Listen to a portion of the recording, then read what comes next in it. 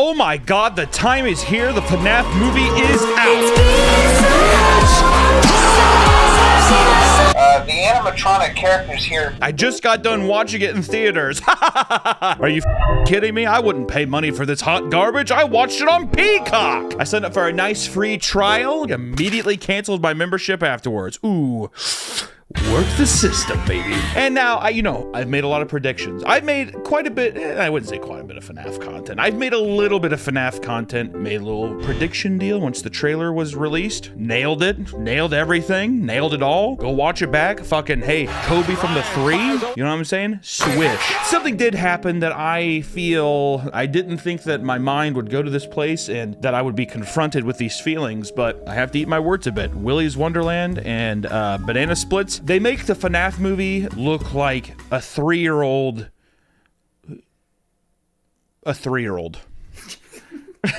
I can't think of something. I didn't think I'd ever say this, but I have to give props to Willy's Wonderland and the Banana Splits because at least things, they happen in those movies. Am I gonna say that they're good movies? No. I will never bend the knee and say that those are enjoyable movies, but I will give them credit over like animatronic killers. It's at least somewhat fun. Like I can see why somebody would like them. You get a lot of action in Willy's Wonderland with Nicolas Cage slapping a plastic doll, basically. That's, I mean, sure. Is it stupid? Yeah. But I could see people just being like, oh, it's silly and fun, whatever. Banana Splits does the exact same thing. You know, you get to experience the whole studio stage and all like the little traps and gimmicks they do to kill people. And it's fine. It's bad, but it's fine. You know, who cares? It's fun. The FNAF movie, to generalize it, and you can click off of it because I know all the FNAF fans are beating their fists and they're strapping their safety helmets on. They have their spit bibs and they're like, duh! But the FNAF movie does the most criminal thing of all. It took the safest route to be as middle of the road and boring. It's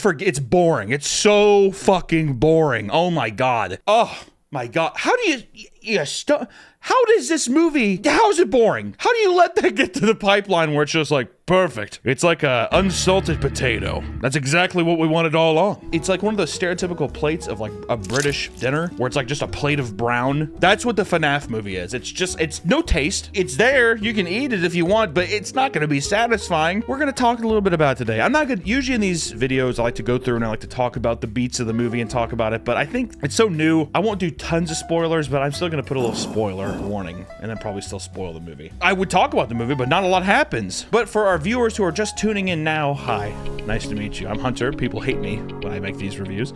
And what is FNAF? Which FNAF is a survival horror game. There's like 25 of them. Been around forever. You probably saw one of those Markiplier videos that has 100 million views and him screaming or him saying, "Was that the bite of 87?" Which that happens in this movie. And that's FNAF. And you've probably seen people with, you know, Freddy Fazbear, and you've probably heard a sound. You've probably seen memes. It's like one of the biggest internet games ever. I don't know. Why would you click on this video if you don't know what the fuck it is? Fuck you. But let me talk to you about the general story. What happens in the movie? Which this movie stars Josh Hutcherson.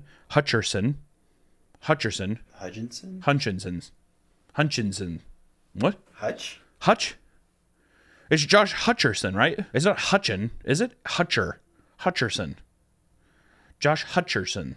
Let me tell you, dude, that motherfucker, first of all, Josh, good job getting the bag, dude. I know they probably paid you a pretty penny for this little flick. It is Blumhouse, though, so I don't know. They're probably like, are you sure? Do you really need that much, Josh? This is gonna be a big hit. We can get you on the back end in bonus percentages. And then they're like, by the way, we're also releasing it on Peacock. And he was probably like, yeah, fuck. Josh Hutcherson, he tried his best. And it's not his fault. Really, the only actor in this film that wasn't good was the little girl, Abby, which is his sister in the movie. We'll get to that. But Josh Hutcherson, I mean, you could tell that he was working with what he had, and the script was just abysmal. This is a joke, right? I mean, probably somebody controlling them, right? I mean, okay, good joke. Congratulations, you got me. So Josh, you know, tip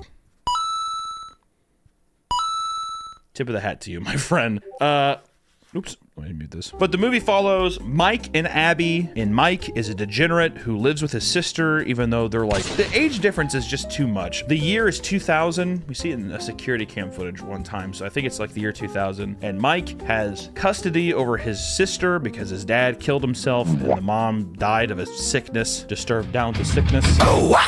You have cancer, Andy. Mike is plagued by dreams of his brother being abducted. His brother's name's Garrett. When he was a kid, he saw him get abducted, so that plagues him. So it's a big dream-themed movie. First of all, there's probably a world where that works, but it muddies the whole thing up bad. But essentially, he needs some work because he beat a man half to death for... Actually, that was really funny. He sees a child walking away, getting kind of dragged away by a dad. I mean, I immediately assumed that it was his dad, but he's a security guard, and he goes to check on him, and I'm like, oh, okay, well, he's gonna go be like, hey, sir, is everything okay? No, he just tackles him into a fountain and beats the shit out of him, and then he gets arrested, and now he can't hold a job because he's mentally unstable. Thank God he has custody of an 11-year-old girl. Now, this is a PG-13 movie, so nothing happened, but let me tell you, if that little R showed up, I don't know what would have happened in this movie, okay? All I know is that he goes to a career counselor, which ends up being Matthew Lilliard, whatever. The guy who's Shaggy, he was also in Scream. I like him a lot. He was also in 13 Ghosts. That was a bad horror movie. A really bad horror film. But he was also in Serial Mom. I like Serial Mom. You like Serial Mom? Roger Waters? Roger Waters is Pink Flamingo guy, right? Who am I thinking of? Is Roger Waters that's the faces for Pink Floyd? John Waters. Roger Waters, I think, is the... I don't know, it doesn't matter. Essentially, he's like, oh, I have a job for you, and it's, you know, you have to stay at Five Nights at Freddy's. And he gives him the job, and from there, he has like weird dream sequences and starts seeing ghost children, yada, yada, yada. It ends up being Freddy Fazbear and all that kind of stuff, and he has to find out who killed his brother or who stole him through dream sequences. It's like that Stephen King movie from 2005 called Dreamcatcher. Terrible. Once again, awful. Feels very similar to that. There's a cop that randomly shows up, ends up being William Afton. If you don't know who that is, neither do I. Neither does any of the people who don't know the franchise. Ends up being William Afton's daughter. She ends up helping him defeat the animatronics, but the animatronics are innocent children who are ghosts trapped inside the animatronic. And it turns out that the career counselor guy is actually William Afton, even though he said his name was like Steven Agdler or something like that. And then he dies. And then they set up sequel bait. Also, Matt, Pat, and Corey Kenshin are in it. That's the movie! And if you think that I'm selling it short, you're dead wrong, baby, because that's essentially the story. I'm not going to go into it by detail because, my God, the video has to have something. Like, my video has to have more than what the movie had, okay? So I'm just going to say the pros. Costumes and puppets, I'll eat my words. They look great. Jim Henson's company, right? Awesome. They looked great. The problem with them, though, was that they're just not scary. But once again, I think that's just the script and, like, the ways you could have done about it. The people who were hired to do the job killed it. Also, the sets look good. I liked being in the pizzeria. The pizzeria was so much more enjoyable than like Willy's Wonderland. Willy's Wonderland set is... God, just abysmal. Even the animatronics, which no, not trying to put down anybody, because I'm sure whoever worked, it doesn't matter. They didn't look as good. It didn't look as good. What am I supposed to tell you? All right? And Josh Hutcherson. That's the pros. If I had a scroll, I like hit it down. I'm like, yep, that's the three of them. Look at that. Now let me get my cons list ready. The cons list. Start with the script. The script, I don't know how it's possible that a professional movie like this could have so many egregiously bad lines. Like very typical, trying to be funny and cute, but it just is cringe. It's just very odd. The pacing of the movie in which the story goes to is a slog because we have like 75 fucking dream sequences of going in the same wooded area and Josh Hutcherson talking to children. It's not interesting. Like every time I'm introduced to a ghost, I don't care. I'm like, okay, cool, you died, dude. Tough shit. There's no emotional depth or anything that gets me attached to these kids. They introduce like a weird kind of remind me of The Black Phone, a guy who abducts children and then now they're ghosts and they're just like, we need help or we're gonna help you. It's that, except you don't get to spend any time with the abductor or like getting to emotionally resonate with these people. It's kind of like Black Phone meets Children of the Corn, where the whole time you just want to punch the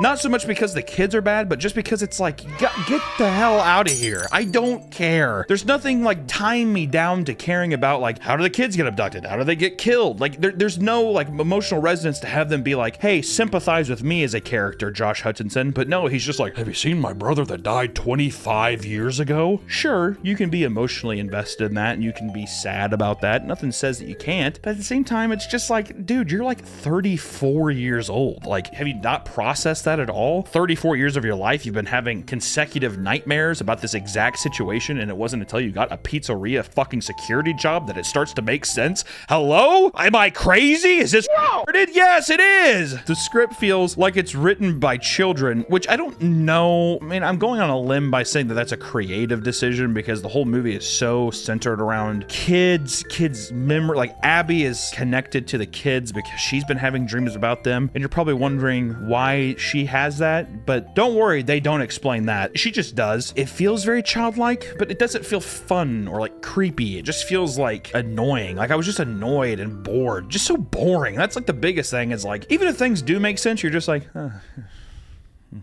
I bet you anything, if I was a betting man, there was way more dream sequences in the first draft of the script. And it's like, he goes back to a dream again. And people are probably like, we should probably do something else besides the dreams. If I was a betting man, I don't know. So they introduce like an aunt who's trying to take custody of Mike's sister. And there's like, she's always with this like fat lawyer who looks like he's scared. I think that the lawyer is supposed to be comedic relief, but if anything, that was the most haunting part of the film, was just being like, you should watch what you do with your diet. Like, I looked at that and I was like, that's me in like 5-6 years, I don't know. But she's always there with a lawyer, and she's trying to get custody of Abby, which the first time that you see the aunt, I was like, who is this? What the hell is this? And then she's like, well, I'm here with my lawyer to get custody from you, blah, blah, blah. And it isn't until like a few scenes later when you find out that it's the aunt. It's just so random and weird. And then also it's like, he's like, She doesn't even care about Abby. All she wants is the monthly check from the state. but the whole movie is contingent on Mike finding a job. And it's like, if the check is that enticing to get, why is he stressing so bad about a job? Like, can't he afford stuff? Like, isn't that the government aid that he's getting? I guess he has to find a job for his parole. Is that what it is? But that isn't established either. It's just weird. Like, there's no indication of like, okay, well, you have to find a job or else you'll be penalized. You can't support this girl. We're gonna take her away from you because you're financially inept. Those are motives. Instead, it's just like, I gotta find a job, but I can't work nights. And then the lawyer comes in with the dumb aunt bitch lady, and he's like, all right, fine, you twisted my arm. I'll take the night shift. That's the legitimate flow of the movie. Oh, I mean, I could go on so long. Like, this is just, but anyways, other cons, the editing. There's a lot of editing choices, like a lot of weird cuts and like zoom ins on weird times. It throws off the pacing tension in a lot of weird ways. It's just, I don't know. The movie, it's competent enough, but there's a lot of moments where you're like, what? Why would you do that? The YouTube cameos, no Markiplier, dude. Hey, fucking spoils for real. No Markiplier. Wow, how are you gonna do that, dude? We do get MatPat and Corey Kenshin, which love those boys, but my God, they really, once again, directors, Hollywood system that doesn't understand why people like YouTubers, why people are attached to people in this content, and they just throw them in, and they're like, MatPat, you work at a diner, and at the end, you talk about hunger and say that it's just a theory. All right, roll. Action. You know, it's just a theory. Are you being paid for the work? And then Corey Kenshin's just a taxi driver, and he does a scream. What the? Oh my goodness! That felt just random, like they just did that. Well, yeah, it was just like, all right, we got another guy. The other biggest con about this film is that if you don't know the movie, you're not going to understand a lot of these like little stings and stuff, which is usually forgivable whenever it doesn't really impact the story, but they put it so up in your face that it feels like impossible to not be like, oh, well, what is that supposed to be? Like, I watched this with Nick, and Josh Hutcherson opens up the locker, and there's like a statue of a balloon guy, and then it does like a jump scare thing, like, he's like, whoa! He just turns it around, and that's the only time we see that movie until the end when it's in Corey Kenshin's seat. I said, read the. And then Nick said, oh, that's Balloon Boy, and I was like, why? What does that mean? He's like, oh, it's just one of the characters. Why give that much emphasis on a jump scare to that thing? Because it was just distracting from that point. I'm like, oh, was it gonna come to life or something? Nope, just a big jump scare sting. Balloon Boy, remember him? People in the audience are like, I don't know what that is. Don't worry, we're moving past it. Keep watching, the movie gets real good. A lot of stuff like that. The biggest thing that I want to talk about is, why doesn't it work? Yes, it's a boring slog fest, but why? Why does it not work? We go back to the dream sequences of it being all these ghost children and all this back and forth of these dream sequences, but by doing so, there's so much exposition and lore that is just given to Mike, or Josh Hutcherson's character. He never has to work for anything. There's nothing that he truly ever uncovers. Like, whenever the first time he's like, Abby, this drawing, like, is that supposed to be our dead brother? And she's like, yeah. Yes. That's when Garrett got taken. yo, Abby, what the hell is going on with these animatronics? She's like, yeah, they're ghost. That's how they make him move. Are they Ghosts? Of course. How else could they make the robot to move? And it's like, okay, so that's just... Yeah, we're gonna keep that in the script. We're keeping it? Okay, we're gonna keep it. Okay. Even the first time that Josh Hutcherson gets the reveal that the animatronics are like playing with his sister, it's just like, don't worry, they're fine. They were tickling me. We're having so much fun. They're ghosts. They're ghost children. They died before. It's fine. Don't even look into it. It's fine. Abby's saying that, you know, she's seeing her dead brother in her dreams that she's never met. That's really strange and like very prophetic. We don't ever like dive into that. Vanessa, who's the random cop, she's like the worst cop. To make her a cop didn't make any sense, which it's like maybe it's supposed to be that she has authority for like watching over her dad's pizzeria, but we see only one cop in the movie and it's her. And at one point she gives Josh Hutcherson her keys to drive the cop car across town. Well, why don't you just drive him or go with him? She's like, I can't confront him. But then later she just shows up immediately. Did you fight some inner demon in yourself off camera to like get the will to come here? It's very unsatisfying to see a person be like, I can't do it. I won't do it. I can't confront my daddy, William Afton.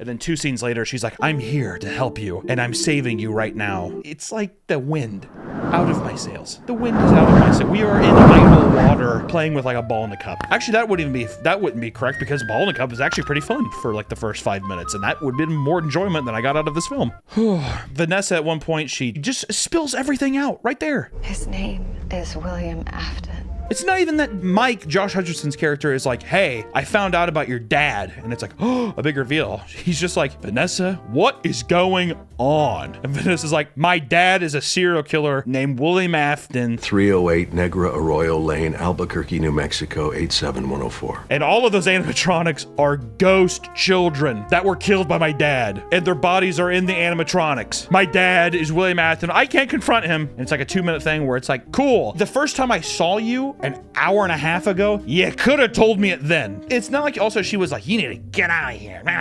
There was nothing. It was just kind of like one day she was like, oh, I'm going to tell you. There it is. You're told. Doesn't it feel rewarding?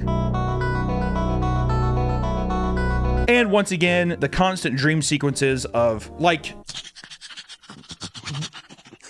having our main character be able to go into his dreams and talk to the ghost children of these animatronics, making it that easy for him to interact with them, is such a bummer. It takes out the entire intrigue of there being ghosts in general, him being able to conversate with them and try to like construct a plan to figure out who killed his brother before, which once again, it's just like so obvious. It's like, well, dude, it's the fucking William Afton guy. Like, what are you?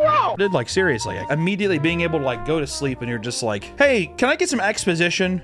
Yes, you can. Oh, I woke up. Dang it, no more exposition. And a character walks in, they're like, I got more exposition for you. Oh, thank God. I don't want to actually have to work for anything. The biggest problem with that, and I think I'm connecting my thoughts here. I know I'm rambling and complaining, but Mike never has to actually explore the pizzeria. We don't get to actually have him have to like make the conscious decision to leave the room and like try to find clues or figure out what's going on. You could have had the weird moment where Abby is like playing with the animatronics and he's like, that was fucking strange, which turns the light switch on in his head of like, this is weird. I should go and investigate some stuff. Have him reveal these things in time, or maybe he finds a fucking child's dead body or something like that, which I know you can't do anything that gruesome because it's PG-13 and you're trying to get all of the 12-year-olds who like this shit into the theater. I get it, but it's just,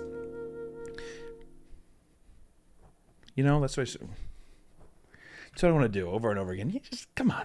Come on. And the big delineation isn't even the fact that it's like animatronics that don't look scary, because I think that there is something unsettling about something that can look innocent that of course in turn becomes something more evil or violent. But the reason the games work is because these things are sitting idle looking at you and you're having to conserve this power, like resource management, and you're the one who has to click the button and look over at these door frames, or you're the one who they're attacking. It feels very personal. It feels like you are in the pizzeria yourself. Translated into this typical shitty Hollywood horror film, none of that magic translates through. And that's like the biggest thing I want to say with this, is that even though I'm not like a fan, I can still appreciate how interesting the lore and world building is of FNAF through all of these games. And it isn't a criticism of FNAF the franchise, it's the criticism that they took this thing and just I don't even know if I want to go on a limb and say that they did a cash grab. I just don't think that they tried at all to make it an experience that could be similar to the games or experiencing the games. It felt like fodder for, well, I guess it is a cash grab. It just feels like fodder for people who have played the games and they're just trying to make money off of that. It doesn't feel like they're actually trying to introduce anybody to the story of FNAF or get new people in there, which as a new art form for people who don't like games or want to approach it in a different way, it could have been a really cool opportunity to do that. But instead, it just feels like pandering. It feels cheap. It feels completely rushed. The only thing that it feels like they actually took time into was knowing that they had to nail the look of Freddy Fazbear and the fucking crew or whatever, because after that Sonic deal, I bet you if anything, they were doing negotiations for the movie, that Sonic shit happened, and they were like,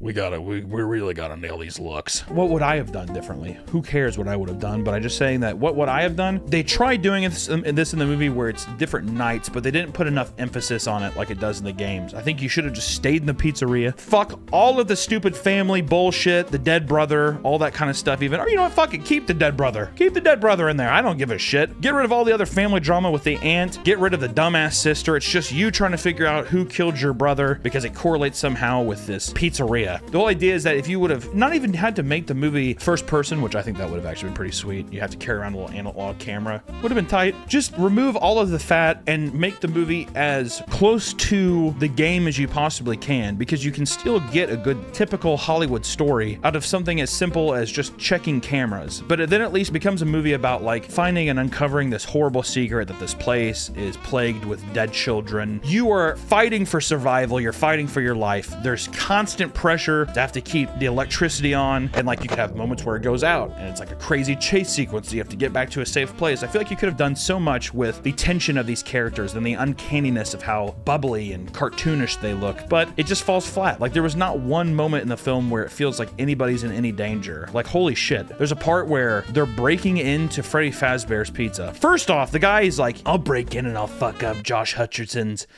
Mike. I'll break in and fuck up Mike's business for $2,000. $2,000. And you're like, that seems very low. And then she's like, 1,000. and he's like, deal. Made me think a 12-year-old probably thought that $1,000 is like $1 million, maybe. Like $1,000, we could buy anything with that, right? He shows up with his crew to Freddy Fazbear's, and there's like 5 or 6 people. Imagine splitting $1,000 with 5 or 6 people. You're gonna commit crime and potentially go to prison for $200 payout. To me, that doesn't necessarily seem worth it, but you know, I digress. There's a part in that scene where a guy is running through Freddy's, and you see him on the monitors, and he's just screaming, but it feels like it feels like it's supposed to be funny how he's screaming. And then when you see him die, there's like just some movement of a stiff animatronic, and then he has one bloody handprint on a window, and that's it. You don't ever get to see any of the kills besides the bite. In Shadow, you see a girl get cut in half, and then a cupcake bites Josh Hutcherson's leg. Oh, and then Matthew Villiard stabs his daughter, and then his suit breaks.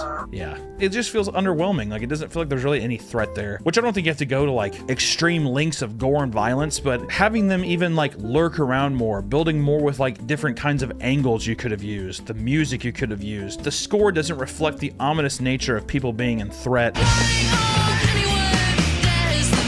It just feels like a kid's movie, which is fine, but it doesn't feel genuine. It feels like they were actually trying to market this as a horror movie. They're liars. This is a prime example of a movie that feels like a studio has no understanding of why something is popular or culturally relevant or something that means a lot to somebody, and instead they just see that amount of money they can make off of it because it's a business at the end of the day. It seems like a complete disconnect of the art of what the Five Nights at Freddy community has made versus the corporate side of trying to abuse that community is what it feels like to me. I don't think that they cared to make a convincing adaptation. I think that they just kind of phoned it in and just said, hey, if the animatronics look cool, that's all that matters. We could just do like some Ghost Dreamcatcher stuff. You guys ever see that movie? That guy's like, I don't like that movie, sucks. So, you know, way to go, Blumhouse. Pretty good stuff. Like usual, Five Nights at Freddy's. I wouldn't recommend it. Honestly, I would just, if I were you, I'd just watch Willy's Wonderland. or banana splits. Especially if you're a fan of FNAF, I would not consume this. I just feel like it would make you feel bad about the FNAF franchise. Which, once again, let me reiterate this, so then when I see all these bitchy comments, you don't even like FNAF, the movie's great. First off, you're wrong. And then secondly, I'm not criticizing the franchise, I am criticizing the people who took the franchise, put it in a bowl, and vomited on it, and shit on it, and took a piss, and then said, here's your very, very, very boring child ghost movie. Eat up, piggies, eat up. Thanks for watching.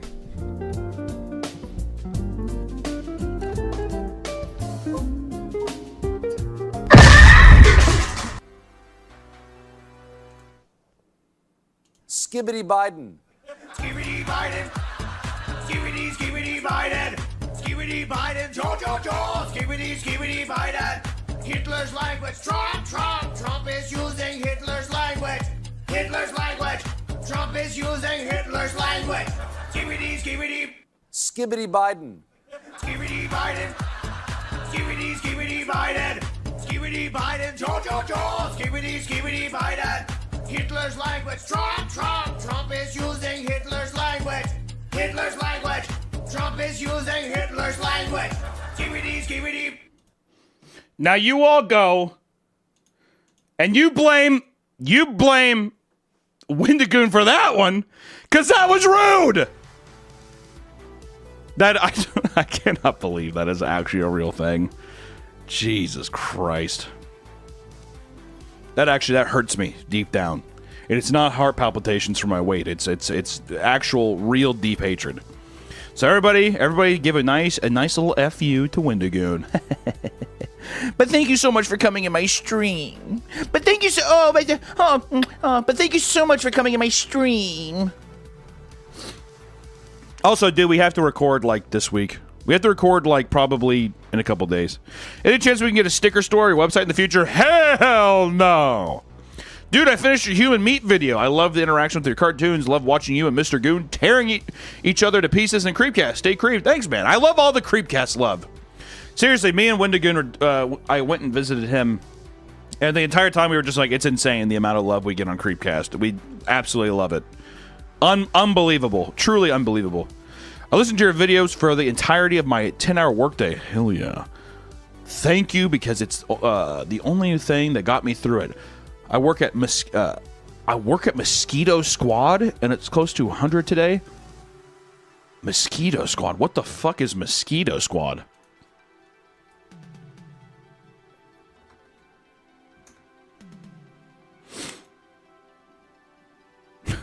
Is this you? Look at this. Tell me this does not look, dude. This is a 38-year-old Isaiah right here. Is this not a 38-year-old Wendigoon right here? Yeah. Hello? I got a lot of bugs at my house. Help me. This looks just like a almost 40, like probably a 40-year-old Wendigoon. This is exactly what he's gonna look like.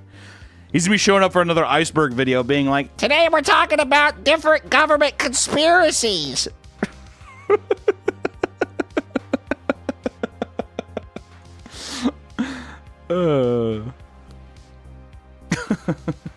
We haven't even gotten the document. We've been chatting too much.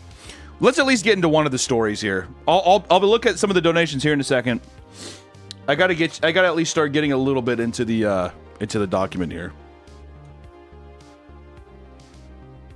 Which, coincidentally, this is actually, I don't know if people have seen the movie Her, but OpenAI announced GPT 4.0, and it's like, people are comparing it to the movie Her, and it's very odd. I just wanted to have you guys watch this interview prep.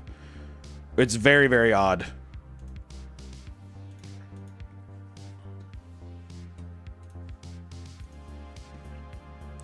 So this is a new interview prep they're doing with their new AI voice called Sky.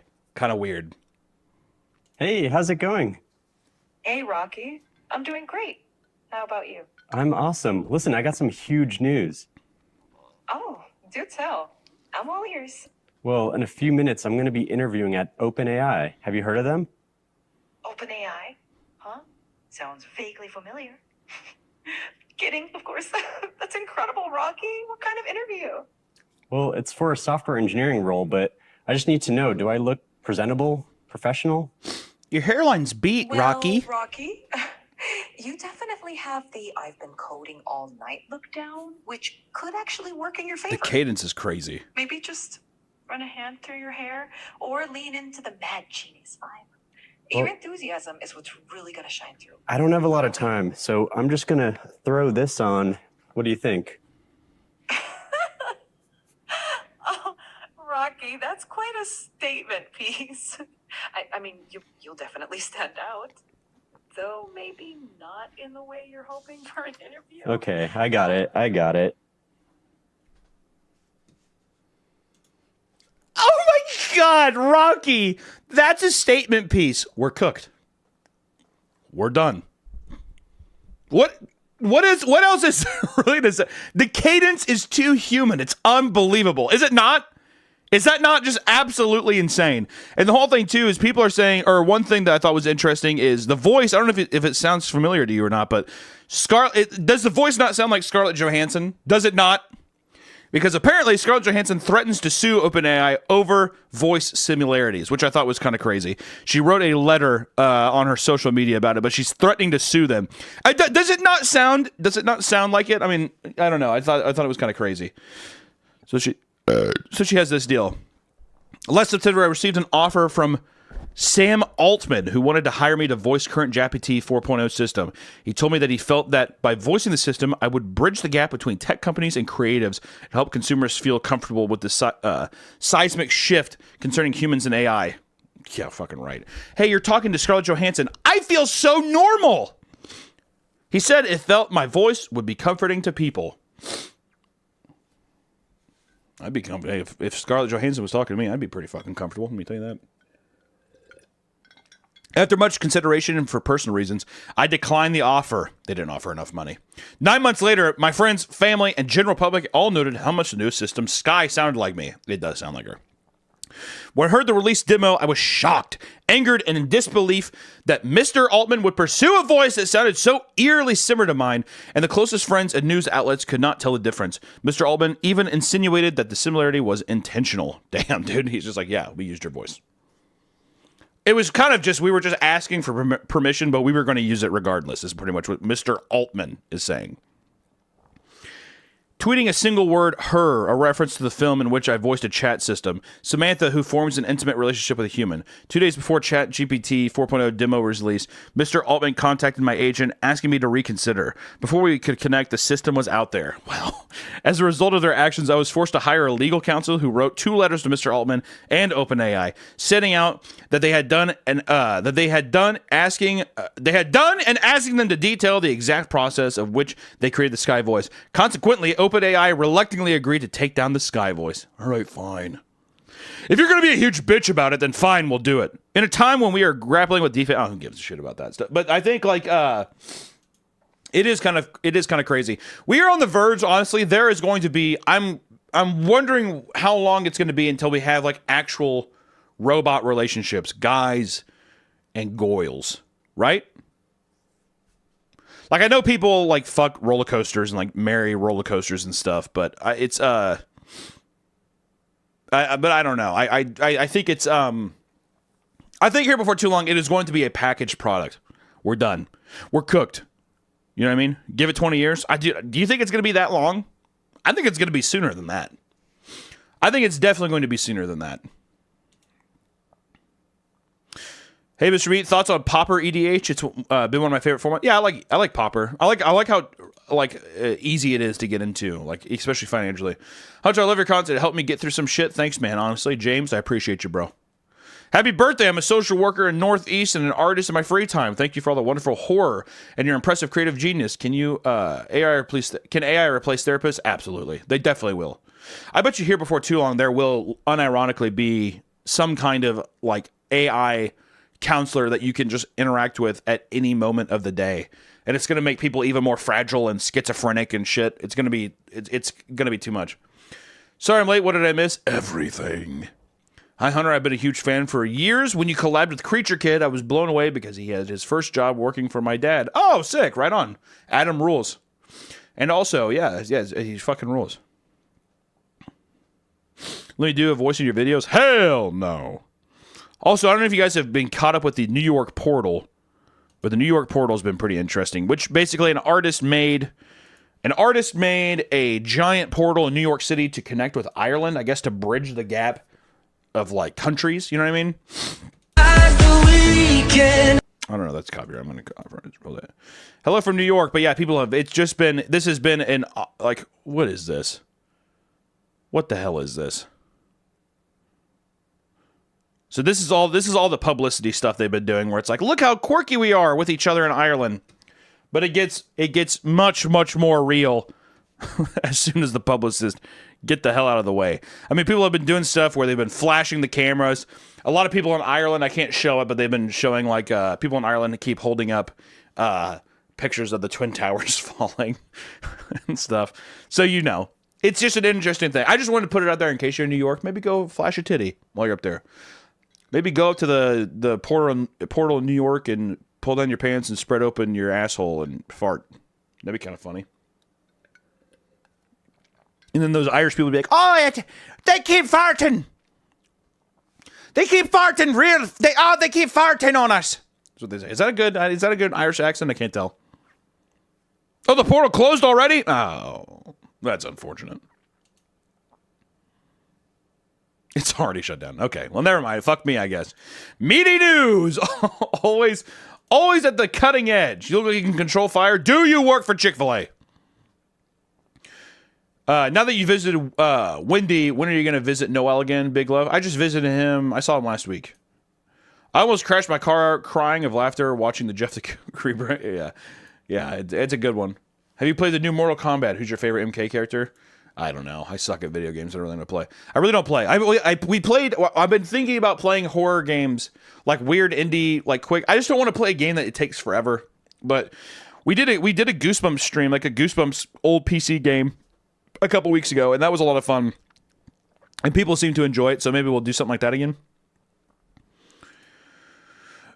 Love your videos and have a great time watching Creepcast.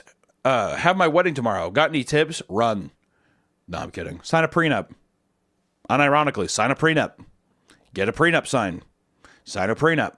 Statistically, it's not going to end well. Sign a prenup. Sign a prenup. Sign a prenup. Have a great, lovely, romantic day. Sign a prenup. Seriously, the day's going to go by in a flash, so try to take a picture of it. Sign a prenup. Sign a prenup. Your wife's going to look beautiful. Sign a prenup.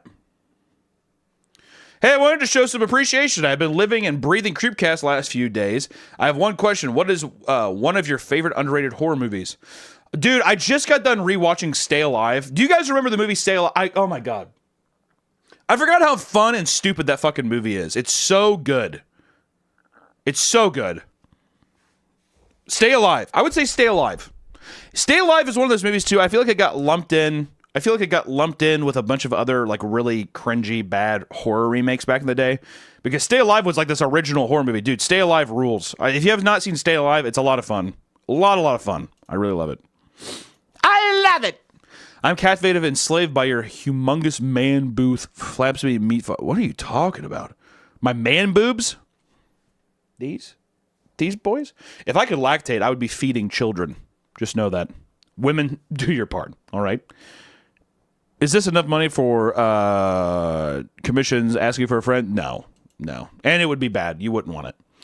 Featured on J. Cole that mentioned The Simpsons. Everyone's hopping on the meat wagon. Congrats. Thank you for the countless hours of entertainment. Thank you, Eddie. I appreciate that, buddy. Thanks for the great vids. Can't wait to get my Papa Gamer Cup. It's pretty hot. I'm not going to lie. It's pretty sexy. I'm not going to lie, huh? I like doing this, by the way.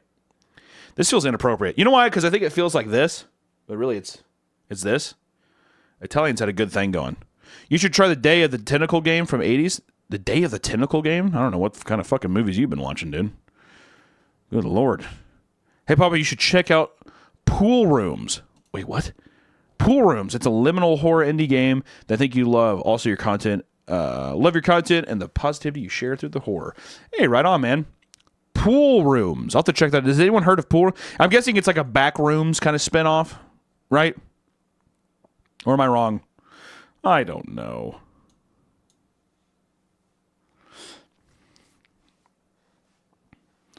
It's a great point and click adventure. I like that. What was the old PS1 game? Clock Tower. Was that point and click? I remember I was always so scared of the Clock Tower cover art. It's kind of crazy. I have a pretty awesome PS2 horror collection. I'll have to show it sometime. During Planet Comic Con, I was curious if you were going to be there and like reality bender you phased in front of me. Sorry for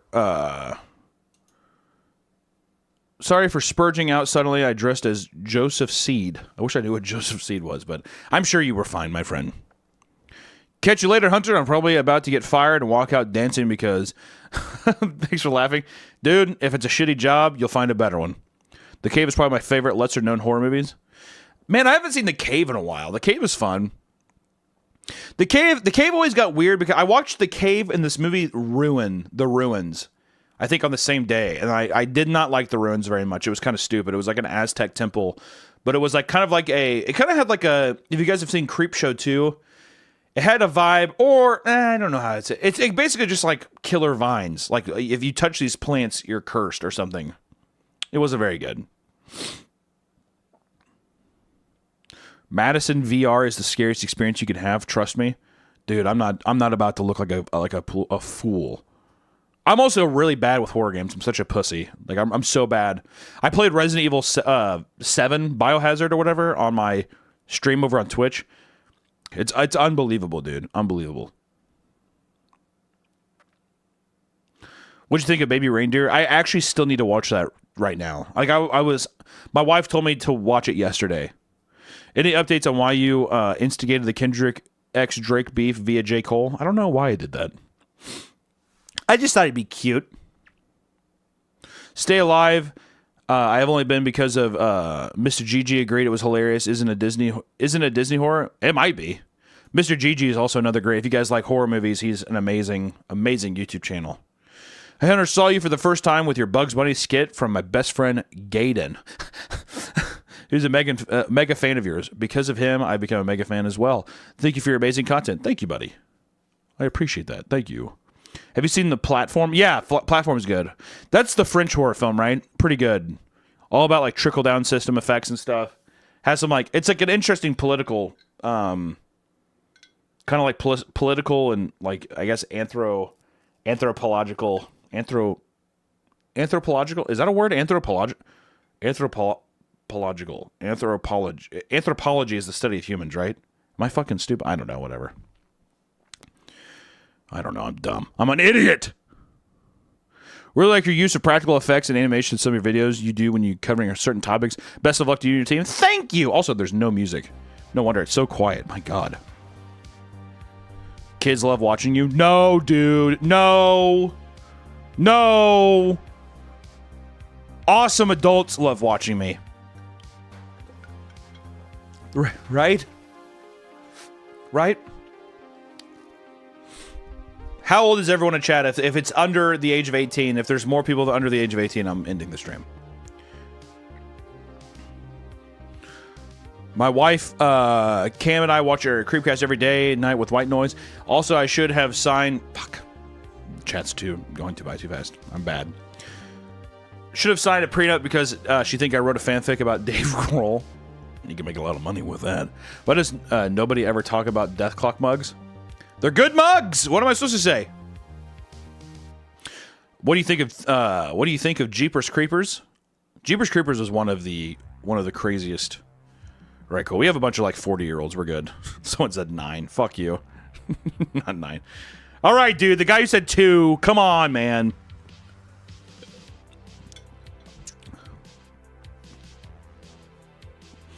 Come on, man.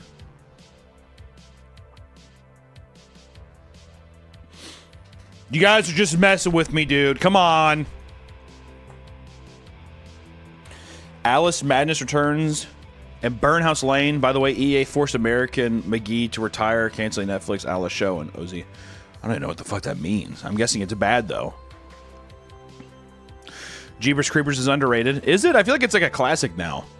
Also, the first... Well, the guy who made that movie is a fucking monster, and he deserves to die and rot in hell. But the first, I remember when I was a kid, the first Jeepers Creepers fucked me up big time. Also, that was the first movie I saw Justin Long in. And I feel like ever since I've seen that movie, I like seeing anything Justin Long's in. Lovecraft Country was good.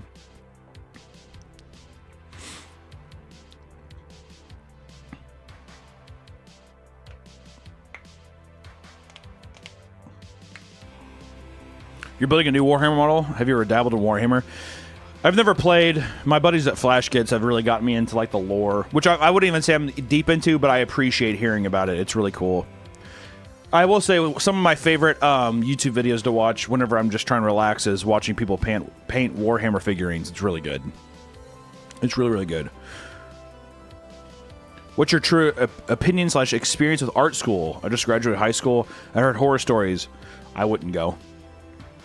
I would just save your money, go to community college, get a nice part-time job. Oh my god, thank you. Oh my god, thanks. Wow, thank you so much. That sounds great. We're getting ready to get in the document. We're getting ready to get in the document, by the way. We got some people crawling in here, so we are talking about some stuff today. There is a lot of weird stuff going on, especially with there's like this new thing that OpenAI is doing, and people are comparing it to the movie Her, if you've seen that. Spike Jonze. I always get Spike Lee and Spike Jonze mixed up. One of them is a black director, and one of them is not, so it feels racist. I don't like that it feels that way, but every time I don't get it correct, I feel bad, is what I'm saying.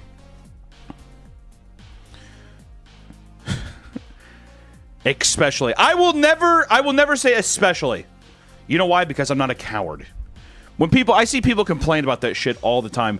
He always says it especially. You're damn right I do. Because I'm a good man. You know what happened? This is me saying especially. Especially.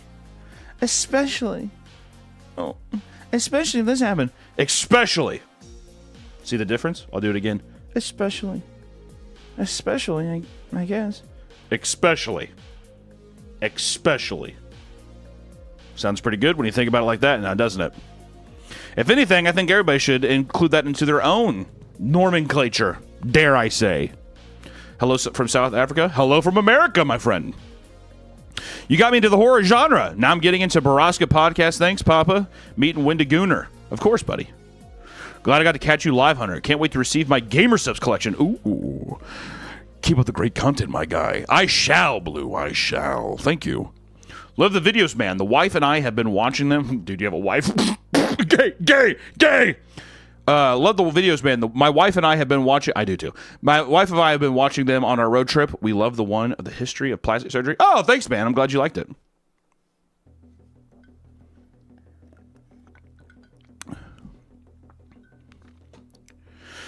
What's with the headband? I have a greasy, fat, sweaty head, and my hair's kind of dirty, so I thought it'd be cute if I wore my headband today.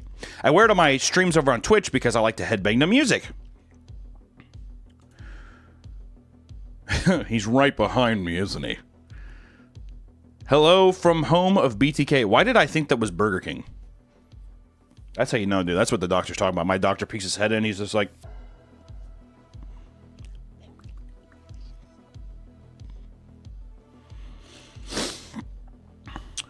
Pop meat so sexy? Fuck off. Headband is the equivalent of a messy bun. Girl, you know it. Girl, don't even get me started. Next time someone makes fun of me, we're putting Skibbity Biden on repeat all day. I don't care. Okay? I have a loaded gun! And I will use it. When are you going to be on Wubby's new Magic show? I hope soon. Actually, he hit me up about it. I made a new commander deck and stuff. I've actually been, for any Magic nerds out there, me and my buddies have been playing this new format called Highlander, which is like Commander, except you make 6 decks, and you have to roll a 6-sided die to see which one you play. I thought that was kind of fun. I thought that was nice. No, please? All right, dude. So you don't like pussy? All right, I get it.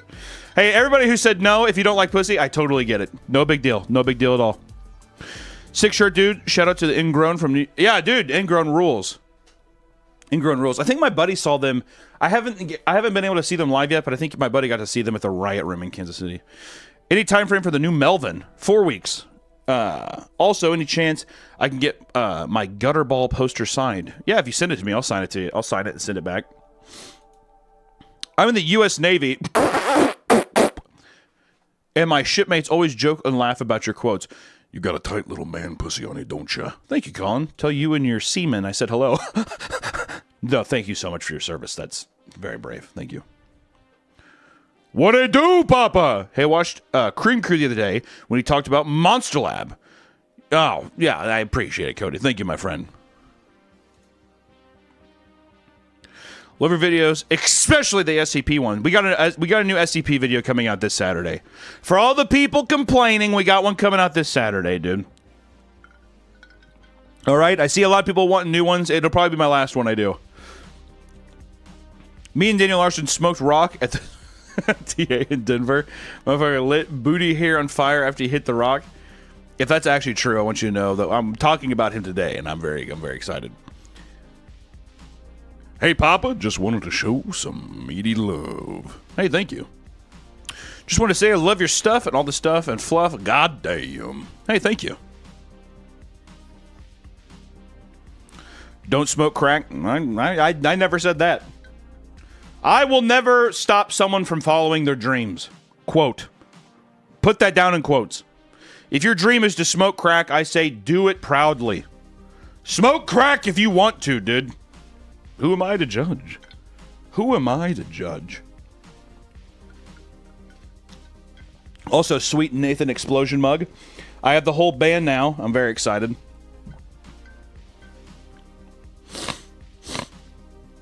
Oh, dude, listen to that snot in my throat.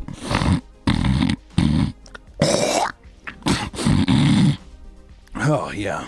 Oh, those allergies are kicking in. When are we going to get a Papa Meat and Wendy Good unsub episode? I don't know. I'm not in control of those things. I have a playlist titled Sleep that is strictly Papa Meat videos. I have to have it on repeat to fall asleep. Love you. Come on, dude. Pig noises. Dude, that wasn't pig noises. That was a sexy guy clearing out his throat. Come on, man.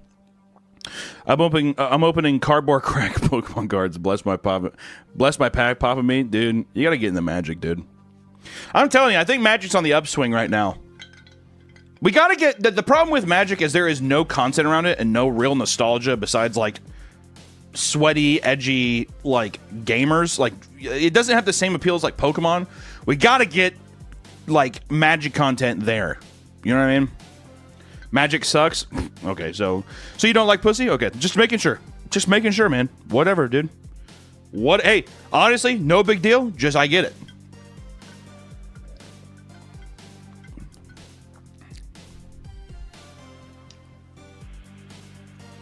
I'm too broke to be donating. Please just take it, you beautiful sweet. But don't be fucking donating then. What are you, dumb, Dane?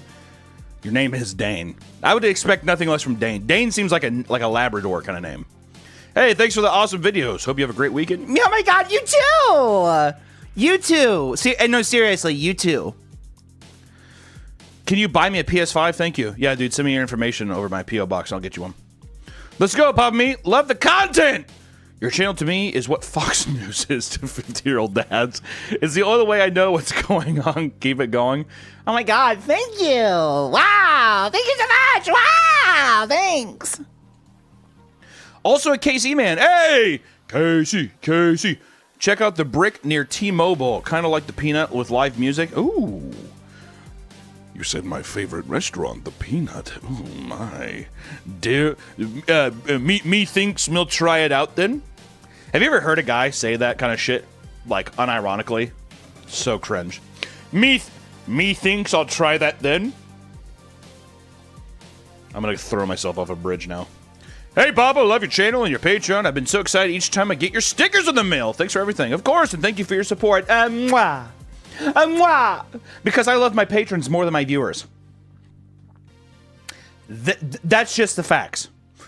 I've had somebody come up to me and say, hey, I'm your patron. I fucking gave him a big hug and I said, thank you, brother. Like that, and I bought him a steak dinner. True story.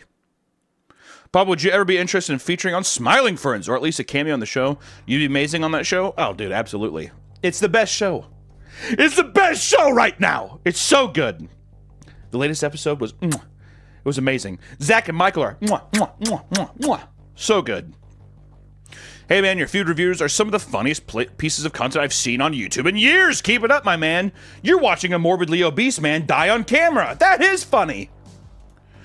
Team up wizards and make your own set of... Dude, I wish I could do... The problem is I am not that good of an artist to where I think if I did a secret lair, they would not be that good. Honestly, they would not be. Like, have you seen...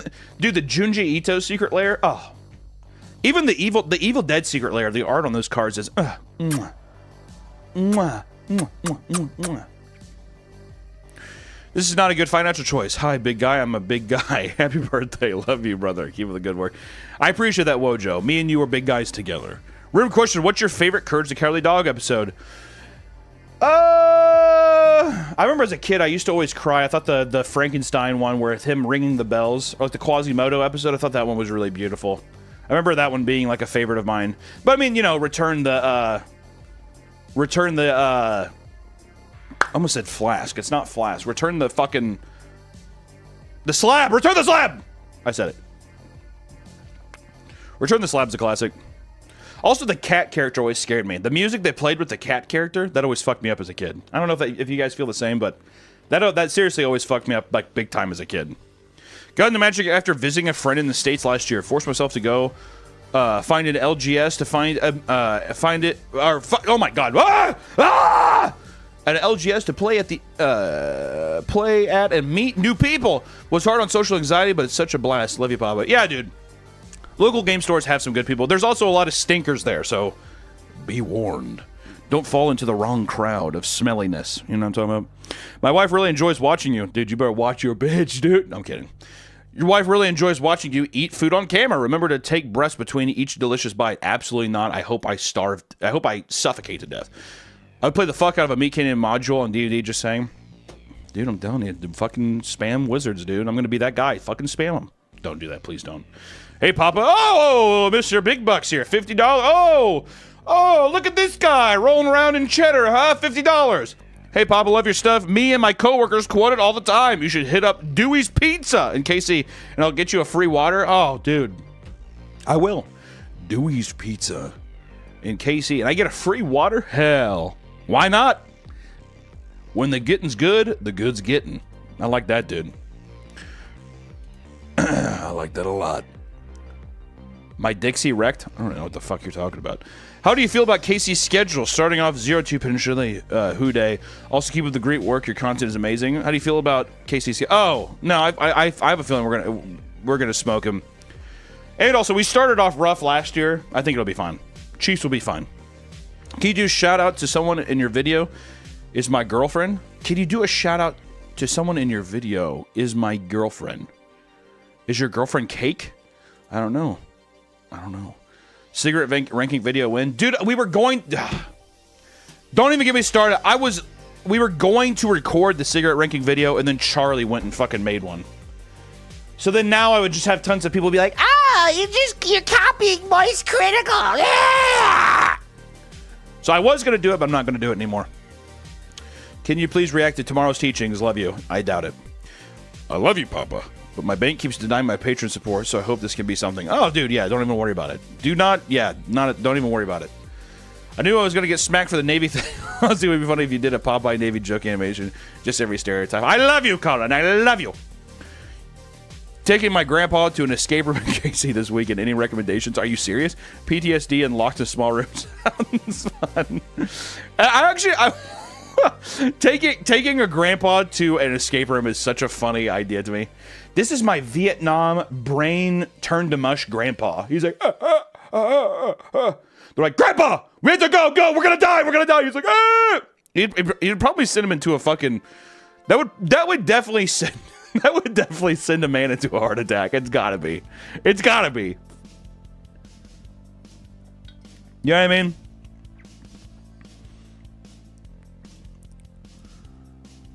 It's my girlfriend's birthday. Oh, I see. Well, hell no, dude. It's your girlfriend. I have to do something for your girlfriend's birthday? Are you kidding me? Am I dating her?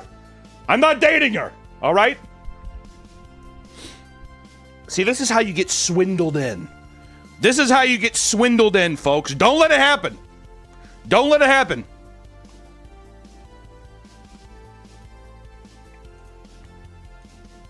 Hey, Papa, found you when I was in the Marines. Oh, hoorah! Sympathy! Just wondering if you knew massively popular amongst if you knew that you were massively popular amongst the military. Oh, hell yeah.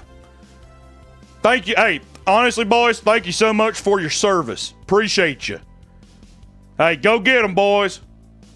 I had a buddy who was in the Marines, and after 4 years, he dropped out of after 4 years because he said he fucking hated it. I don't know if that's the same with you, but he did his 4 years, and he was like, I am leaving.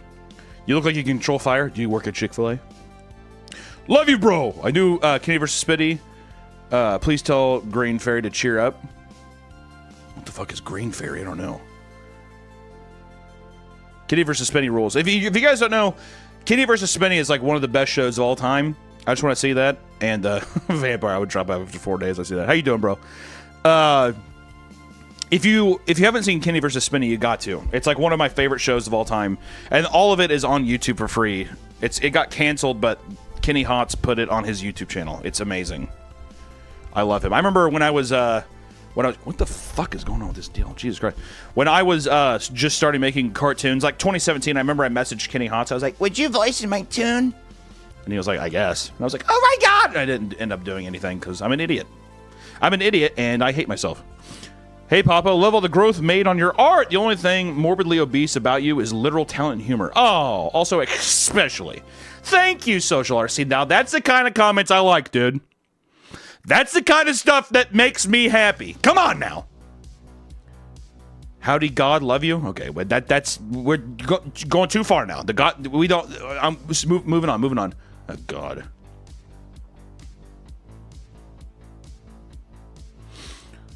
Wendigoon says, you know it smell crazy in there.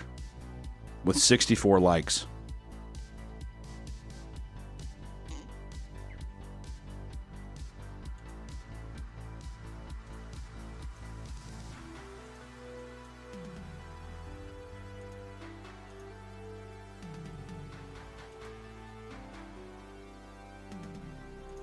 Play where you get squeezed out. People do that. Where?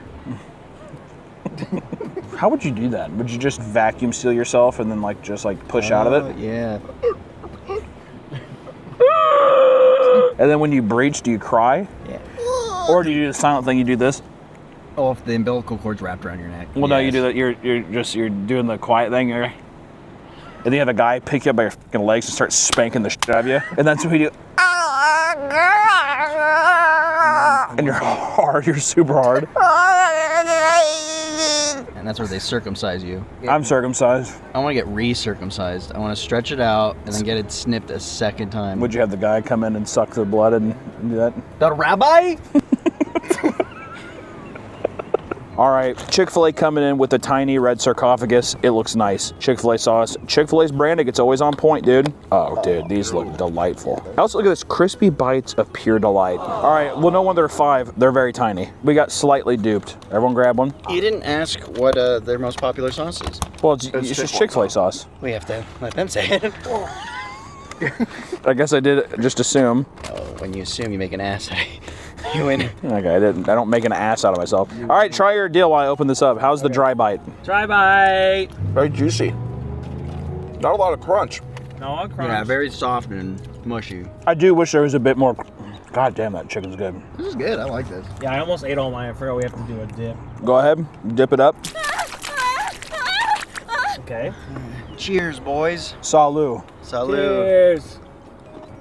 That's pretty fucking good, man. I feel like on the dry bite, I wanted a little more crunch. Yeah, it's too soft. I'm gonna say a 4 out of 5. With the sauce though, dude, 5 out of 5? Can you really complain? The pricing, 80? I would say you probably get 3 nuggets without the size. Yeah. So I'm gonna say the pricing's a 2. It's a little expensive for the quantity you get. The appearance, I give it a 5 out of 5. Not only the box that's in, the little red sarcophagus, it looks good. The little delightful message that you get, but also the bread, it was just crisp, it was golden, it was beautiful. Well, you know what, 4 out of 5, 4 out of 5. They're a little small.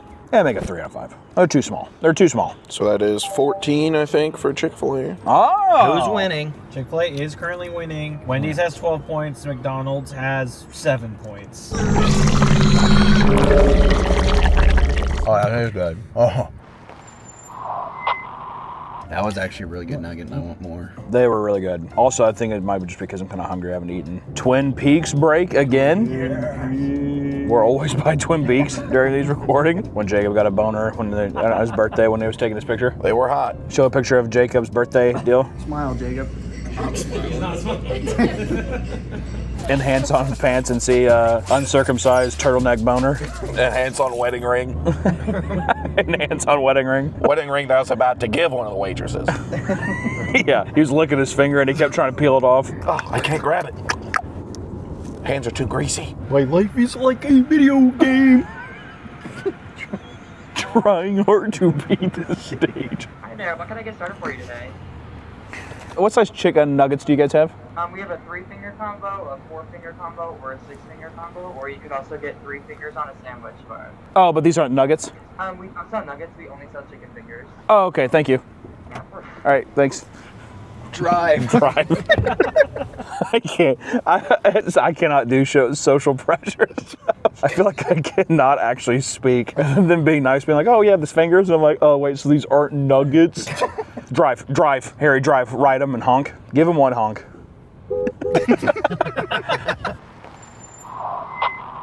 My life is like a video game, trying hard to beat the stage. Let's rehearse it. Ready? You're gonna say, can I get the 4-piece chicken nugget? And then after that, before we drive off, you say, what's your favorite dinosaur?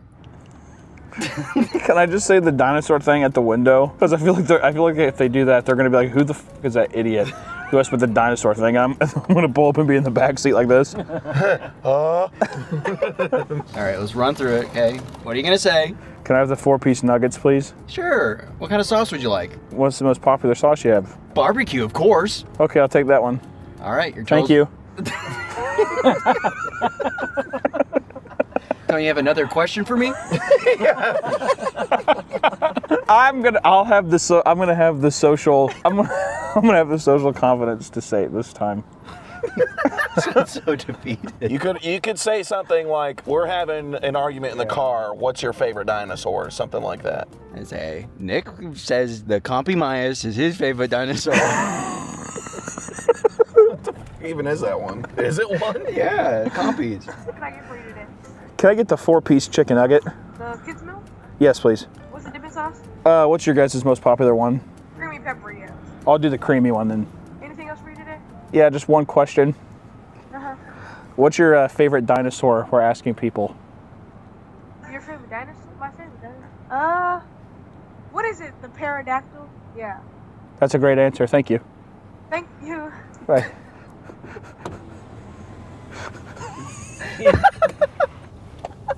You liked it. You could tell by the end, though, she was like, okay, this is definitely a full-grown man ordering a kid's menu item. And then she was like, oh, the pterodactyl. She was laughing at the end. We're gonna pull up, there's just 4 grown men. We're sharing a kid's meal. I'm just gonna say, life is like a video game. You did good. You did. I did it at least. I did it. You did it. And now we're gonna continue and ask everyone. You know why I think it's so difficult for me today too? Is because of the McDonald's guy. He started it off with it just a very uncomfortable drive-through etiquette. What's your guys' most popular sauce? That's a hard question. She's looking back here. Oh God. Oh God, Nick, keep the camera down. That's so fucking embarrassing. God, I hate doing this shit, dude. This is so fucking stupid. I'm so glad I'm not driving. I'll be honest though, because I had the good graces and self-confidence, I do think that it was God shining a light on this restaurant. $7.25, God damn. Well, it's the meal, so I don't know. I don't have a drink though. It was just, let me just get a 4 thing and some fruit snacks. Oh, it comes with fries and all that too, so, God damn, look at that trough. God, that's the Jesus, creamy pepper sauce. They're pretty big. They're pretty fucking big, boys. Here you go, Harry. God, look at that. No wonder you need a fucking trough. It smells very peppery. Yeah, they do. Got a little pepper in the mix. a little pep in the step. Or it feels like there's a crunch. I don't know. It feels kind of soft. I can't tell. Yeah, what is it dry? All right, this is legitimate chicken. Got some good breading, got some good crunch. Good crunch. I taste nothing but breading. Yep. There's legitimate meat in it, but god damn.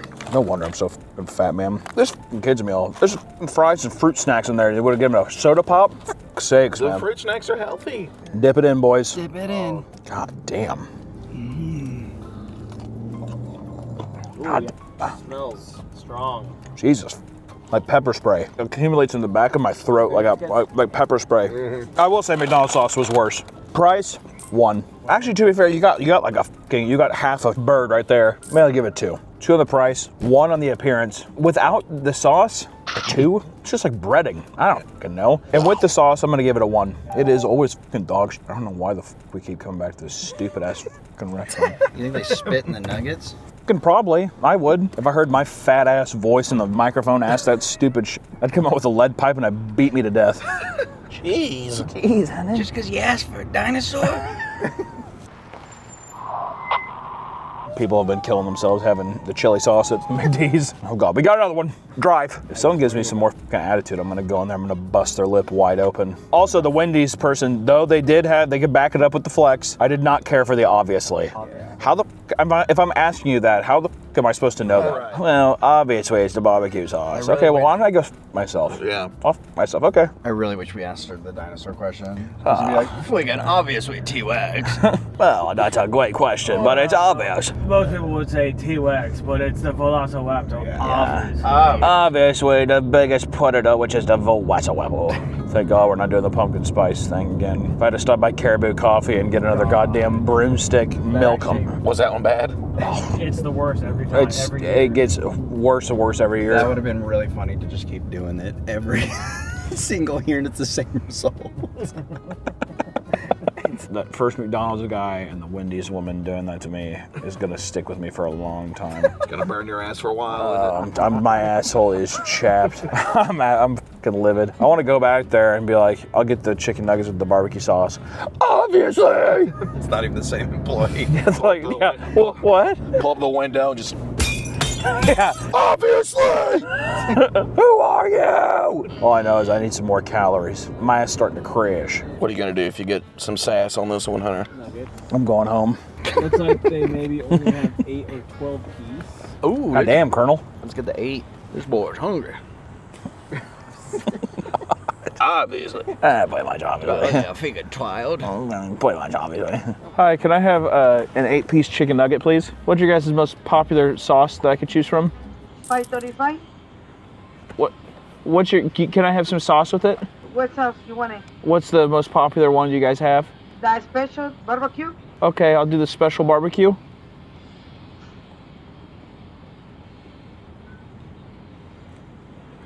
Is it okay? Oh. Come in front of the window. Okay. Good luck, Harry. We can need a whole nugget plain, and then a whole nugget with the sauce. All right, they gave us a lot of sauce. Damn, a lot of sauce. 3 packets of sauce. We got a nice box with the Colonel's face on it. 3 dipping sauces. Oh my God, 4. They gave KFC sauce and barbecue sauce. That is some clear ass barbecue sauce. Look at that. Put it up in the light. They're a little tiny. Smells good. Everyone grabs one. Let's eat one bareback, baby. Ooh. They look like calamari. Oh boy, no crunch at all. No, I was expecting a crunch, no crunch. It is kind of dry. It does taste like chicken though, just dry chicken. God damn, God. Ooh, that is brutal. Barely get it down, it's so dry. Maybe with the sauce, it'll perk it up. All right, dipping her up. I don't like any of it. Kind of watered down. Yeah, no, it's definitely, you can see through.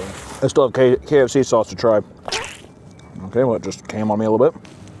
Oh my God, this is like a honey mustard, actually. It's just all of it's tasteless. Price, I give it 3. Appearance, I'd give it 3. I'd give the dry taste a 1, and I'd give the sauce taste a 1. McDonald's should be higher than KFC. All right, we'll move. What's McDonald's at? McDonald's is at 7. Or I'll just make McDonald's at 8, and I'll make KFC 7. God damn, I'm still chewing it. You know what? God, I'm putting it low. What's Whataburger at? 6. I'm putting KFC 5. I feel like KFC sucks. That was terrible. What's your most popular sauce?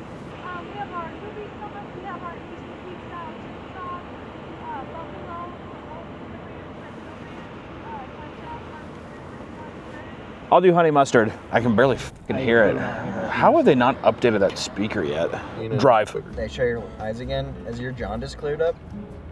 You tell me.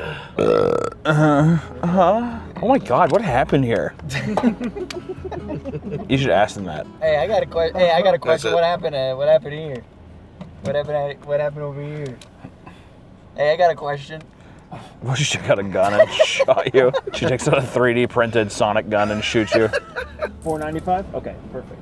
$4.95, damn. Wait a minute, $4.95. That's like more than $1 a ticket. How many is it? I don't know how many is in it. I mean, probably only 4. Or maybe 5. Definitely not 6. Who bought 6 chickens? That's very silly. This is taking longer than I expected. We've been out for 3 hours. Yeah. I've got like 2 hours of footage, and I turned it off for about an hour. You thought, how long? That's how long we were recording for? Okay. These skeletons scare me. That's pretty much what I look like having to wait this long for a small order of chicken bites. Yeah, me waiting longer than 5 minutes. I look like a goo. A goo mug. Jonah, what's your favorite nugget? Pretty much just a friggin' potato or a fucking honey mustard. Yeah, honey mustard. Thank you. Presentation. Okay. Hot! Jeez. You scared me. It is hot, though. Okay. They're hot. I'm taking a quick bite. It tastes like breading. It's mostly bread. It's all breading. Look at the light shine through it because of all the grease. I don't like that. That's called a healthy meal. I don't like that. My chest hurt. I know you're getting blue. You're turning blue. He's having a stroke. Where's his wallet? Stop! Also, you get a bunch of chicken nuggets. The honey mussel is yellow. Oh, you get more than 4? You get a lot of them. You do get a lot of bang for your buck, I'll say that. Dip test. The honey mussel is pretty good. The honey musty.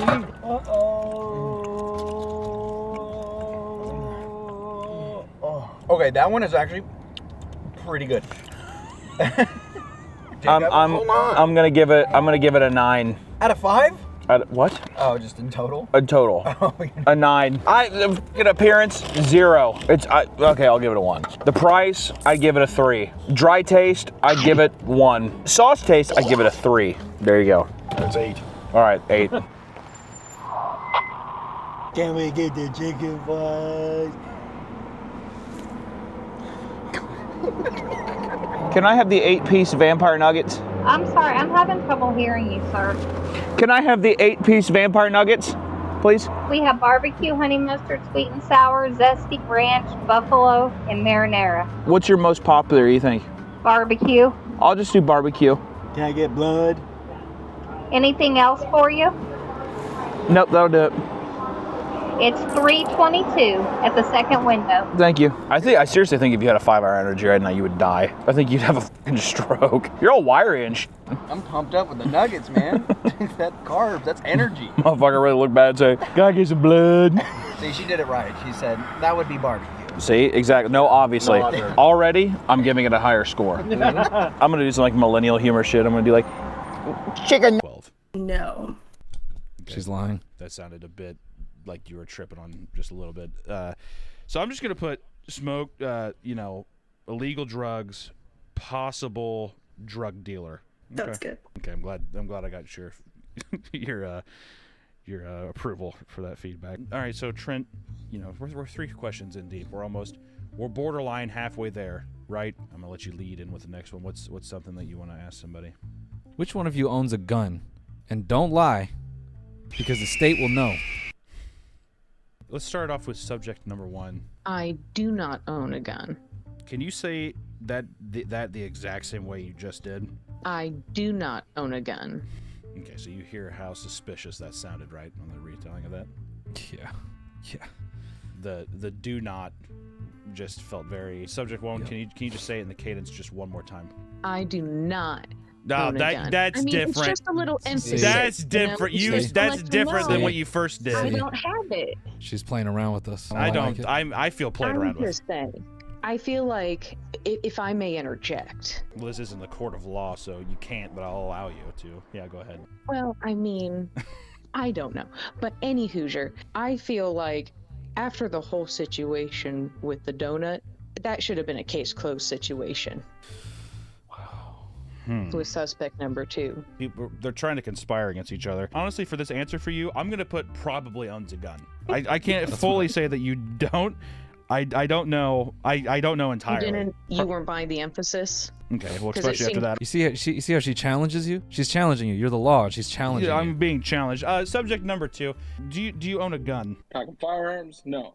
But I do have 2 guns on me, and I have a whole chest full of Nerf guns. He's been nothing but sarcastic this whole time. It makes me just so He's being incredibly. sarcastic. It makes me so incredibly. My compass is pointing towards him, is what I guess I want to say. You know, if I could just remind everyone in the lineup, this is a serious investigation, okay? I saw 4 people robbed by foot.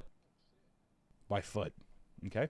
I saw a man shot in his leg, and then immediately after, I saw $300 taken from a cash register between a pair of ass cheeks, and then this man left. The gun was never not in our faces. I just want you to remember that, okay? Jesus, I'm sorry. Subject number 3. Can you let us know about the gun ownership? It's Trent. You know, sorry, man. You're being incredibly brave. Subject number 3. Do you own any kind of gun? It depends on your definition of gun. I don't think I've ever had anybody. Anything that I would say anything that's a projectile that could shoot and injure someone. Is that a fair, Trent? Is that like a fair assessment? You know. I would say so. Oh damn. Well, yeah. Okay. What kind? Or what is it? Toy gun that shoots very fucking hard. Okay. It's a toy gun? Yeah. And then subject number 4, do you have any kind of weapons? Which, you know, as a drug dealer, probably, but I'm just going to go ahead and ask the question anyways. I don't believe in those. Okay, well, they exist. So you're saying that you've never owned a gun when hotboxing in your car, when going and dealing in I assume, the streets? No. I usually just have somebody else do that sort of stuff for me, you know? You have somebody else carry a gun and use it on other people, like a hitman? I do. Yeah. Okay, so I'm just gonna put hitman and a gang leader. Yeah, gang leader probably. I'll tell you something right now. It's taking it too far. Subject number 4. Let me tell you something. You have really painted yourself up to be a very large crime syndicate, This isn't. Okay, all right. Move on. 5th question, and this is a little personal, you know, feel free, you don't have to answer this, but this does pertain to the crime. How am I going to go about this, Trent? How good are you with your feet? How good are you with your feet? And I'm going to say on the levels here would be from Stephen Hawking to full-on chimp. In terms of how you're able to maneuver and grip things. I would say like chimp. I think I'm pretty good with my feet. That's a lot of confidence. I believe it too. She's almost mocking us. Well, okay. I'm just gonna write down chimp. Subject 3. What about you? From the time I was born, I had the nickname Roadrunner because my feet were huge and I have finger-like toes. So I have basically hands on my feet. I can pick up anything on the floor. Jesus. Okay. So I'm gonna put chimp as well. That's 2 chimps. That's the highest gradient so far. Okay. And then subject 2. Between Stephen Hawking and a chimp, I'd say I'm a Professor X.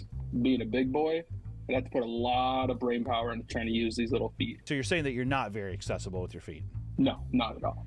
And then subject number 1. I mean, I was going to say I thought it was pretty good, but I mean, these people put me to shame. I don't think I'm that good. I mean, I can pick up like a pencil or like a makeup brush or something, but I'm not doing acrobats or anything like that with my tootsies. Okay, so I'm just gonna put half and half again. Subject 1 has been very, you know, just middle of the road. I don't know. Yeah. It's just very non-answers. Yeah, I don't know. There's just something about it. Okay, this is gonna kind of correlate to the feet thing as well, and this pertains to the investigation. And I apologize for the crass nature of it, but do you believe you could pick something up with your ass cheek? Do you feel like you would be able to clinch something? I mean, honestly, I wish I could.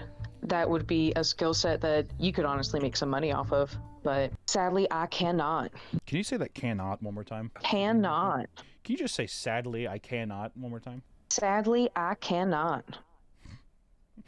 Yeah, we're done with the cannot. I think I got my answer. Okay. Subject 2. How you doing? How you doing over there? I'm sitting here.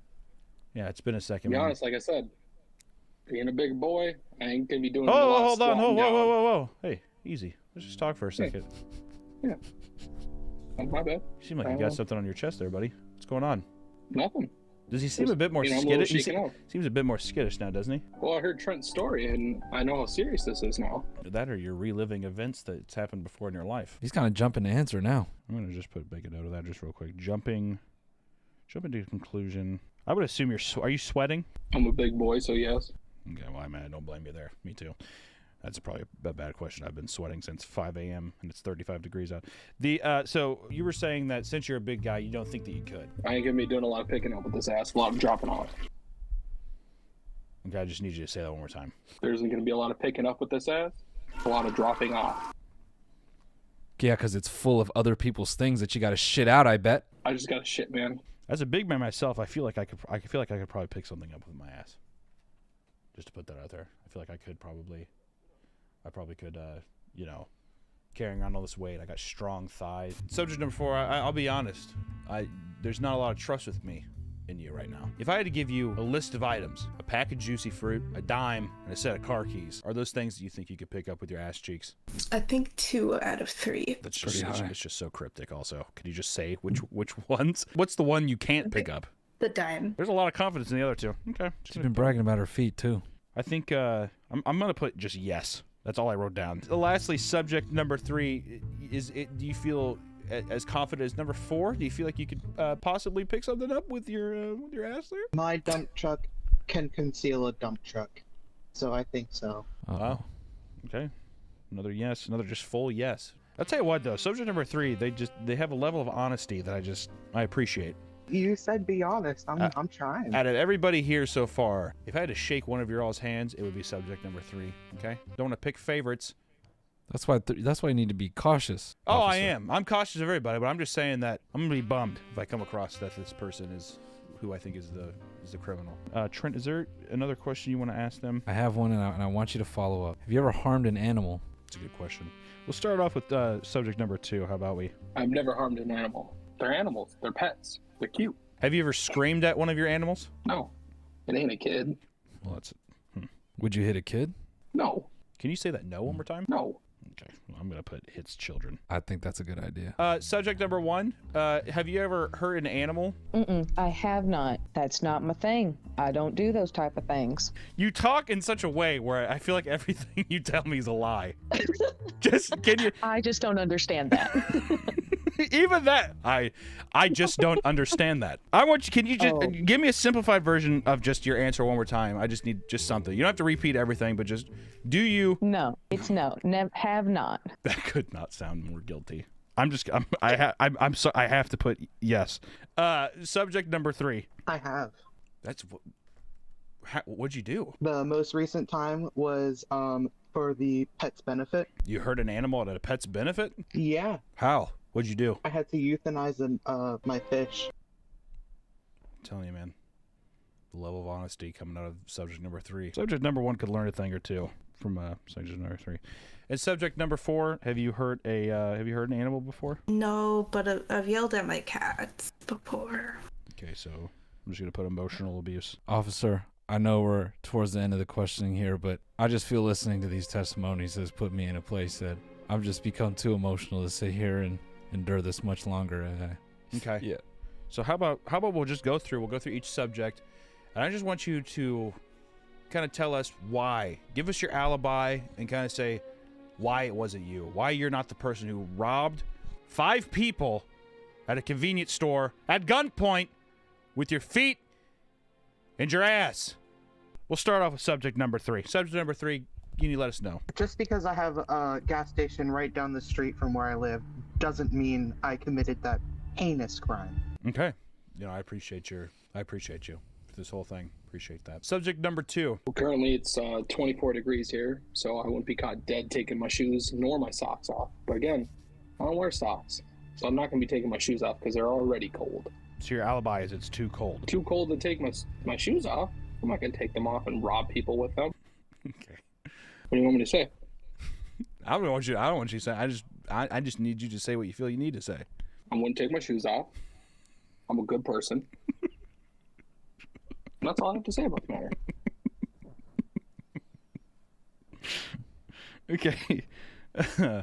Okay. Subject number 4. I also dropped my kid off at school, but then I smoked.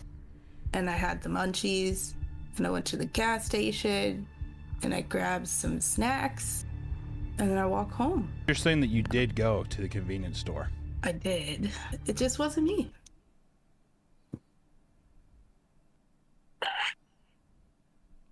Was that a cough or a laugh? It wasn't me. It was a laugh. Okay. You understand wasn't how unbelievably suspicious every bit of that last part was. Jesus Christ. And then subject number 1. There's no way that I could have done it first off. I mean, no. I've already feel like I've proven my innocence. My butt can't pick up things. I don't own a gun. I'm not even a dude. So, I mean, case closed right there. But my alibi is I was out trying to shoot darts. Trent, what time did this crime happen? Happened about 12:30 in the afternoon. So you were shooting darts at noon? You don't know my life. Okay. Apparently I don't. If you had to guess, who do you think it is? It's gotta be Barlson, dude. Is that subject 2? Oh, sorry. I'm confident that it is subject 2, and if anything, it might be subject 4 cooperating with subject 2. Subject 2, I think, is the one who did it, but I think potentially subject 4 might even be behind it. Okay. I got done with my investigation, and it was tough, because let me tell you, a lot of you people, subject number 3 was the only, I hate to say decent person out of this group, but I do think that through the evidence, it has led me to 2 main suspects, subject 4 and subject 2. My reasoning, subject 4, you've said nothing but literal incriminating things the entire time you've been on the interrogation. I hotboxed outside of a gas station. I usually just have somebody else do that sort of stuff for me, you know? You have somebody else carry a gun and use it on other people? Whether it's for this crime or not, I'm not sure. At subject 2, you've done what I would like to say is a tight 5 in the stand-up scene. A little bit of jokes here, a little bit of jokes there. Oddly suspicious. Do you own a gun? Cock of firearms? No. But I do have 2 guns on me, and I have a whole chest full of Nerf guns. I ain't gonna be doing a lot of picking up with this ass, a lot of dropping off. And also, you don't like socks. And that makes me suspicious as well, that you can kick off your shoes quickly. You can do something. Subject number 1, I think that you are just an untrustworthy person. You wouldn't say that your actions are deplorable without shoes on. I mean, I wouldn't say so, but to others, But you admitted, though, that you've robbed. You're a robber. I can't lie. I know myself. I don't know if you've actually done a crime, but I feel like there's something going on that you have done that you haven't told anybody. So I don't know what about that is. But if I had to guess, subject number. I'm nervous. Subject 4, are you the criminal? It's really not me. Oh my God! Is it actually not you? No, it's actually not. God damn it! Who's the wait? Who's the criminal then? God damn it! If it's you, subject 2. You'll never catch me. God damn it! You'll never catch me. I hate that on the first one of these, I can't even get this fucking right. Son of a bitch. Luckily, since you guys duped the detective, which, you know, since that must have been fucking hard since Jesus Christ. You're each going home with a little gift. And that gift is you each get a $15 gift card to Red Robin. Congratulations. Congratulations. $15 gift card. Please be sure to take a picture of the burger that you do consume at Red Robin if you do end up going, or if you just give it to someone else, that's totally fine. It's your thing to do with. Duped! I can't believe that I got it wrong. But I think we had a lot of fun. And if you wanted to be a part of the next one, the next crime, redraw, and interrogation video, sign up for the Patreon. That's how we find these people to be a part of these videos. Please consider subscribing, being a part of the channel, or supporting the Patreon, and maybe even be a part of a video in the future. I love you all.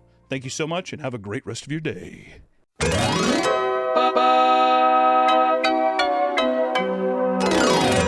Welcome back to the Papa Meat channel. How you doing? How you doing? Coming in sundown because today we're talking about swingers. And no, my friends, we're not talking about a jungle gym or a playset. We're talking about swingers. A little while ago, we talked about the odd and confusing world of poly relationships, and we also tried to do a video on foot stuff. Can't talk about that. It's a whole big thing, but we have the uncensored video up on my Patreon. Check that out. Well, that's far from the only unique relationship structure out there for people who want to spice things up in their lives, right? You know, there's other avenues that you can go down besides poly or furry, right? And today we're having to dust off the track again and skip down the yellow brick road, as they say, because today we're going to educate you, our lovely viewers, about swinging, which is similar to being poly in a sense that you have multiple romantic partners. However, there are many key differences. And yes, this is an educational video and a comedy video, so please don't just strike this down. Just know you could have had feet. The beautiful world of feet, but I digress. Today's video is sponsored by Fume, the leaders in flavored air. Everyone has habits they need to break, but breaking them can be hard. So why don't you let Fume help? Fume is not a vape, and it's not an e-cig. It's just flavored air, which means you can use Fume anywhere because there's no vapor, no nicotine, and no toxic chemicals. And on top of that, Fume is an award-winning device that puts you on the path toward being free from bad habits. Fume has tasty flavors like crisp mint, spearmint ice, and cinnamon heart to keep you company while you're building better habits. Fume is also there when you're feeling anxious. Calm down with the satisfying snaps and clicks of the device whenever you need to. Over 500,000 people have already made the switch to Fume as part of their habit change journey. If you're ready to try it yourself, now's the time. For a limited time, if you order a Journey Pack using my code PAPAMEAT, you'll get a free Fume topper and awesome accessory to level up your experience. So click the link at tryfume.com/PAPAMEAT or scan the QR code on screen to get yours today. Thank you to Fume for sponsoring this video, and back to the video. As it turns out, there's a whole other world to uncover within this lifestyle, from secret codes to lavish swinger resorts and parties. Before we get into it, some of you may be wondering what exactly is swinging. Hunter, sit me down as if I was a toddler and I'm bouncing on your knee and you just tell me about swinging. All right, I will. Swinging is when a couple opens up their relationship to outside fun partners. Can we just say sex or no? I think, yeah. You think so? All right. Just say fun time in bed. Sometimes the purpose of reinvigorating their fun time in bed lives with other people, when things, yeah, I'll just say sex. Sometimes the purpose of reinvigorating their sex lives when things get a bit stale. Where poly couples have full-on emotional relationships with multiple people, swinging is often more about the physical connection, right? I don't really care about your emotions. I just want to text you on an app and then we meet up and make love in a bathroom. It's not always a bathroom, but it's a little more lustful, all right? Even though I want to say, I think poly people they feel like they're above it. I feel like swingers are very just surface level. Yeah. I feel like they're just honest. I'm not trying to glorify anything. I'm just saying that I think they're just like, listen, what are we doing? Are we doing this thing or not? Head HQ says it's okay. The wife's out the window like this. Most of the times it's the husband. Yeah, exactly. Go on. Fill her up. I'm kidding. You know how creepy it'd be? Like slap your wife's ass knowing, all right, you go out there and have fun. And get in there and yeah, a guy yells out, fill her up! I need 40 on 2! For many couples, this is something that is participated as a couple rather than an act that is totally separate. And typically, people like to blame modern society for its heightened levels of promiscuity. They might be surprised to find out that some of the earliest forms of swinging took place back as far as 1940s between World War II Air Force pilots. Bet you didn't realize you tuned into the History Channel, did you? Did you think that was going to happen today? I didn't think so. As Air Force pilots had some of the highest casualty rates, they formed close bonds with each other and their families, and according to some, quote, they shared each other as kind of a tribal bonding ritual, with tacit understanding that the 2/3 of the husbands who survived would look after the widows. Listen, Samuel, come on over here. Sam, if I die over the Gulf of Mexico, I want you to clean my wife's pipes. Yes, sir. Aye, aye, Captain. Is that why Iceman and Maverick were so close? That is why Iceman and Maverick. That's why Top Gun is such a sexually charged movie. Other pilots that took part in wars admitted that this was also the case, with one explaining that partner swapping during the Vietnam War was seen as normal. Partner swapping is in like the people they had sex with over in Vietnam, or when they got back from Vietnam, they're just like, what's your name, Rosemary? It's a beautiful name. That's what I think it is. Hey, your husband I want you to meet David. Rosemary, hi, David. You know what I mean? I want to imagine like the one couple that's like not swingers at that barbecue when they get back. Everybody's just like Chinese finger trapping each other over there. You're like, I'd feel kind of left out, wouldn't you? No, that's no one came out to me and asked. You're like, well, I think we're the ugly ducklings at the party. Well, I talked to my wife. Do you want to get into swinging? So you're like, you want to get in immediately. Yeah, if I'm the only one there not you doing it. You want to be passed around like a fruit salad, sweetheart? Would you mind if I got my salad tossed, sweetheart? You never want us to have any fun. I'm in hell. Swinging became even more widespread during the free love movement in the 60s, which challenged the social norms surrounding traditional marriages and sexuality. Just like poly relationships, there's an obnoxious amount of terminology in the world of swinging, and here are some notable ones, my friends. We have play. Anything sexual done between swingers and their partners. That's just a little bit of play. You know, little Simon Says, you know, we're just playing. We're playing. Oh, so if I tell my wife, hey, I'm gonna go play Magic with the boys. I'm gonna go play with Jared. You playing Warhammer with him? Yeah. We're playing. Come back just fucking sweating, exhausted. Need to wash my hands. I'm gonna go play, and if the first thing he comes back and says I need to wash my hands, I think he might have been dirt digging a little bit, all right? Or we have soft swap, trading partners for anything besides full-on intercourse like flirting, kissing, or oral sex. This is the opposite of full swap. So soft swapping is when you flirt, you're kissing, or like just somebody sucking your cock. that feels like a full swap. Am I wrong? No. I ate her asshole out. She ate my asshole out. We're soft swapping. That's third base. It's not. I mean, it's a home run.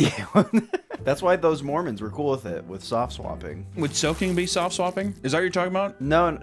Oh, you're talking. I see. Because they're just like, well, they're not really doing anything because it's like, yeah, he's like putting his thumb in my ass, but it's nothing really else. So they're just like, sure, babe, sure. Hey, God loves you. I love you, baby. Because in the Secret Lives of Mormon Wives, they were saying that they would all just go to the same house and they would just be like a swingers party. Yeah. Where you're all fucking in the same house, right? So do you think like a guy sitting there and he's just like talking to another guy just casually? He's like, no, I got the V8 and I'm happy with it. And then the other one's like, whatever. Is it as casual as this where he's just like, she's wild. You'd almost think I put a V8 in her. She goes all night. You want to get in there? You want to tag team? You just want to soft swap? All right, you just want to soft swap? That's fine. She eats ass real good. Do you think it's as casual as that? It's gotta be. It's like just showing up, you're having a party and there's like rooms. The same way that you ask for someone to eat your asshole out is the same way you've been like, ooh, pigs and blanket. Like finger snacks. Uh-oh, someone had sugar-free Sprite. I love that. Yeah, and it's the same thing. It's just like somebody like, hello? Next, you have closed door swinging, which is couples that swing together, but in separate rooms. This is more common with people new to the scene that can't handle witnessing their partner with another person. As open door swinging would be the opposite, where they're just like, I want to see all of it. Good for you. Me holding ankles. Whoa. That's me holding my own ankles. Whoa. There's also hot wife, when a married woman has consent from her husband to swing while the man chooses not to. That sounds just, oh, I guess not. That sounds like but then there's holding, which is probably the most popular terminology of all this, being a man who takes pleasure in seeing his wife having sex with another man, sometimes as a form of humiliation. Humiliation kinks are so fascinating to me. Do you think every kink is a form of humiliation? No. You don't think so? I don't think so. Name one that's not. Or you say the humiliation's on you? I'm wondering if every kink is a form of humiliation. You could be the one who's just like, I like humiliating, I guess, my partner, or I like to be humiliated. I'm just saying that I'm wondering if a kink is always like humiliation driven. Feet. I don't think feet's humiliating. You don't think so? No. How so? How would it be humiliating? Well, I think that one, if you had like a big duck feet and you're like, I like when people, you know, Cinnabon the top of my feet. Is that not you being like, look how gross my feet are? I mean, I guess that could be. And then also you getting excited over a non-conventional thing. Is that not humiliating in a sense to where it's like a secret and it's like, ooh. I'm not saying that it is. I'm just bringing up the question because it feels like a lot of these things are based in just like a form of humiliation. Almost the same kind of like thrill as like, I don't want to get caught or that kind of stuff. I don't know, just interesting. Then there's bareback, which is intercourse without a condom. I mean, I feel like everybody. I have so much swinger. I'm like, bareback, obviously, right, guys? There's D&D free, which you would think is Dungeons and Dragons, but unfortunately it's not. It's when someone is clean of all diseases and drugs. There's parallel play. Two swinger couples having intercourse in the same room, not swapping partners, but just being in the same room. That's like a camping trip thing. You guys want just one tent? That's like an orgy. So it's like they're... Yeah, but I thought an orgy is you're going around with everybody. I mean, it can be. Because in this one, in parallel play, it's literally, I mean, side by side. What it is the room is like an orgy room, but they're just in it, not tasting any of their treats or appetizers. Yeah, exactly. They're not getting their pigs and blankets and all that stuff, yeah. They're doing it for the social aspect. And like they just like go looking around, sweating like a hog. The guy likes doing that because he likes having the deer in the headlights thing.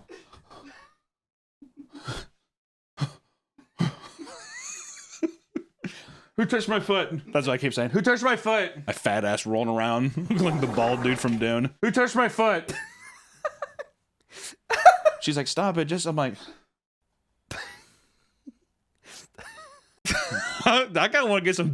Why am I kind of want to get some parallel play in now, dude? And of course, there is the one and only. Again, I feel like this is going to be a reoccurring thing when we talk about these, but there is the unicorn, which is just a single female. Yeah, everybody wants a unicorn at a swingers party. Yeah. Whoa, look at her. She's beautiful. She's like standing by like a chili bowl. Oh, chili. Yeah. In movies and stuff, they make swinger parties and like Disney adults are horrifying creatures. I didn't even think I was going to talk about Disney adults, right? Everybody kind of knows it's in the ethos, it's in the galaxy, it's in the air. People, if you're over like 30 years old, I don't know, dare I even say 25, and you are like religiously, you're like a big Disney fan and you like going to Disney World and that's your favorite thing ever, it's creepy. Okay, there's no other way to say it. I don't know. It's like this isn't even me. It is me saying it, but it's become a part of culture within itself. Last night I was streaming on my Twitch, which I have a Twitch. This is a plug, sorry. And I was thinking about going to Disney World soon just to check it out. I have never been, and I wanted to see the fucking craze and the mania. And I stumbled across this YouTube channel where this guy goes to Disney World. He goes to other places too, but this guy goes to Disney World a lot. And I just got to click on one of his videos and experience one of the many wonders of somebody being in complete awe, childlike wonder of being in a place like Disneyland. So I had to share it with you guys. It's a lot to take in, so good luck and God bless. I also want to reiterate, I'm not the nicest guy in this video. This is me on my stream, just bullshitting around. I in no way endorse going out and like hating on this person or being a dick, even though I'm a bad guy, all right? I'm a piece of shit. I don't know if I'm supposed to tell you. Don't be rude to this guy. I just thought it was a funny video to share with you. It has really nothing to reflect on him, but the Disney adult stuff does make me cringe. I don't know what I'm supposed to say, all right? I'm a bad guy. I'm a bad fucking person. Don't be like me. But enjoy the video.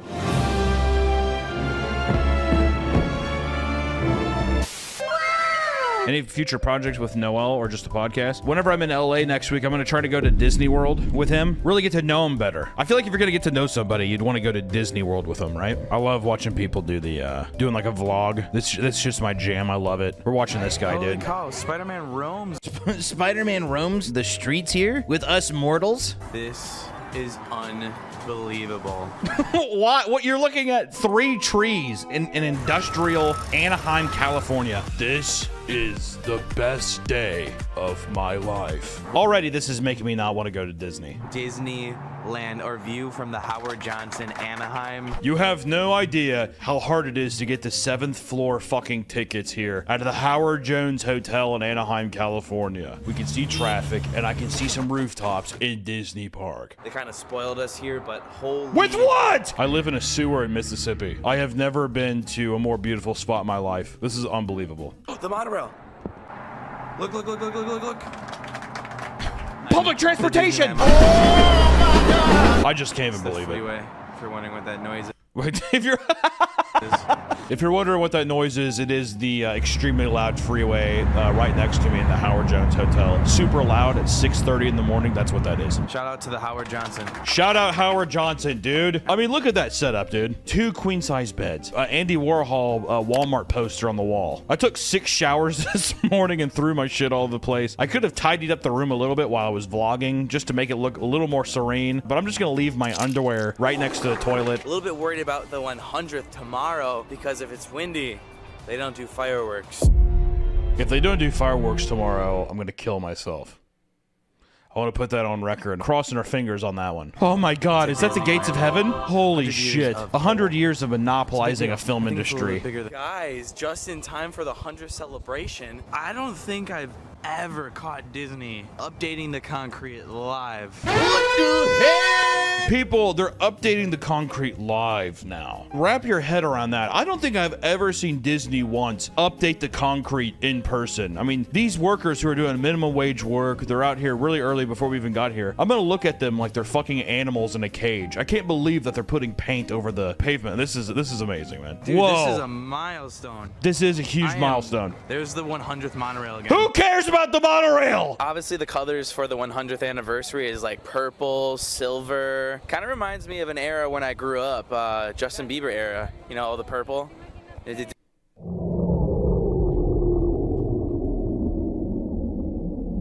Hey, babe, did you hear the Justin Bieber comment on the video that I made? Babe? Oh, fucking bitch never watches my fucking videos. I've never seen someone see. What I'm jealous of is I will never feel this kind of excitement for just the most mundane things. Oh, fucking way. Okay. Okay. There's a huge plastic sign that says 100 Years of Wonder. I mean, guys, 100 years. Can we just go ahead and honestly, once again, Howard Johnson, thank you so much for just hooking me up. I can't believe it. So this is my favorite character, Lightning McQueen. I once touched myself in a movie theater watching it. I want to go to Disney World now and just do a like a character. And I do a fake vlog and I'm just looking at everything that is absolutely mundane and being like, oh, this is literally probably the best day of my life. This is seriously the best day ever. Now, there's been lots of controversies with these online. I gotta ask you guys, does this look 3D printed to you? Who cares? It's the same thing you've been seeing every time, dude. On the threads online, there's a lot of controversy that if these are 3D printed, which if this isn't actual silver, how are we gonna fend off the werewolves that come in here at 8 p.m.? I don't know, leave your guys' comments down below. Yeah, guys, like, all right, thank God. What's up, man? Yeah, huge Howard Johnson enthusiast as well. I do think it's 3D printed, and I actually canceled my trip in 2 months because I'm not gonna stand for this anymore. Oh my goodness, Disneyland. Oh my God, Goofy's selling drugs. Goofy's just showed how a little girl how to do meth. That's the best day ever, honestly, best day. Not sure if you guys can hear the area music, but we've got...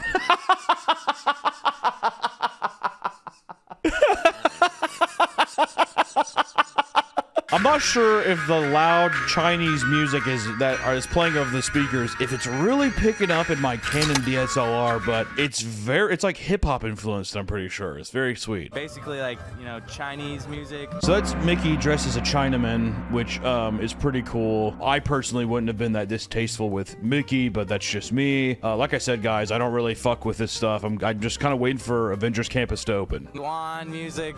It's beautiful. Beautiful time. You say it's Mulan music? I wonder how true that is. I wonder if it's actually even Mulan. He's like, definitely from the Mulan soundtrack. I'm pretty sure it sounds like something that would be in that. It's so eerie to see this. It's probably going to be like a food court. They probably, since this is the Chinese Asia area or whatever, I didn't really look into it. They're probably going to put like a couple Panda Expresses over here, I imagine. Probably. I didn't look into it. This is my least favorite part of the park. Holy cow, guys. Just got hit with a bombshell.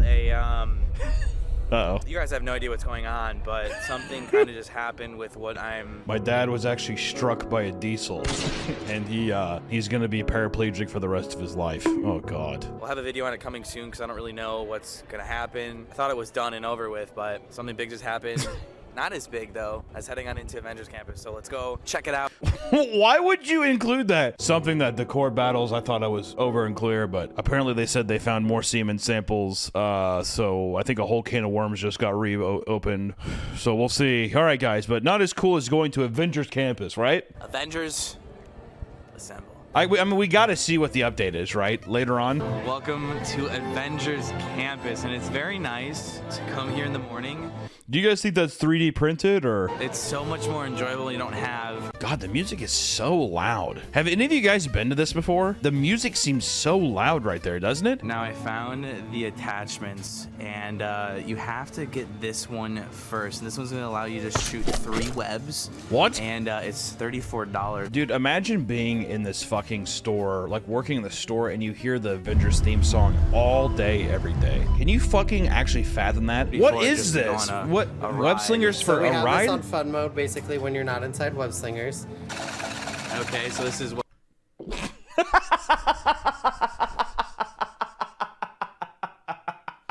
All right, guys.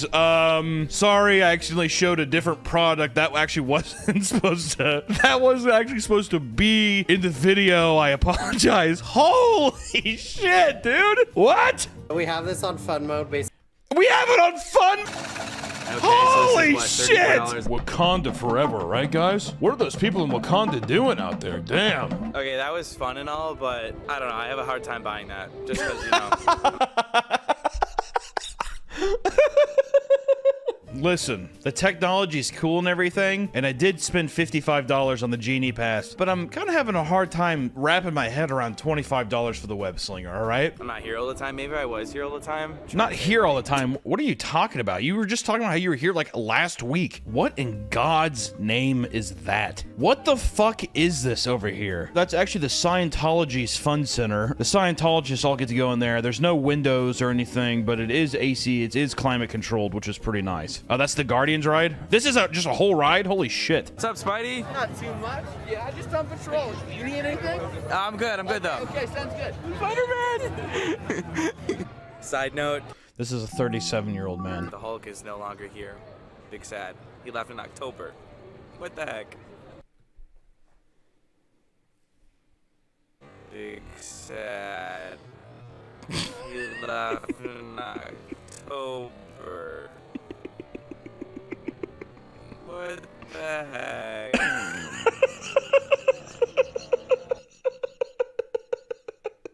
Spider-Man, I'm getting unusual pre-flight readings. No. Testing postponed. No. Proceed to ground level. Shut the fuck up, dude. No, Spider-Man, stop.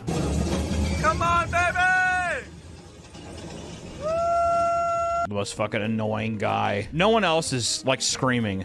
We did it. Stark! Oh my God! Stark! Tony Stark. Wakanda forever, baby. The way he said that, it definitely could come across like a cat call, couldn't it? God damn, Wakanda forever, baby. Fuck. Holy shit. Woo! Damn! Wakanda forever, baby. God damn. Hey, why don't you look at this panther right here, bitch? Hey, look at me. I got the Genie Plus Pass. Ow! That was not part of the plan. Honestly, the animatronic's dope. Oh my God! Best day ever! All the kids on the ride are like, Gamora! Gamora, say my name!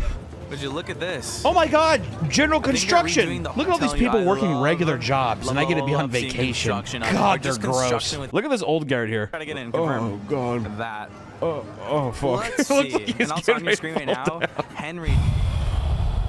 Wow, man. that was honestly an adventure. But there is one part of the video where he has like groundbreaking news. Like he stops the vlog entirely and he talks about like how he was wronged or something. I mean, we have to see what it is, right? This is 5 months ago. Surely there's an update on it. Damn, dude, he uploads a lot. Holy shit. He uploads daily. God damn, dude. He lost his house? What? Today's the story on how I lost my house in quite literally the final stage you could ever lose a house.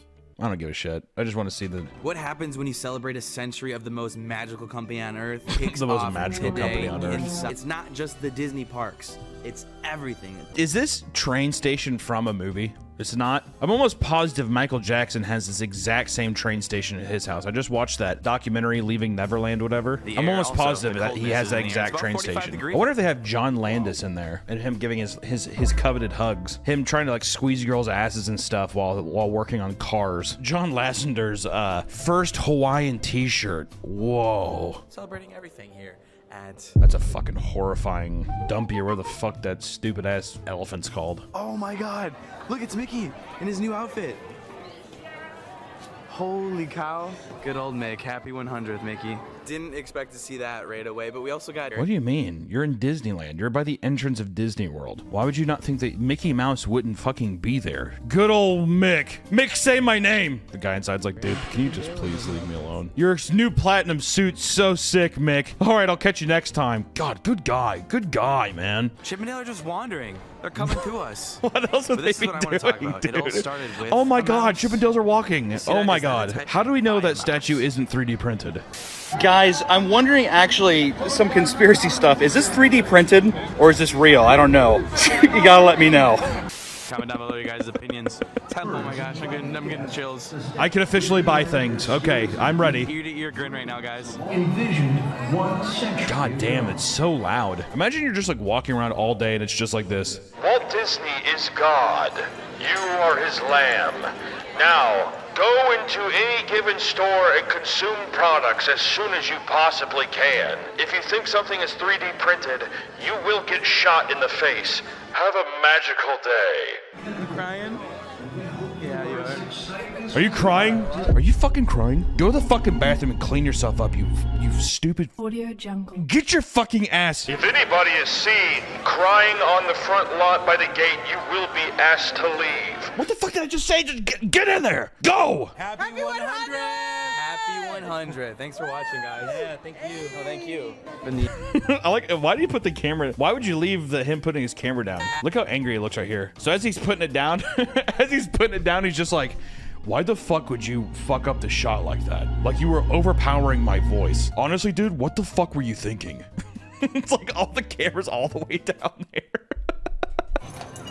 That poor fucking horse, dude. How magical. They get to have that horse walk on bricks all day for 12 hours. That's really fun. 100 more years, please! Yeah! Ashley, she watches the vlogs. Yes, I do. Thank you so much. And she actually has both Earth. And I'm convincing her to give me them right now. Right, Ashley?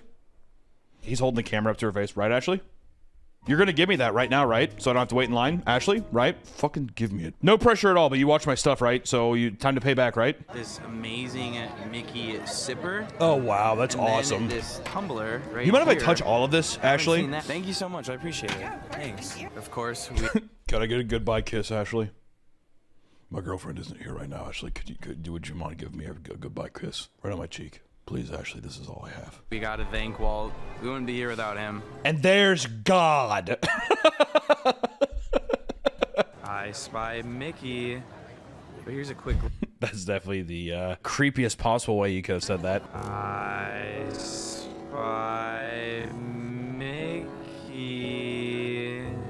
God, I've missed you. Jesus Christ, I've missed you so much, Mickey. Dude, there's no way my fat ass is fitting in any of these fucking roller coasters. Let's go, baby! Yippee-ki-yay! My bro is struggling to get some words in for content. It's beautiful, though. Oh my God, it's beautiful. What a sight. Oh my God, what a spectacle! Honestly, I'm not gonna lie. This is a tougher one to sit through. Fucking, this looks boring as fuck, dude. Hello. Hey, everybody. Thank you. Jesus Christ, this whole experience is just so exhausting, dude. There's no way in hell. I don't think I'm going now. I don't think I got it in me. What's this lever do? Here's the exit. Got a ramp. All right, that was a good cut. What's this lever do? Here's the Here's the exit.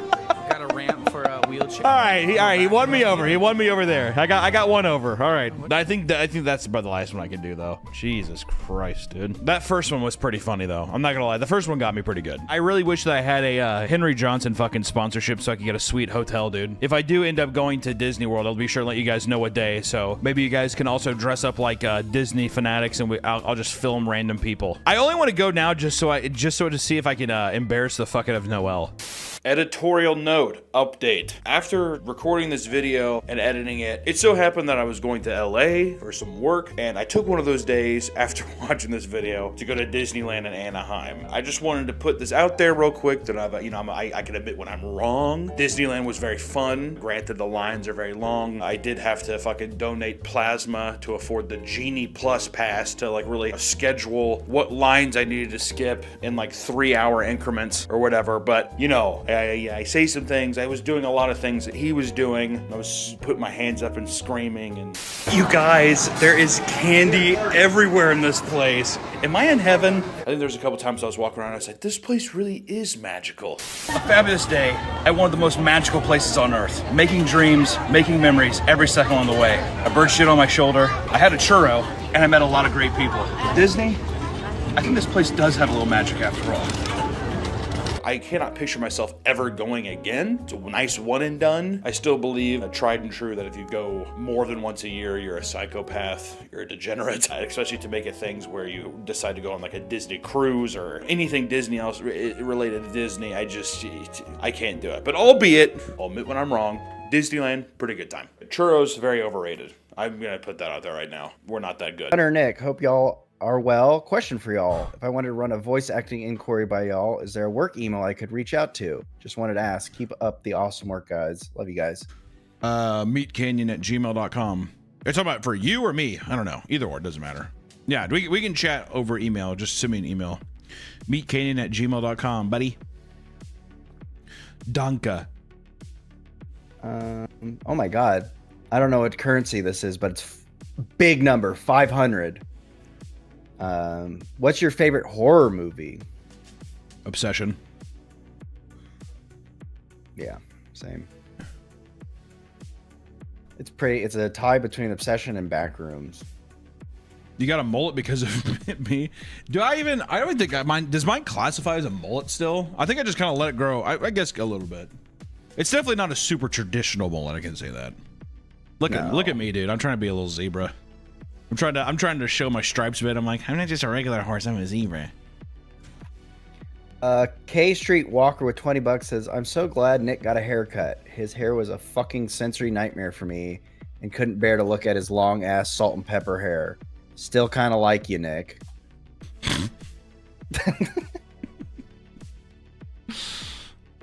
Wow. Someone says, question for Nick. In a previous video, talked about hating a teacher named Miss Ham. No, I didn't hate her. What? I'm pretty sure I remember you saying that you did not like her. No. Okay. If I did, then misspoke. I like Miss Ham. Did that happen in Fort Scott? No. If so, that's my grandma, not your grandma. Miss Ham. Her name was Miss Ham? No wonder. No, not the Misses. No, she's Yeah, Miss sus- Ham. yeah, Yeah. Oh, that was actually that's surprisingly, Miss Ham wasn't married. that was a big.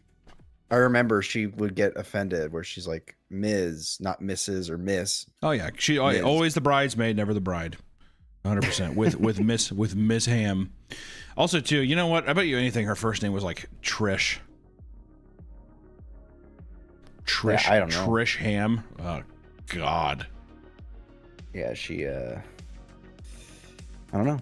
She was the one who she told us that she had the towel diapers, and then when her kids grew up, she didn't want to throw the towel diapers away, so she cut them up and then used them in her class as like a dry erase marker eraser. So all the kids had like poo diaper wiping on the board, and they're clean, but just the thought of her kids' asses were touching that and covered in poop. And Yeah. Yep.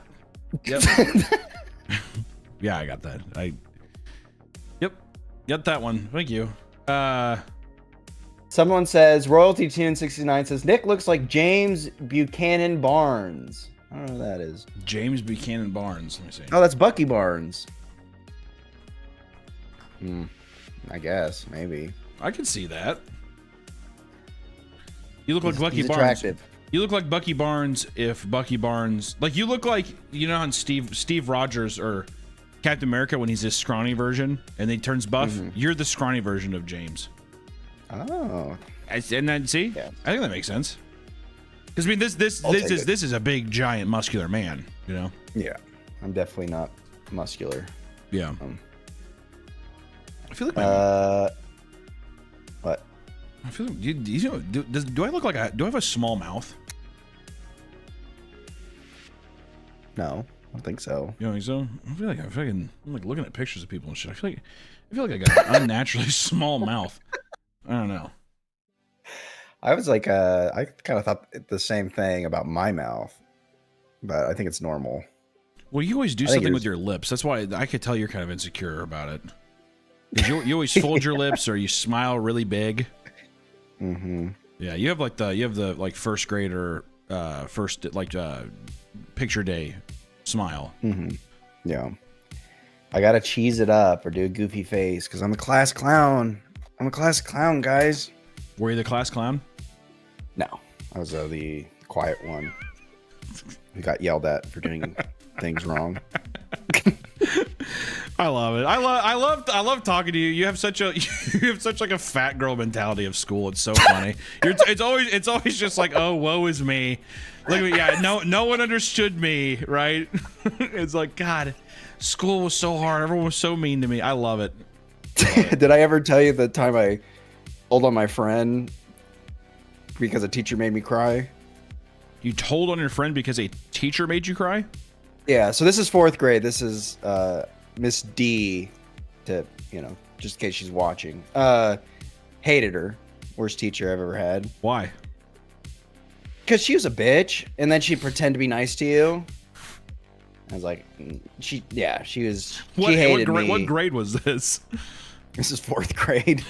She was a bitch. Okay. So, okay, I'm pretty sure I told this, but what happened was, to set the picture up for the day. Yeah, go and paint us the picture. I think it was like right after first period recess. I was standing in line, and then my buddy Gil pushed me, and then I fell and like scraped my face on the concrete. And then I just asked him, like, I started freaking out. I was like, oh my God, is my face fucked up? He's like, oh no, you're good. Yeah. So anyways, I was like, oh, okay. So that was like a nothing burger because I just, I was like, fine, he pushed me, whatever. I'm not dying, I'm not bleeding. Anyways, the day goes on, and then it is right after 3rd recess. It's like at the end of the day, and we were doing this project on like the water cycle, like precipitation, evaporation, and all that good jazz. And my 4th grade mind could not comprehend it because I thought there was more steps than like there was. Because I was like, I don't know. So we had to draw a diagram. Where does the teacher come in? Okay, I'm not gonna sit here and listen to you talk about being in 4th grade, not understanding condensation and stuff. Get to the teacher. Let's go. Okay. Let's get going. So we had like 30 minutes, an hour to do this, and so it's at the end of the day. Everybody's turning it in, and I turn mine in, and she's like, Nick, this isn't done. And I was like, yeah, I didn't understand it. She's like, well, why didn't it get done? I was like, because I don't understand. And she's like, well, what's not there to understand?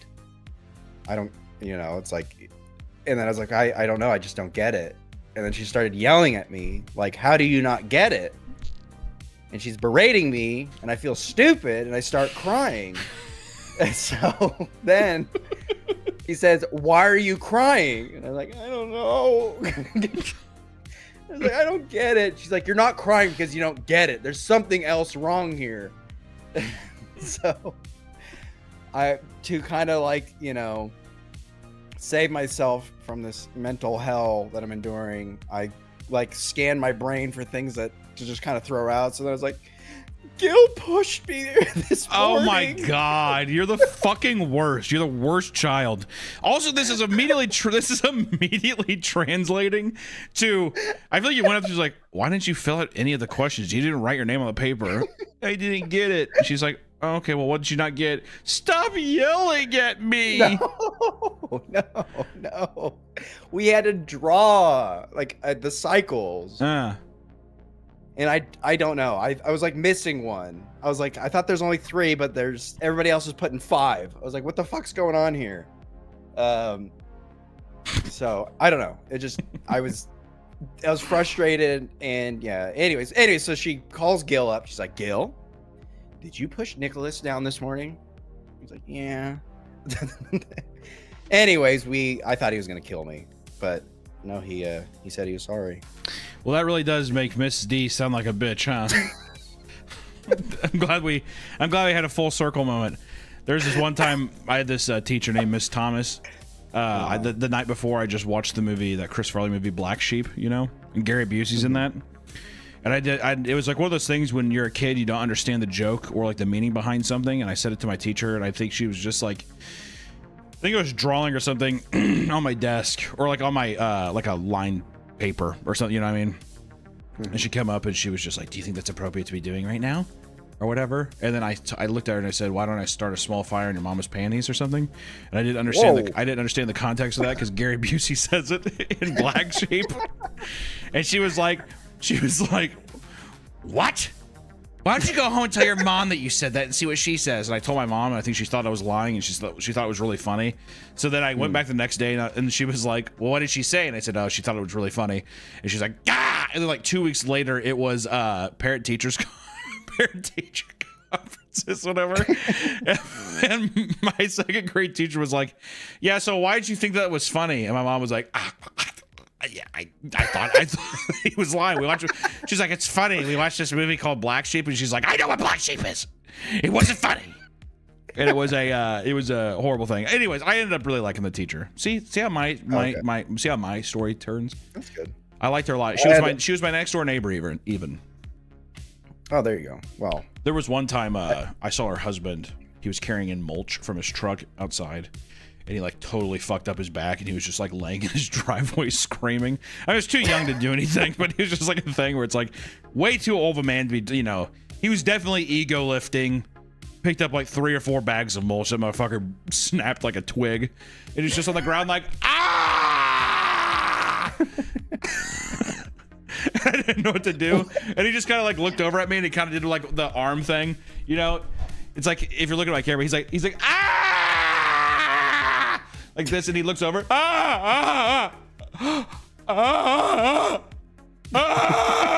it reaches out like that. And I like ran inside. I was like, Dad, I think Mr. Thomas is hurt. My dad was listening to Merle Haggard and his deal, and he's just like, he's fine. So I don't know. I never know. I'm assuming he's fine, but yeah, that was a core memory for me. In the Thomas household. Your dad didn't go out and help him? He just left him there? No. Oh. Once again, I don't think that he believed me, or I just don't think he cared enough to go. I have a similar story, but not as bad as your Chris Farley one. No, Nick, I'm going to ask you this. What? And I want you to just answer this honestly. Is this going to go anywhere that has any kind of fun payoff, or is this going to be, is this another long-winded thing where it's just you like crying that you don't know how chocolate's made or something? It's not going to be long-winded. Okay. It's not gonna be long-winded. Go ahead. Go ahead. No, I'll stop. Go ahead. It was kindergarten, and it was Bug's Life just came out, and we're sitting down. And I thought it was a very funny movie, and I just under my breath said a line, said "turn your butt off." I was like, hey, "Turn your butt off." Anyways, the girl in front of me, Nikki, thought I was talking to her, and she told on me for that. And then I started crying because I was like, I was just saying it under my breath. I thought it was funny. You cry a lot, dude. You cry a lot in school. I was a big crybaby. There's another time too where it's kindergarten, another kindergarten memory. There was like a puzzle box open on the ground, and I had to walk, either around it or through it. And my little kid brain was like, oh well, I'll just step in the middle of it.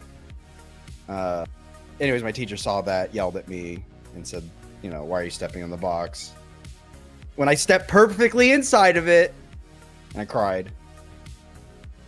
And there's another time where pause. Just give me a fucking second. This stream cannot just be. And then there was this other time, because also these are the most lackluster. You just stepped in a box and you cried. That's the entire story. Here, read a couple chats. Read a couple chats. Okay. Let's read a couple chats. Just fucking. Okay. Someone said, Castilla Steel, member for 1 month. Thank you. Says Nick's story stressed me out. Me fucking too. Me too. Broadtown 9471. Welcome to the Meek family. Thank you. Zenoro. Yo, Hunter and Nick doing a 400-mile beer run to get the 4th of July grog. Wow. Not worth it. Not worth it.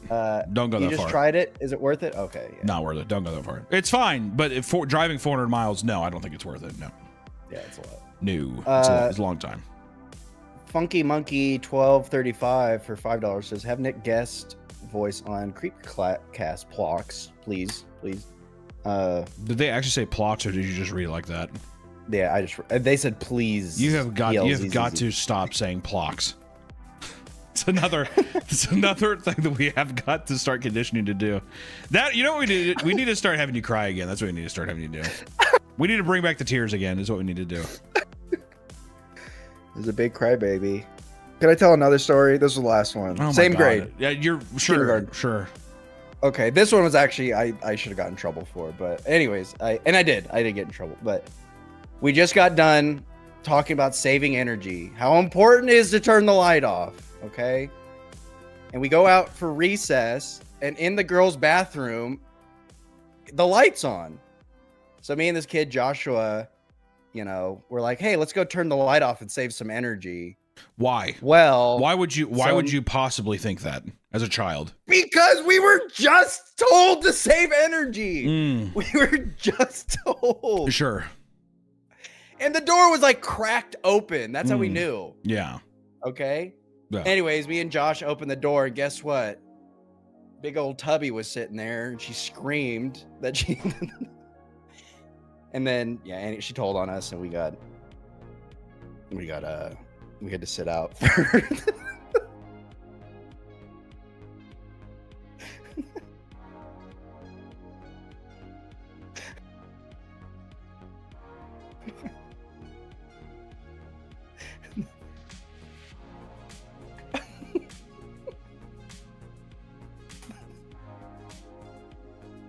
Where'd he go? Oh. Well. You did not just sit there and just say big old Tubby.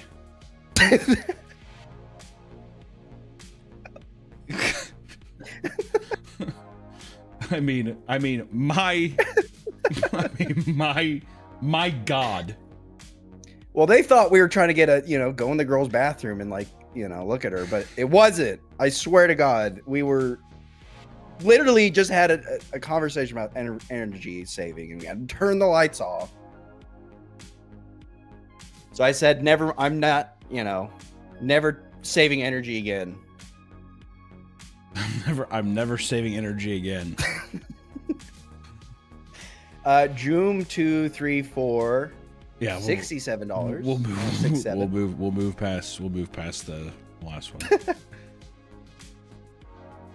He says, "Hey Hunter, Nick, happy 3rd 4th of July. Want to spoil my boo thing, Margaret."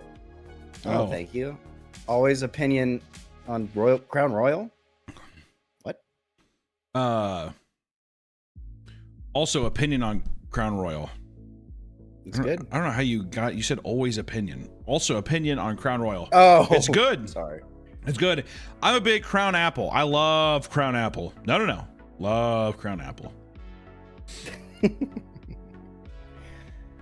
Okay. Doobly Art says, asking again if you could show Nick the pic of me baking a cake I submitted. I want to know if he thinks I'm chopped. Ooh, that's actually a good idea. Women sending in photos of them to see if you if you think they're chopped. Here's give me the picture. Give me the picture and we can see. I don't want to do that. No, come on.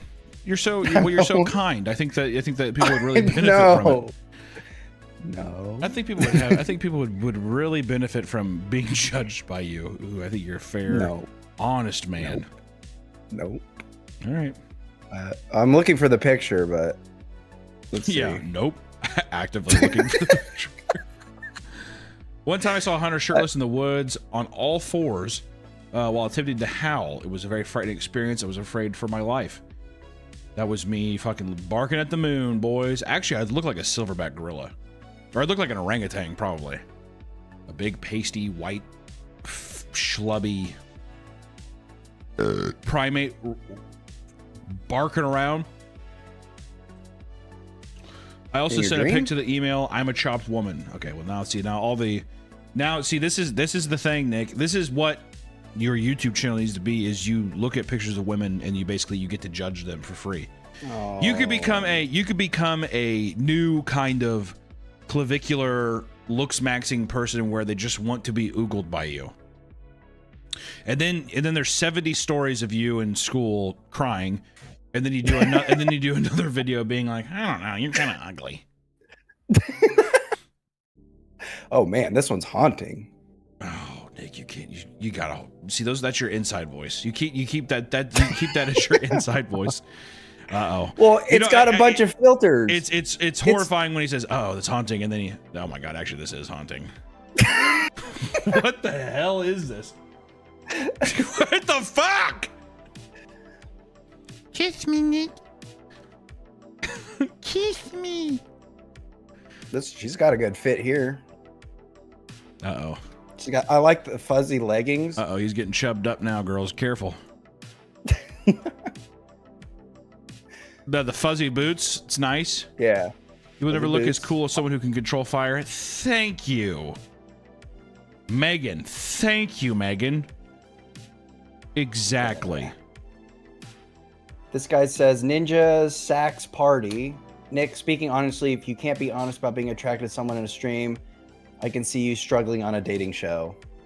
That's true. If we actually end up doing the Nick of Love show, which granted, it won't be 25 people, but it will at least be 10, you're going to have to fucking break some hearts, dude. You're going to have to fucking tell, because at the end of the day, you need to be honest. Who would you date? That's true. At the end of the show, would you go on an earnest date, or would it be a thing where it's just like, I would just choose you, but then it would fizzle out into nothing? I mean, you got to give them their prize. They got to get the date. You have to give them their prize. I'm pretty sure we're going to pay these people. I think that the prize is it's going to be work. I love that. We have to give the ladies, we have to give the little girls their prize. We have to give the little princesses their tiaras. I mean, I'm gonna, I'd be honest on the show. Yeah. Like, how hard would you go? Pretty hard, or would you try to like? Would there be a little buffer?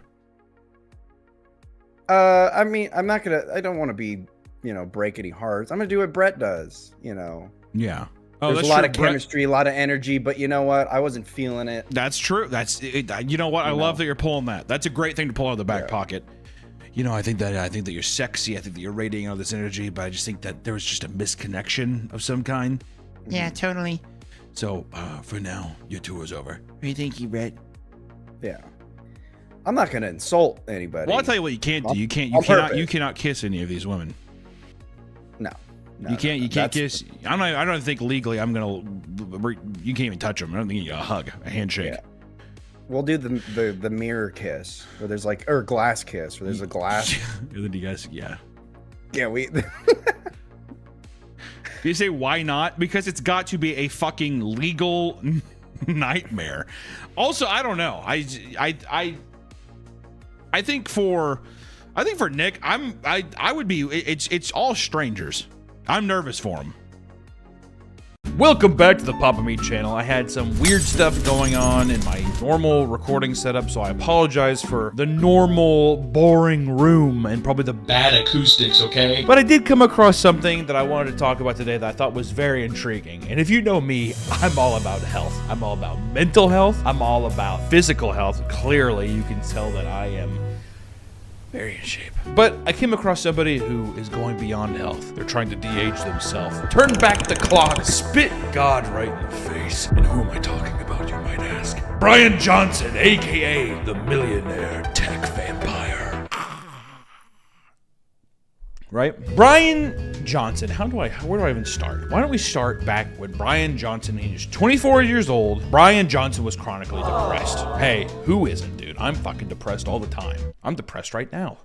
Are you depressed, Nick? Nick's also depressed. He's over there. He's telling me he's depressed too. And at one point in his life, he said, I want my soul to be extinguished. I don't know who actually says that in real life, but he's feeling maybe a little depressed, all right? My soul needs to be extinguished. What did he do? Why do you need your soul to be extinguished? I don't know. Hey guys, we have a Black Friday sale going on right now with exclusive new merch. Papa Meat Rat Fink Motorhead kind of Goblin Man shirt. Looks really cool. We're restocking some old favorites. We're even doing a pre-order again for the hat. So sale listings right here, the dates and stuff. Give him a little pose, Harry. Wow. Click the link in the description or probably in the comment section as well. And be sure to snag some goodies for your holiday season. Back to the video. But now, Brian is trying to live forever, or at least until he says 120. Brian is trying to live to 120 years old, which, you know, I don't think that's ever been done. What's the oldest living person ever? 116. Right now? Why doesn't he just copy what they do? If that's his goal. 116. Ooh, Brian wants to beat by 4 years. Good man. Doing this venture, Brian spends $2 million a year. God. You have to be wealthy to do what Brian does, but where did Brian get all this money? Brian Johnson made a substantial fortune in his early 30s when he sold his payment processing company, Braintree Payment Solutions. I don't really know if I like that company name. Not very catchy it doesn't matter. Which had been acquired by Venmo in 2012 for $26.2 million and then to PayPal in 2013 for about $800 million. And then I made $300 million of that. Brian's got some fat stacks. He's got some deep pockets. Which, you know what, Brian? Good for you, dude. How do I get there? I want to be... Who's the guy who made Minecraft and he lives alone in a mansion now? Notch? I want to be Notch. Does he say racist things? Is that what it is or no? Red pill. He says red pill things. Oh, I definitely want to be Notch. I want to be Notch so bad. After he made this giant fortune, he turned his back on the Church of Latter-day Saints, Mormon, got a divorce, and became obsessed with de-aging himself. Which, honestly, the idea of someone getting a fat paycheck, which also, you know, I'm not saying this is exactly what happened. This is just what we found and stuff. But I like to think it all happened in one day. I like to think that as soon as he got the check, he was just like, fuck you, Mormonism. Honestly, sweetie, we're done. I don't care if we have a family or not. Peace. Also, I want to be 8 years old again. I like to think that all came in about one day. And with all of this financial assets now and with these deep pockets, Brian decides to use his resources and start his anti-aging venture, which he just calls The Vampire. Which is a cute name, but it also is kind of super villainy to me. I don't know why. I mean, it only affects himself, but at the same time, I feel like he's trying to unlock something that maybe we don't know, and that scares me, Brian. Okay? If you're watching this, Brian. Maybe I'm afraid of you. The vampire? Really? Brian? Brian likes to say he is a self-proclaimed professional rejuvenation athlete. A millionaire. He's a millionaire. is what that really means. I'm a professional rejuvenation athlete, aka I'm a millionaire. Which once again, he invests around $2 million a year, and the $2 million is all aimed to reduce his biological age, which I think it'd be funny if he also legally put some of that money and said like, no, I'm 14. Like that would be funny. But no, it's just his biological age, not his real age. He spends more money on his body than LeBron James spends on his body being a professional athlete every year. I just don't think you can buy back the years. I think genetics have too much to do into this, but you know what? What do I know? I'm not the tech millionaire vampire. But in 2022, Brian Johnson, he showed the world and he set a world record, which I don't know what kind of world record this is, for de-aging. Is that a thing?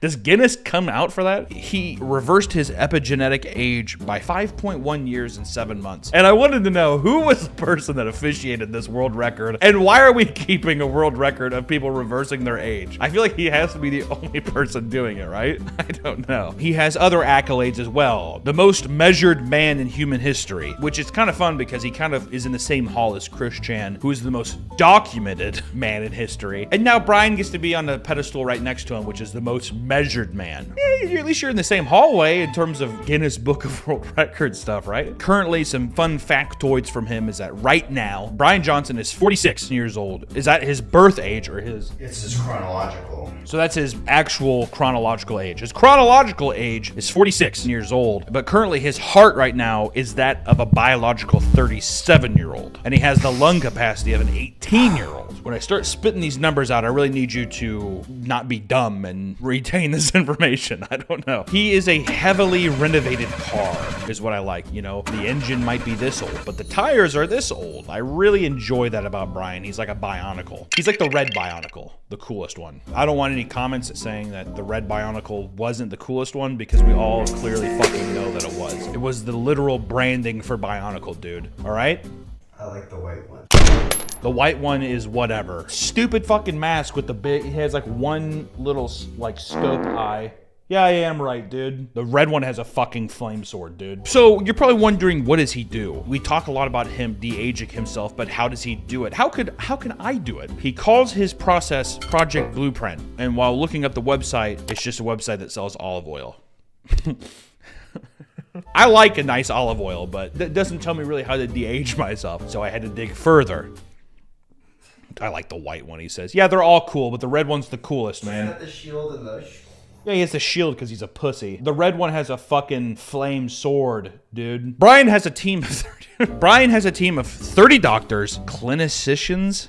What? Clinicians. 30 doctors and researchers who work on the second floor above his home. That's literal Resident Evil Umbrella Corporation stuff, okay? You sleep on the first floor, and on the second floor, people are trying to figure out how to make you the $1 billion man. First floor is you getting to watch Despicable Me with your son. Second floor, fucking Stark Industries. Like the Iron Man suit is being built right above you. Pretty crazy. Honestly, a bit of a flex too. He has a strict bedtime and sleeps 8.5 hours straight every night, all right? Brian has even started pelvic floor training so he doesn't have to get up in the middle of the night to pee, which interrupts his precious sleep. The man is literally telling his body, I'm going to do this and you're going to listen. If anything, I kind of wish it just said he pissed in the bed. I'm not gonna get up. I will pee in my sleep and I don't care. I'm so rich that I can just change my bed covers whenever I want. Oh, dude, if he did that, then he's like an 8-year-old. Then you become a child. Brian, piss yourself in your bed. Become a child in that way. It pushes your narrative even more. Please pee-pee in your bed. Make pee-pee and caca in your bed whenever you can. It stops premature ejaculation. Pelvic floor training stops premature ejaculation? Why would you want to stop that? You know what's the cool thing about premature ejaculation is you get yours immediately. All this huss and fuss, dude. I honestly I committed to that, but I thought you were talking about wet dreams. Have you ever had a wet dream before? I have. They're awful. Oh, I love them. You wake up sticky. Oh, I love wet dreams. It's not real. Oh, dude, I've only had one wet dream in my life, and it was probably the biggest oyster I've ever had. It was unbelievable. I think having it once is like, whoa, that's cool. But if you have like 20 times, you had 20 times? A lot. You've had a bunch of. I've only had it happen once, and I remember being like, I wish it would happen every night. Well, I stopped like masturbating for like a year, so. I'm not getting into your masturbation regimen here, so. Back to the video here. Let's watch Brian's morning routine. Brian Johnson's YouTube banner reads, "Don't die."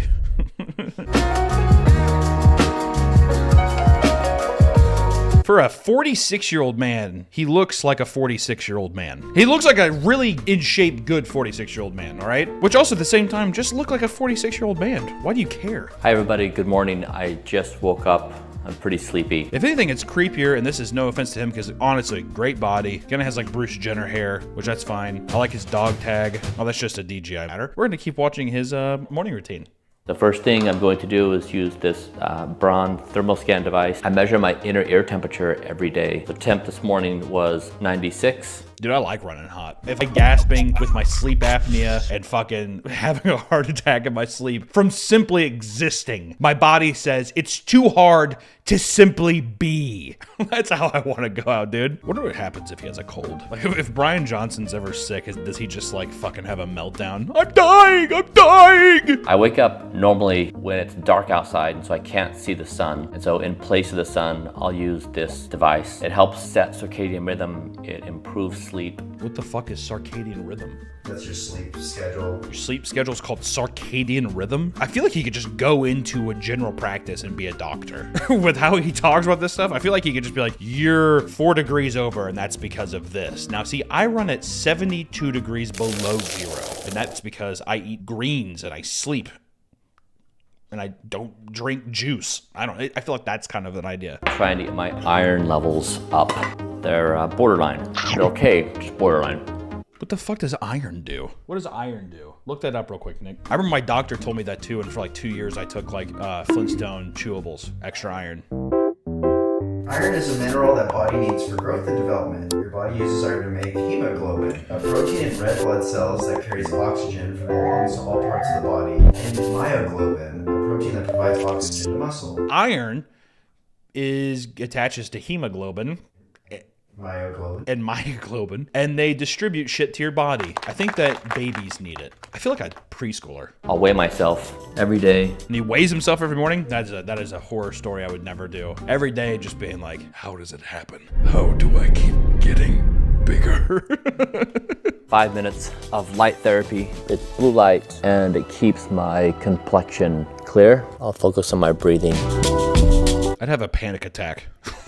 Light therapy, it keeps my complexion up. Dude, fuck the complexion. My God. This looks like a Cronenberg device. Like, I would seriously have a panic attack. It's like that one scene in 2001: A Space Odyssey when the baby comes out. Well, maybe that's why he does it. Maybe he feels like he's turning into a giant baby. My morning routine is about 3 to 4 hours. It varies on a given day. A morning routine being 3 to 4 hours. Who has the time? That's the thing, I guess, is if you're a millionaire, you're not going to a job. Also, it's just, this feels like a prison sentence, if I'm being completely honest. Like, yeah, all these things are beneficial to you, but like, God forbid you fall out of line once. What do? Do you just fold in on yourself like a goddamn neutron star? I don't know, man. You have to have some serious micromanaging skills just to do this shit. I always feel good when I wake up and I make eggs. You know what I mean? You start the day off with some nice eggs and like some sweet potato hash browns. Like, I didn't think there was a better way to start the day. That takes me like 20 minutes. I'm missing 3.5 hours of other stuff I guess I should be doing, if I'm being honest. It's somewhere between 4:30 and 6 a.m. I wake up. Wake up between 4:30 and 6 a.m. Dude, him and Mark Wahlberg gotta hang out. Mark Wahlberg wakes up the same time, but he prays for a long time. And Brian walked out of the church. I don't think Mark would fucking like that at all. The morning pills, my team organizes all the pills. Bro, it takes more fucking pills than my grandma who was in hospice. Yeah, it takes 100 a day. It takes 100 pills a day? God damn, dude. Over 50, maybe 60. That looks like a lot more. How the fuck do you take pills like that, dude? Some fermented foods. This is 2 tablespoons of extra virgin olive oil. That looks horrible. If you're 10 to 20 right now in life, what I would give to go back in time and begin this way of living at that age. It's impossible, though. You're talking about between 10 and 20 years old, you have to be a millionaire to do this kind of living. Because it isn't just eating a plate of green slop. It's the amount of time and money that goes into this is insane. Brian follows a strict diet consisting exactly of 1970 to 1977 vegan calories per day, ensuring he eats at a caloric deficit of 12. His daily meal preparation includes 3 meals named Super Veggie, Nutty Pudding, and a 3rd variable meal composed of vegetables, nuts, seeds, and berries. These meals are methodically crafted based on scientific evidence for optimal nutrition, and they look like the bowl of slop that the stay out of the basement dad gives to his children. He allocates 15% of his caloric intake to extra virgin olive oil per his website. That's why whenever I went there, it's olive oil. He loves I love olive oil. I'm gonna taste it. We should buy some. I do like in the videos though that he's just like, you know, you probably think I'm insane. I can imagine you viewing me and being like, this guy is nuts. Probably true. I don't think anybody's crazy for doing this kind of stuff. It just feels like a prison sentence. Like if you're admitting to yourself that you're a guinea pig, I feel like I'm like, is that just a life worth living? If you live forever, but you have to do this forever, are you really living? But it's just because I think it's insane because I could never see myself doing it. Nor could I see any other human being on Earth do it. He puts lights on his head, he works out a lot, and he gets sleep. Seems like a very normal thing, but it's to an excess. This 4-hour beginning regimen is pretty crazy. At the same time, it's very interesting. And if his whole life is based around the scientific research of him trying to de-age himself, why not? But I do wonder about the psychological reasons of why. Why? In the video, he's a charismatic son of a bitch, if I'm being honest. I like him. Would I want to do any of the morning stuff? No, but I'd love to get like a cheeseburger with him. I wouldn't want to eat the veggie slop. I was gonna say we could hang out, we could eat the veggie plate, but I don't know if I'd want to eat the veggie plate. We could watch an episode of Everybody Loves Raymond. He's 46. There's no way Brian doesn't like Everybody Loves Raymond. Everybody who's 40 years or older loves Everybody Loves Raymond. We'd get along, me and Brian. The reason I was so intrigued is because amongst billionaires and millionaires, there is something that is pretty, I don't know if it's common, but it does happen. Young blood transfusion. Brian practices in young blood transfusion and parabiosis. And this is where my mind became very interested because it's very, very similar to the normal process of which vampires get their blood, right? Lures in a young person, usually like somebody who's like a teenager, and steals their blood, sucks their neck, right? Well, Brian has a son named Tailgate. What's his name? Talmage. His plasma, which is rich in proteins, nutrients, and hormones, is expected to have rejuvenating effects. Final thing is I'm preparing for my son Talmage to go to school in 2 months. He's my best friend. We do everything together. I'm beginning to plan what I'm going to do when he's not here. And so I have a solution. Talmage, do you want to have breakfast with me today? How are you? Talmage, what's happening today? I understand that it's just a bit, but that actually, I'm not gonna lie, that scared the shit out of me. Is he holding a vial of his own blood that he's giving to his father? Brian, you got a sick sense of fucking humor, dude. Do I think Brian is coercing his son into giving him blood? No. I think it's a mutually beneficial thing somehow. His son gets to hang out with his dad, and his dad gets to harvest his blood, which is I think that's a fair trade. Also, if you can make kids just to steal blood, like you look at them like blood bags, awesome.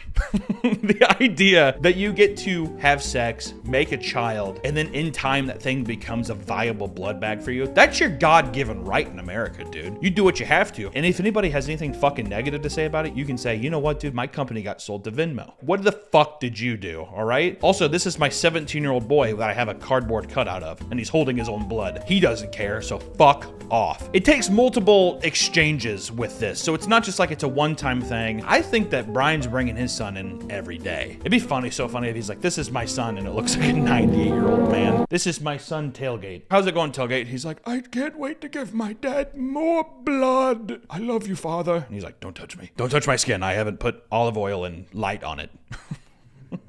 This whole de-aging parabiosis young blood thing became popular over the study of sewing a younger rat onto an older rat, and the older rat got kinda young. I don't think that there was enough research, but it was one of those things where all the millionaires and billionaires were just like, well, if we did this but bigger, I would come out of this looking 14 years old again. I could live until the sun explodes. But it ignores the fact that humans are not rats. Also, regardless of improved health and tests, all of the rats died within 2 weeks of the testing.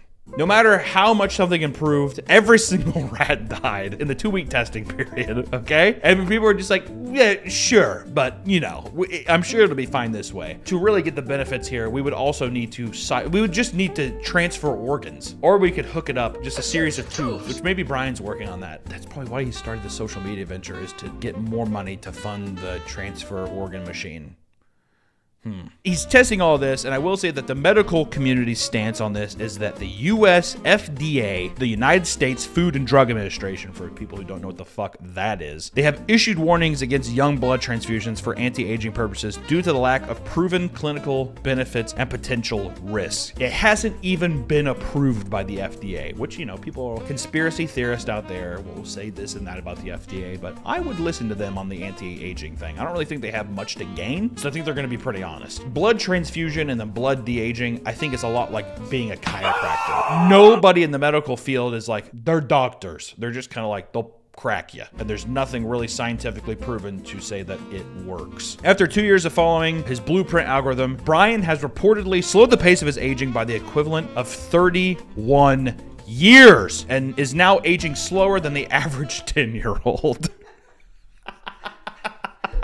than the average 10-year-old, okay? His body and muscle fat is ideal, and he has perfect liver fat, which, you know, his fat hovers around 5 to 6%. The founder of PayPal does blood transfusions. It's popular amongst rich people. Jeff Bezos made the news in 2022 for investing over $1 billion into Altos Labs, a biotech company working toward cellular rejuvenation programming. This is all made up shit. This is the fucking problem, dude. Is you need to have rich assholes can come in and I could just be like, I'm gonna make your cells gold. And rich people will just be like, my God, I'm gonna put as much funds, which is $1 billion, Jeff Bezos. He's just like, I mean, I can queef that out to you, dude. I don't care. What do you do? Can you make me immortal? Okay. Would I do this? No. I wouldn't want to be immortal, if I'm being honest. I don't want to live so long that the sun explodes and then I just eviscerate anyways. Also, there's no way that you would ever be able to remain young enough to where you're perpetually in this. I feel like parts of you would be young, but your body over time would just like fossilize and you'd just be like, I'm so happy I'm alive. But all in all, you know what, Brian? I think that you're an interesting man. And I think that on YouTube, it's one of the more interesting fitness, health related channels because everyone else is just so fucking boring. They lift weights, they do all this stuff. Brian is stealing the blood from his child and making himself young again. I love that. What's funny though is with this thing is that Brian, he talks about, you know, putting a fucking light mask on him, doing meditation, getting some sleep and eating veggies. And then I also take my son's blood. All right, they're all equal factors into my de-aging thing. I feel like there's a lot of people who probably does what he does, like eats their veggies. Sure, they might have Buffalo Wild Wings every once in a while, but I think the vast majority that's separating us from him is the fact that I don't have a 17-year-old genetically pure son named Tailgate who's willing to give me plasma. And I want that, Brian. I want that. Allison, I'm putting a boy inside you. I've decreed it. I've decreed that today I am going to put a seed inside my woman. She is going to bear me a son and I will steal its blood and I will look like this forever. I'll look like I did when I was 9 years old, but I'll still have facial hair, and I'll still be as witty and awesome as I am now for you all. So look forward to that. Look forward to future videos of me looking like I'm 8. My God, this natural light, I'm glowing, dude. What's weird too is the promotion of like, it feels like you're also just modifying plastic surgery, which is like fake. Not that that's even necessary. I don't even care if people do plastic surgery, but it's just the aspect of like, you're trying to defy what the human body wants you to do, but you're also like, well, you know, you can just eat healthy, don't consume as many calories, but then inject fat in your face so you don't look so ghoulish. I don't know. It's weird.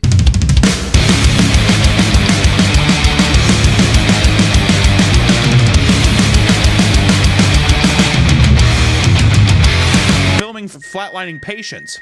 This is, you ready to go to the hospital? You ready to get that big surgery done, buddy? The doctor's gonna be in a moment. I hate when fucking people say that. I had this one guy when I had my appendectomy, whatever, thing blew up like a goddamn hand grenade in my stomach. And he's like, ooh, yeah, you in pain, buddy? And I'm like, yes. And he's like, all right, well, the doctor's gonna be right in to see you, okay? Talk about my ick, that's a ick for me. The doctor will be right in. And then hours pass. Gonna be right in. He's right outside. I see him. He's probably walking to your door right now. Okay, bye. I can't stand it. Next time I go to the hospital, I'm just gonna be like, put a bullet in my head, dude. Fucking put the bullet in my head. Anyways, we could talk about a nurse who was filming flatlining patients. In 2024, a Filipino content creator named Juliana Villafuerte. I need to get a Rosetta Stone. Is it for English or for Spanish? I think for just the entire world at this point. I can't even pronounce English names. I can't pronounce thing. A Filipino content creator can't say Juliana. She posted a video online in which she was enjoying her coffee on the job before being interrupted by a patient's cardiac monitor flatlining. Which, according to Juliana, she says, and I quote, the patient's family members came to the ER weeping, and that's when it hit me. How life is just so short. What does that mean? She was like basically saying like, you know, this patient dying and flatlining made me realize that life is short. Oh, so she was like, this guy died and you saw me try, but I just couldn't do anything. She also filmed herself crying and discussing how hard her job is before doing an unboxing video. What was she unboxing? Thermometers? There's people online where it's like you set up your camera and you cry on camera. It feels a bit unprofessional, does it not, for a nurse to set up her camera and she's like, oh. You're working. Yeah, you don't know how hard my job is. Dude, that's the job you chose. That's also just like, why don't you fucking get off the phone and get in there and help some people? How many other people are flatlining right now? You only can get a good reaction if somebody else is filming you from far away. That's the best way to do it. Like that one woman at the Trump rally, whatever, who's like, Of the United States of America, Donald. It's one of my favorite emotional moments online ever. People were infuriated that she was using the death of a patient for her own personal life lesson. Oh shit, dude. What the Juliana, you're not Shakespeare, dude. In response to the backlash, she issued an apology statement only for someone to confirm that it was 100% created by AI. She couldn't muster the courage to write it herself. She had to use AI. Her university made an official statement about the incident, and she was given a slap on the wrist. God damn it, Juliana. Get back in there. Because of the incident, she has been given the title of Flatline Queen. You know, we were talking about life and death stuff, people stealing skulls and people doing dances and writing poetry while you're flatlining and dying. Now let's talk about a nurse who steals jewelry from dementia patients. It's the perfect crime. They'll never remember. Where'd it go? I always love when nurses talk to old people because it's like as if you have to talk to them like they're toddlers. I know there's gonna be some nurses too being like, you don't realize the trenches you're in. Oh, I have to bathe for 17 old fucks all day. We're making a lot of enemies. Every video, I feel like people are just like, this motherfucker hates. He hates nurses. I hate the nurses that steal jewelry from dementia patients, dude. I like to joke about them complaining about having to watch old people. Fuck you. I don't. You. Anyways, in 2024, 54-year-old nurse Stephanie Phillips Sawiak was charged with 3 counts of neglect, abuse, and exploitation of an elderly, as well as 3 counts of robbery and aggravated assaults. 54 years old, dude. Fucking friendly fire. She's just like, I gotta get you before they get me. It's nothing personal, Gladys.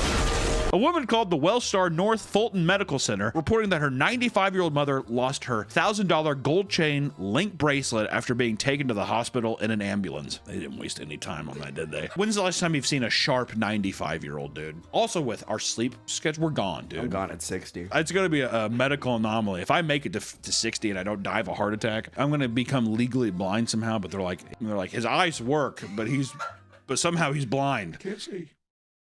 I can't see. In the investigation, it was revealed that Stephanie has a penchant for stealing jewelry off of defenseless patients in the hospital. Once again, easy crime. What are you gonna do about it? Another victim, an 84-year-old dementia patient named Patricia Gaskins, was wearing several rings the day that she was admitted to the Fulton Medical Center after a painful fall. It's always such a fun way for old people to go down. Oh, they just fall down. I can't, and they just fall. Steffi admitted to using hand sanitizer to help her slip the jewelry off her fingers.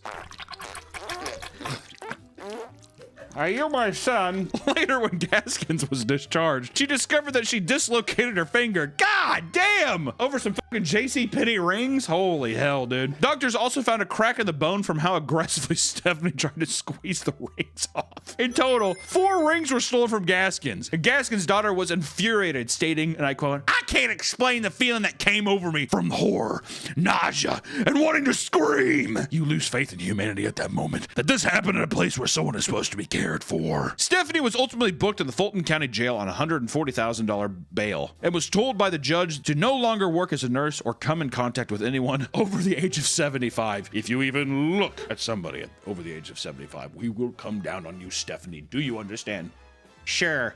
Or we could talk about a nurse who breaks babies' bones. Maybe for fun? I don't know. Let's find out. A nurse from Virginia named Erin Elizabeth Ann Strautman was charged with 1 count of felony child neglect after horrific actions taken against NICU patients at Henrico Doctors Hospital, which NICU means Neonatal Intensive Care Unit, which is a hospital ward that tends to premature newborn babies, whatever. So preemie babies, dude. They have to have their little CPAP machines to stay alive. You get it. During Christmas Eve of 2024, god damn, dude, recent. 7 weeks ago? Man, good lord. 7 weeks ago, hospital employees found out that several NICU babies suffered fractures. This was not the first time it had happened, as employees were met with a similar situation from the summer of 2023. How did that just get swept under the rug? They're fragile, I don't know. In one instance, the Hackey family recalls admitting their premature infant in September of 2023, only to find that it had a broken leg 7 days later. Would you not raise hell? But then there probably someone's coming, it's normal. It's fine, he's a baby. He's fine, see, it's happy, he's a preemie baby. With 7 cases of NICU injuries, an investigation began which led to the arrest of 26-year-old Erin Strautman. No mugshots flattering, but that one right there, I don't know why, but I think it's a Pink Panther theme song, I don't know why.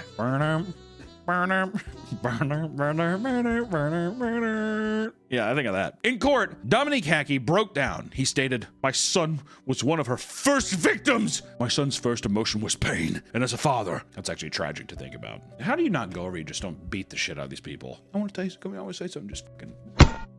that kind of thing. That's what I'd want to do, dude. Dominique and his wife had already experienced 2 miscarriages before their first child was assaulted.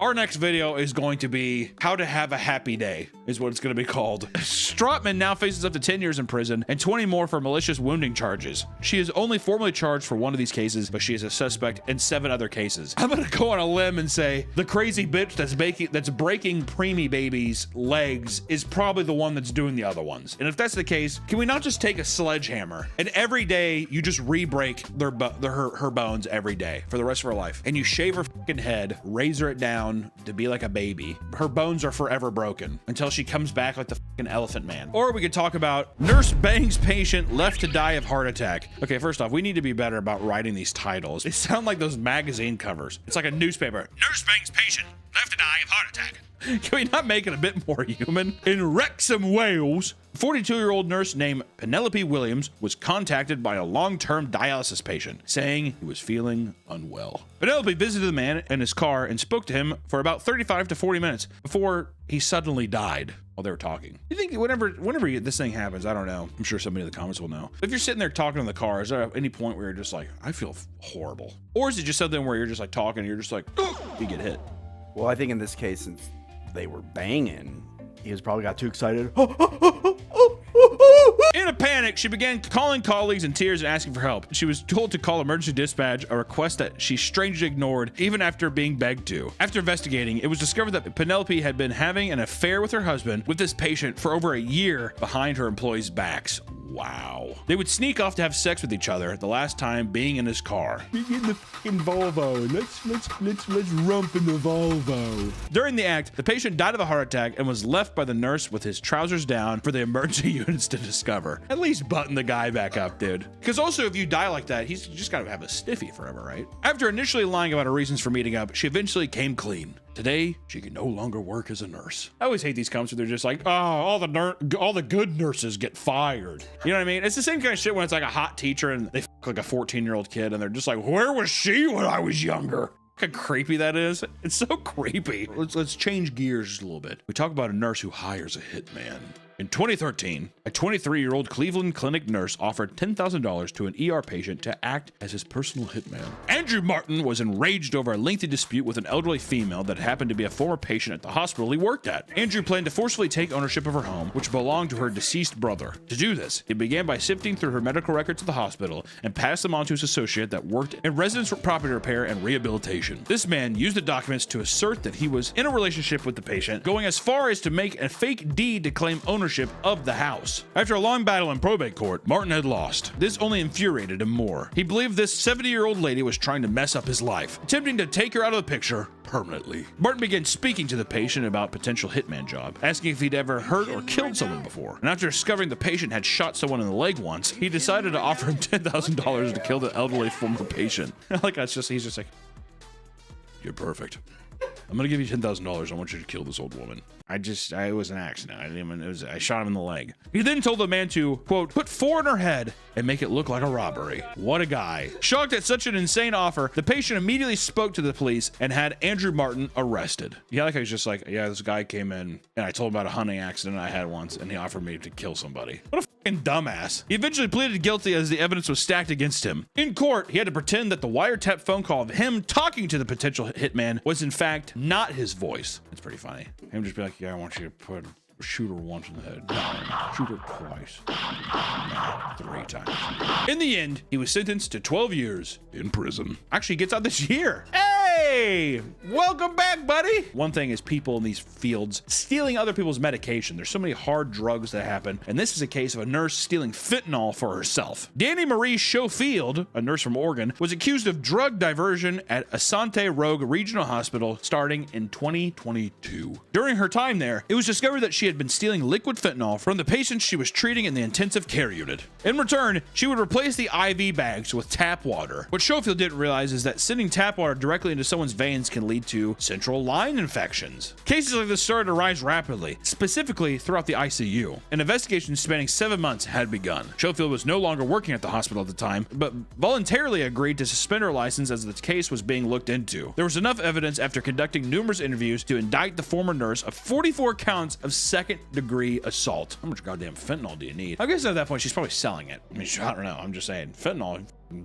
You can't roll the dice too many times on that one before you slip up, you know what I mean? One of the victims happened to be a 65-year-old named Horace Wilson that suffered severe injuries after falling off a ladder. While admitted, the tap water Schofield put into his system led to an infection that ultimately killed him. Because of this, she's also being cited in a wrongful death lawsuit as well. Yeah, dude. Murderer. Is that not murder? Yeah. Lastly, we're going to talk about 3 nurses from North Carolina accused of starting a fight club at an elderly home. While that does sound funny, and I did chuckle, that is extremely messed up. In 2019, Marilyn McKee, Tanisha Tyson, and Tanisha Jordan faced assault charges for instigating a brawl between 2 senior citizens. It started with 2 of them filming McKee as she shoved an older woman into her room, turned off her lights, and forced her to go to bed. Now you will go to sleep, or I will put you to sleep. Over time, their physical abuse would escalate. Later, according to the court documents, 3 of them convinced and encouraged a 73-year-old woman and another 7-year-old to fight each other, both of which had dementia and other cognitive disabilities. I'm laughing, but that's just because that's insane. And dementia patients slapping the shit out of each other. Once again, the thought is funny, but that is disgusting. Absolutely disgusting. The older victim pleaded for the other woman to let her go. To defend herself, she began choking the younger woman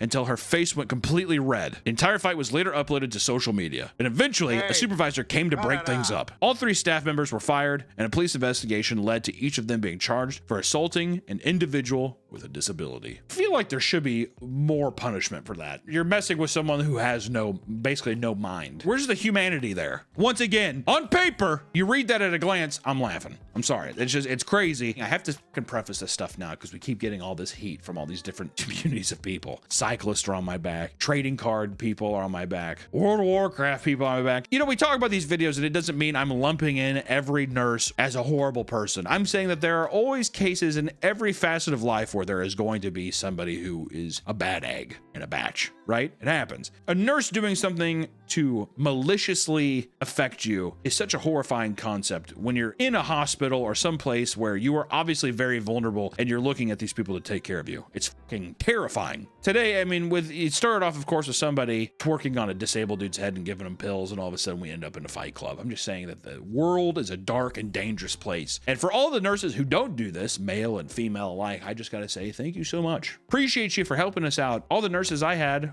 were great. I mean, everybody has a bad experience with a nurse. It's just because you want to get out of the place. I don't think it's really the nurse's fault. All I gotta say is thank you to all the nurses out there who don't start fight clubs with elderly people or my grandma, or they don't twerk on my head when I'm high on fentanyl or something like that. I appreciate you so much. For all the unsung heroes in the hospitals, just know you are appreciated and we love you very, very much.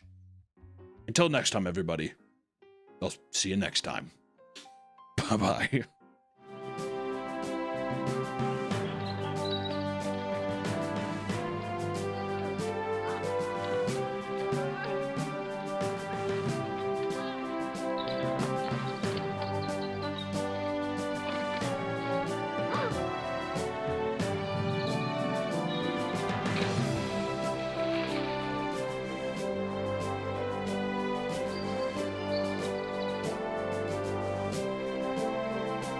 Welcome back to the Papa Mate channel. How you doing? How you doing? Come on and sit down because today we're going to be looking into the world of sororities. School has just started and that means the internet is getting flooded with peak sorority cringe like this. I hope my daughter gets to go into an RN program and do that.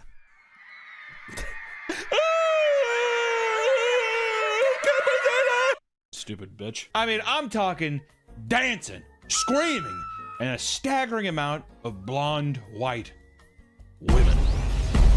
You want the numbers, Mason? I'll tell you, whoever fucking has those beauty shops where all they have to do is the same haircut every day, making money. That's what I'm gonna do, man. I'm gonna fucking get a sex change and I'm gonna be a big old broad that bleaches hair near an Alabama school. That's a good idea. Or by Ole Miss.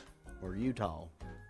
Utah. Every year, millions of women gather in their mega mansions and prepare a siren song to attract more members. And today, we're going to be looking into some of the most insane or uncomfortable things to ever come out of sororities. What started out as a great way for women to get higher education has now developed into something most of its founding members wouldn't even recognize. For those who don't know, sororities are just the female versions of fraternities. Fraternities is where the bros, all the business majors get together and drink brews, pal around and go to the games. The sororities are all the RN people who get together.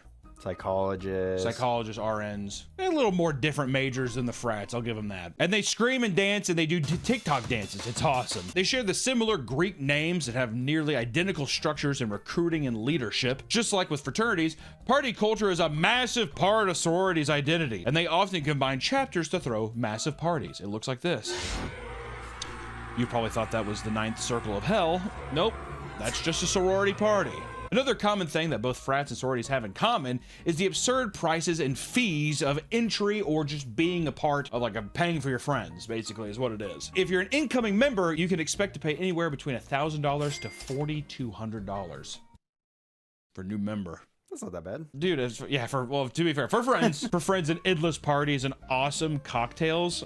Okay, that sounds like a vibe. I'm gonna lose my V card tonight. I'm gonna lose my fucking V card, and it's gonna be sick, and I hope his name's Tyler for a broke college kid. That's a lot. Well, that's why you have rich parents. Oh, well, you're spending daddy's money, as you're saying. Oh, okay, well, that's good. If you choose to live outside of the sorority house, that's an additional $1,800 to $3,500, and if you choose to live with your sisters, that can add between $3,100 or up to $12,500. Oh, Daddy, could you write me another check? Anything, sweetheart. How are you doing down there? It's awesome. I'm getting trigger fucked like crazy. This just includes memberships and housing fees. They don't include paying for your school tuition and all the other living expenses that follow suit, such as Greek life events or meal plans. Greek life or meal plans. Okay. But what could cause the prices of these sororities to be so goddamn high? Is it the exclusivity, Nick? A little bit. Could be. Well, it's the houses themselves. Most of the group houses you find on campuses are literal mega mansions. They're gigantic castles filled with 19-year-old girls screaming and crying and dancing.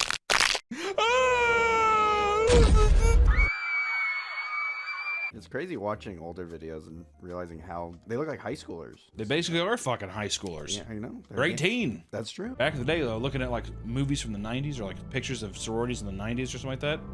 Look at a bunch of old broads. A bunch of old crones. You ever see Hillary Clinton in college? I'm just chilling. She actually looks like Sabrina Carpenter. Sabrina Carpenter wishes she had Hill Dog swag. The Delta Zeta houses at the University of Alabama, for example, is 40,000 square feet and cost around $17 million. That might seem outrageous. However, that's a pretty normal price for newer sorority houses being built. At other campuses around the nation, these chapter homes range anywhere from $10 to $20 million. That's just the norm. All right, my little angel isn't going any place that's under $10 million house. I didn't raise no little poor whore. I did it! Most of them come with marble flooring, a grand staircase, massive kitchens, as well as meeting halls, entertainment rooms, and pools. Plural again. Pools.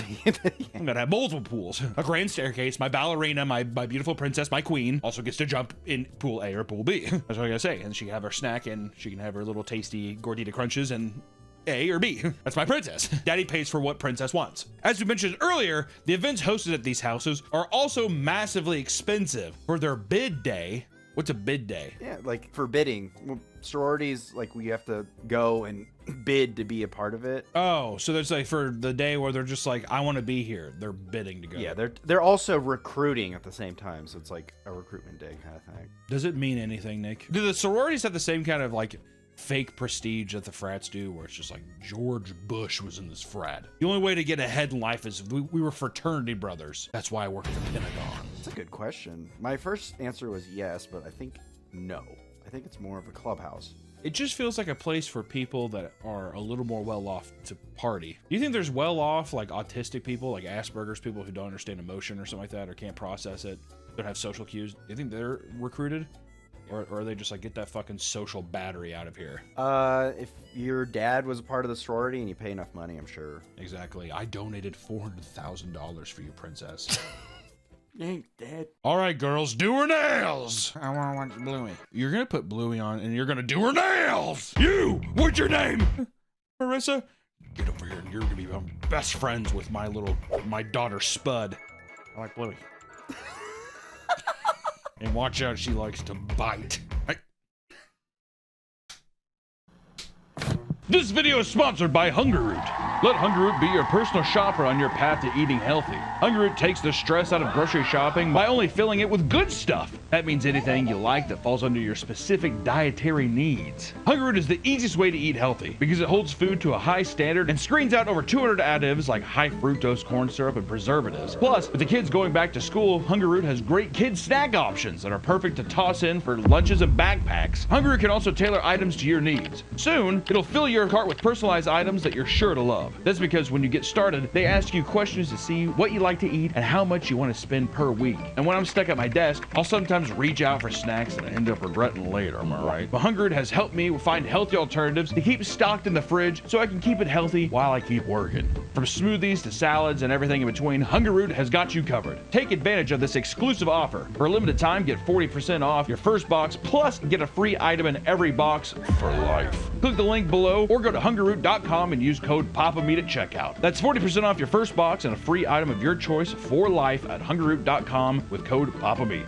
Thank you, Hungerroot, for sponsoring this video. Go back to the video. For their bid day, a Tri-Delta chapter of the University of Arkansas spent thousands of dollars on balloons and other Western-themed decorations to welcome in their new members. Imagine this, thousands of dollars for balloons, Nick. You gotta look pretty. I don't think balloons make you look pretty. You're gonna, you know, I bet it is. They're like, I like cutting the strings and watching them fly away. Be free, genie. Probably some shit like that. Old Spud's just like, has a giant pair of scissors. No, Spud, no!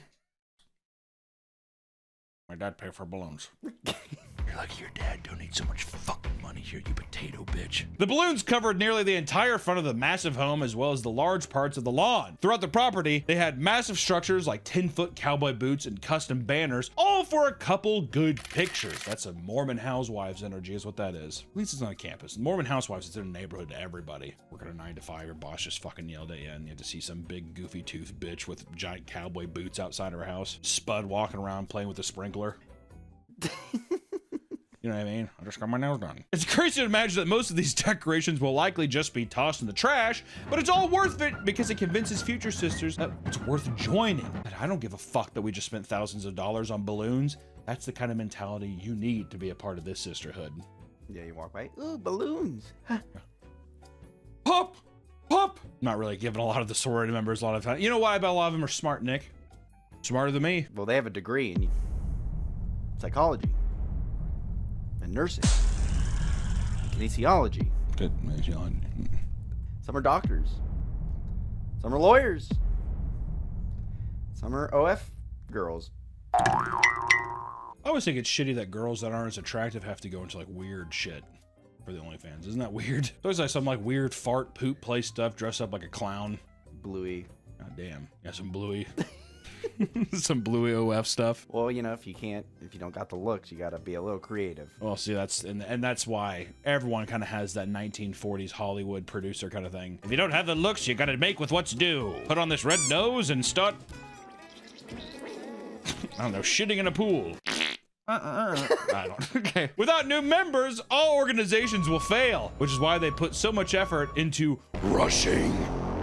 Rushing is the process of recruiting new members. Those interested are expected to meet their current members and attend events at the frat or sorority they'd like to join. On the average campus, you can expect to find anywhere from 10 to 15 different sororities, all competing for their attention. To do this, they not only decorate their houses, they also post all sorts of social media content to hype themselves up. Hype beast! In the mid-2010s, multiple sororities at Alabama posted Pinterest-style recruitment videos. At the time, Pinterest was all the rage with people using their filters and posting their aesthetics, aka white women's heaven.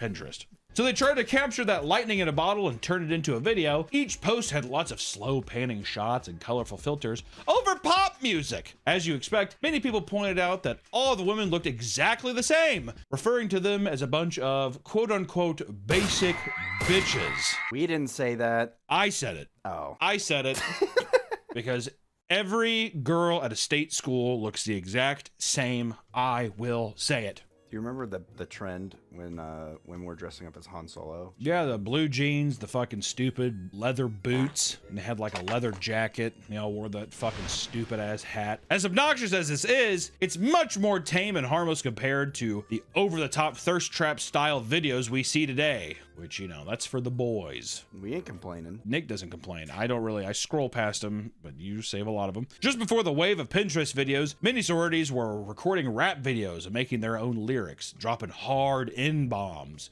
But it was cool! I actually don't know if that's true. Ooh, look my pictures. I tagged my sisters. They're in the pictures. I love that. I took that picture. A lot of these videos use their own beats and they're mixed horribly, which, you know, we're not trying to fault people for not knowing how to mix music, but at the same time, if you don't know, why are you doing it? Some involve skits with people dressed up like rapper stereotypes, colored bandanas and all, borderline racism, but it's okay because we look cute. Some of these videos, like the Kappa Rap 2, have nearly 2 million views. Comments under the video are filled with vitriolic critics or gooners. People are either they're up in arms or they're beating their cocks. A lot of Christians are believing in this false god that's the Antichrist. I forget the word was. So what the fuck are you talking about? So how did this pop up? I don't. She just started talking about it. So out of nowhere, she just started saying, "Oh yeah, so people are believing in the Antichrist." Is she fucking Peter Thiel? Lord. She didn't say Antichrist. It was something else. It's like, you know, I can't. God, I wish I knew what the fucking word was. Well, also here, this is a heavily upvoted comment. Someone says, or Kate, which I don't know, maybe I think that she's jealous, but says Nick confusing basic human chit chat for unrequited love for him is just right on the money. Now, how do you respond to maybe skeptics that say that? You know, I will say the big meme is that guys, you know, one, they can't tell when someone's hitting on them, and they also think every girl's hitting on them. So, you know, I will take it. After the whole, I have a poll up right now. The chat is relatively split. 42% of people right now are saying yes, and 58% are saying no. I mean, you're neck and neck with somebody. All right. I say this is so. After the whole thing, yeah, I would say no, she wasn't hitting on me, but I'm still not sure because she mentioned her husband. Because it was just weird. When you said it though, she did not seem happy. She seemed like she was like, no. You need to help me out of the situation," kind of thing. Well, that's she kind of painted it like, "Oh, I've been married twice," so I assumed, "Oh, she's been divorced twice." Also, to a person willing to admit that so openly, you know what that makes her sound like? To me, that really, she's like, "Oh, I've been divorced twice." What I really hear, though, Nick, is I hear, "I'm a girl who likes to make bad choices." Yeah. Oh, she said that. She said, you know, I'm not very good at choices, and you know, based on my was she grinding her ass on your lap the whole time? No. She's like, uh-oh. She's like, you're like, I don't know. I think she was trying to give me some signs. No. I mean, I was just saying, you know, right at the beginning, felt like she's hitting on me. I do think it's funny because we got a $25 donation from Kevin that says, "Don't listen to the hater. She wants you, bro." I like how all the guys are like, "Dude, she fucking wants you bad." And all the girls are like, "I think she was just talking to you." And you're like, "I don't know. I'm not sure." Yeah, I mean that's 100%. You know, I don't know. I think that's the power. Okay, with like the woman-man dynamic is that in any form of sales, exactly, a woman is going to use her demonic tits and pussy and ass to sway me into falling head over heels and being an innocent boy, right? Exactly. We got a final so- donation from Whitley that says, "Hey Papa, can you say hi to my fiance Shelby, and tell her where we can send your wedding invite." Hi Shelby, send it to hell. I'm not going to your fucking wedding, dude. That isn't. That made it sound very personal. I don't plan. I don't want to go to a wedding. I'm sorry. All right. Weddings are worse than funerals. I'll be completely honest. Is that not right? I mean, am I wrong? Even being at your own wedding is like pretty fucking mid. It's like a very midday. All right. It's supposed to be the happiest day on earth. It's not. for It's you. it's really not. I've had happier days than my wedding. I've absolutely had happier days than my wedding, and I think my wife would say the same thing. Hope she's watching this. Yeah, I mean, here's the thing. So if you did think that she was hitting on you though, Nick, would you go back again for a touch up and be like, listen, I just thought I was kind of catching some. I thought I was catching some signals you were throwing out. Am I crazy? Or because she's married, would you respect that? Oh, if she's married, she's got to ask me. That's the thing. I ain't breaking that social boundary. I love that. Would you respect that? Well,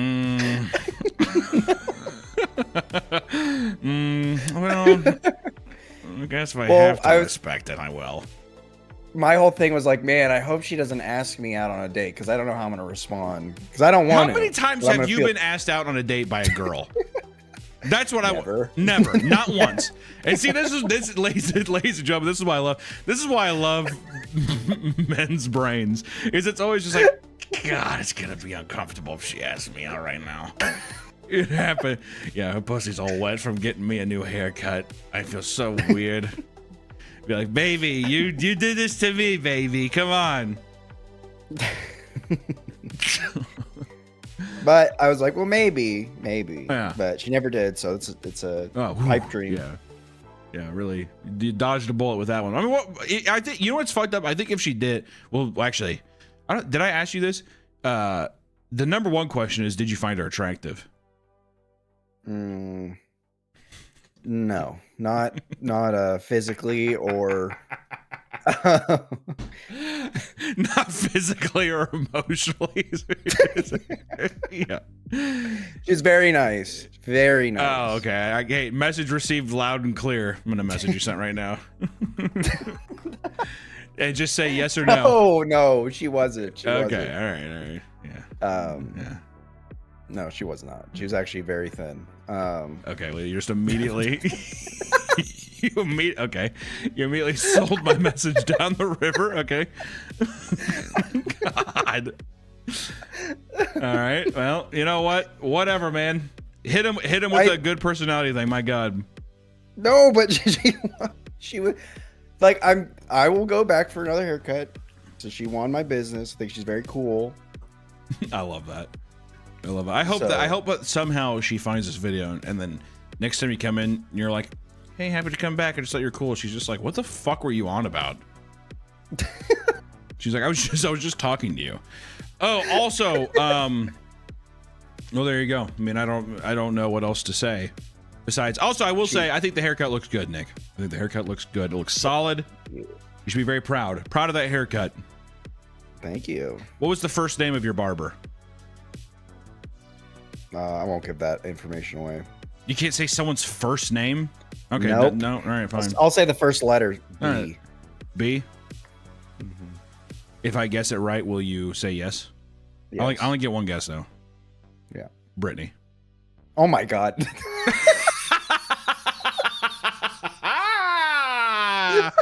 Yes!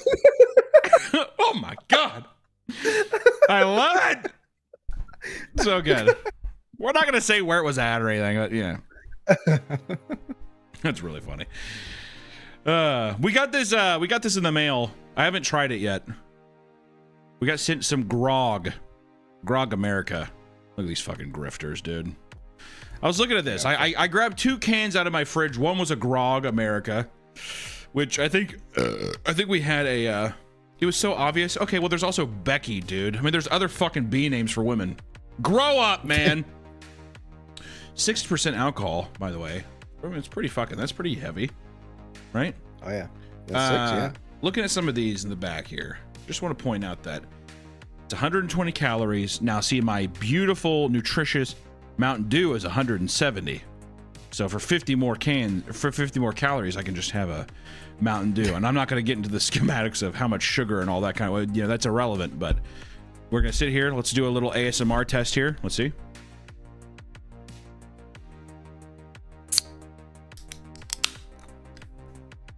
Did you like that? I didn't even hear it. I think Discord muted it. Well, just know that I thought it sounded pretty good. Sniff test. Smells like a bomb pop. It's definitely a bomb pop.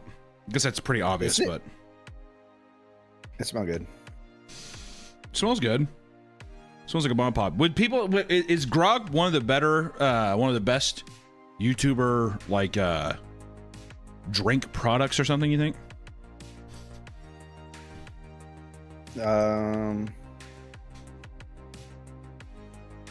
The bomb pop, it's pretty good. I'd put it up there, like as in flavor.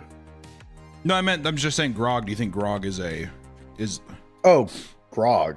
Do you think it's one of the better YouTuber? YouTube products. I mean, I'm not a fan of seltzers and shit. Yeah, this one, it wasn't bad. It's pretty good. Tastes good. But I tried their other Grog, and it wasn't. I didn't like it. All right. Well, here you heard it here first. Nick hates Australia. He hates Australian YouTubers. No, I just said I wasn't a fan. It's pretty but good. Hunter approves. I think it's good. Yeah, I think it's good. You think it tastes like a bomb pop though, like fully? No, I don't think that it has like a full. It tastes kind of just like cherry to me. That's what it tastes definitely like cherry. Yeah. I will say though that this is it's not bad. Like I would 100% drink that. Compared to other seltzers I've had a lot of seltzers where, you know what, this is going to sound probably pretty fucking stupid. You know what a lot of seltzers taste like to me is like a fucking gin and soda. And I fucking hate gin. I hate gin so much. Carbonated fucking acid water. I hate it. It's not bad though. I mean, like, this is not bad. I would say that I think I want to say I had a peach one before this, a peach grog. Maybe it's been forever since I've had one, but I will say the peach one I like a lot. It has more of that actual punch. I think I like this one over the other ones. You think so? I mean, it's nice. If you like cherry, it just tastes like a cherry pop. Mm-hmm. Also, it's not 6% alcohol is pretty good too. I mean, also the brand. I like the branding too. Do you like the can? Mm-hmm. I like the can. I figured you'd like it. I knew Max was gonna throw some fucking Japanese bullshit up on this. See, that's smart though, dude. Because all these fucking people who watch YouTube just love Japanese bullshit. I figured you'd be. It's a dying culture. We need to bring it back. I know those motherfuckers need to start fucking big time. It's unbelievable. Horny ass culture. It's crazy. Birth rate hella down, dude. It's good. American Japanese text. It does feel it does feel weird having it be like grog Japanese and then just right underneath it America. it's very I don't really know what the fuck I'm trying to. I'm like, I don't know. Those Australian fucking grifters trying to break into our market, dude. Burn them down, man. It's good though. It's cherry. It's cherry. I would not say it's a bomb pop flavor, but I mean, does bomb pop taste more than anything than cherry? Really? I mean, what else is the flavor in a bomb pop? Because when I think about a bomb pop, I'm just thinking of like cherry. I know there's blue and there's white, but I don't really know what else. I think more of the blue flavor, but that's because it's at the very end. Yeah. It's like the last thing. So it's cherry. Oh, is it lime? So what's lime and blue raspberry. Yeah. Oh, that's kind of nice. I like it. Looking forward to a new Creep TV episode with you and Mr. Goon. Are you allowed to say if one's on the table? Yeah, I think we're uploading. I don't know if it's just Patreon or if it's going to go up on the actual YouTube channel. What the fuck was it? It was Gemini Home Entertainment. That's what it was. That's the one we did. No Nick Cam. He doesn't have a webcam. Blame him, not me. Sorry, guys. Here, read us some of the donations too. Interact with read us some of the donations here. Let me pop it out. Let me see. Rip Joe Rogan. Did Joe Rogan die? There's no way. Rip-a-roo. Ban funding. Get him a cam. There's 70 billion cameras around here. I can't convince him. Right? It's like telling an alcoholic, hey, quit drinking. It's like he has to do it on his own at this point. All right. Faith, with 2 H's, 99 with $10 says, "Hi, Papa. Just found out that my boyfriend of 7 years was cheating on me. Ooh. Please make the pain go away." I can't. That's a fucking deep one. That's going to be affecting you probably for the rest of your life. So good luck with that. But I always say this when people talk about, you know, oh, my boyfriend of this, my girlfriend of that, we broke up, she cheated on me, whatever. I found out, I'm heartbroken, right? All that kind of stuff. You know what? You have to look at the positive of at least it's right now and not 10 more years in the future. You got to look at it like that. If you don't look at it like that, then it's going to eat you alive. Now you can actually you can actually start looking for somebody who actually gives a fuck about you. You know what I mean? Don't get me wrong, 7 years down the fucking shitter is bad. You know what I mean? But it is what it is. Let me tell you, there's gonna be a couple fucking warning signs next time. You know, little railroad crossing sign going off next time you're out on the prowl for some cock. But good luck. That is the good mindset. You gotta rip the Band-Aid off. I think so. You gotta do it. Stop the bleeding. Yeah, you're hemorrhaging blood. Good luck. Someone donated $1. Welcome back to the Papa Meat channel. How you doing? How you doing? Coming and setting down because today we're gonna talk about thirst traps. And the winner is Meat Canyon for the best art streamer.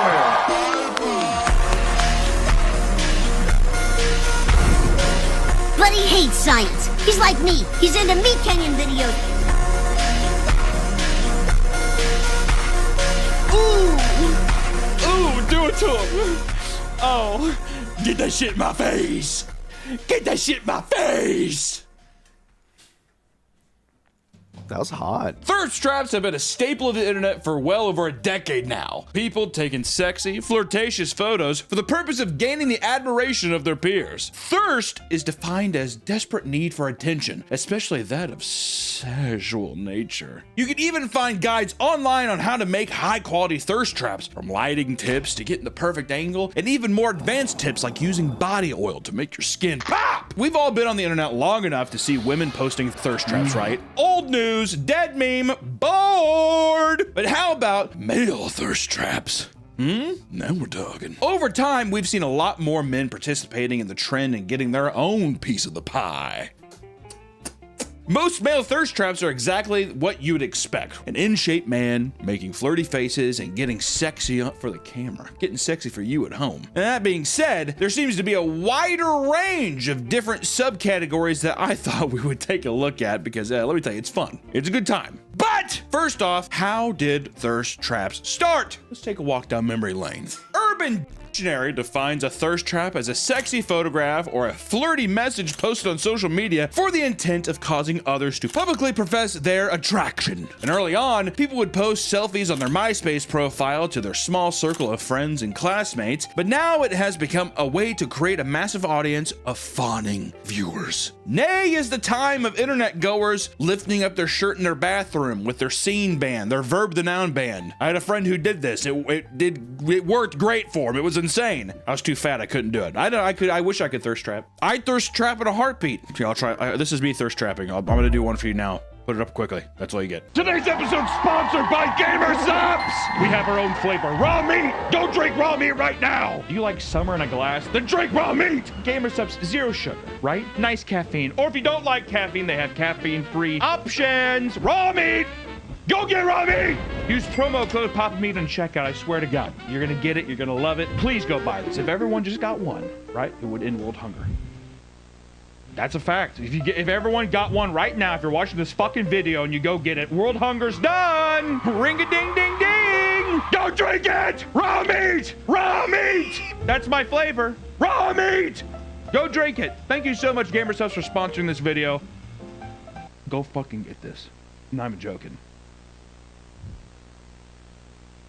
The term thirst trap has been around since around, 2011. It mainly consisted of women, but around 2018, male thirst traps began to emerge on TikTok. This content featured shirtless, lip-biting, short motivational speeches, and oftentimes, roleplay. But then, in 2020, the pandemic accelerated the trend as users turned to the internet for connection and validation, with users like Vinny Hacker capitalizing on this shift. Vinny, who started making thirst trap videos in high school, blew up early on, currently sitting at 15 million beautiful followers on TikTok, and over time, the thirst trap genre has evolved and morphed into a multitude of different archetypes. So, let's start with some of the more common thirst traps, like the motivational buff guys of the internet. You might see these. You'll be scrolling through, you'll see one of these big buff beauties every once in a while. Because while many influencers can go far with just good looks alone, others try a different approach. Their posts are very clearly made for the women in his audience, making him out to be the most sensitive and caring lover. I have a huge heart, right? This man here is Josh Hopkins, an influencer with hundreds of thousands of followers that post all sorts of soft boy alpha thirst traps. He's got a heart, but he's a leader. He's got a heart of gold, but he's also a lion. He's the leader of the wolf pack. Some of his posts include motivational captions like, "The real flex is how many lives you can positively impact." He's shirtless. Do you feel positively impacted? Is your wet? You hard? That's positive. I think it's positive. But he posts this alongside videos and photos of him posing on a boat. To show that he's rich. He's got money. He does have money. He's rich. Your life isn't as good as his. Please be wet or hard right now. Thank you. Another one reads, "If you hang with me for too long, I'll brainwash you into believing in yourself and knowing you can achieve anything." That's hot. That, like... I'm motivated. I am motivated. Masculinity isn't toxic. The absence of it is. Weak men are abusive and spiteful. Strong men are protective and loving. Like a dad.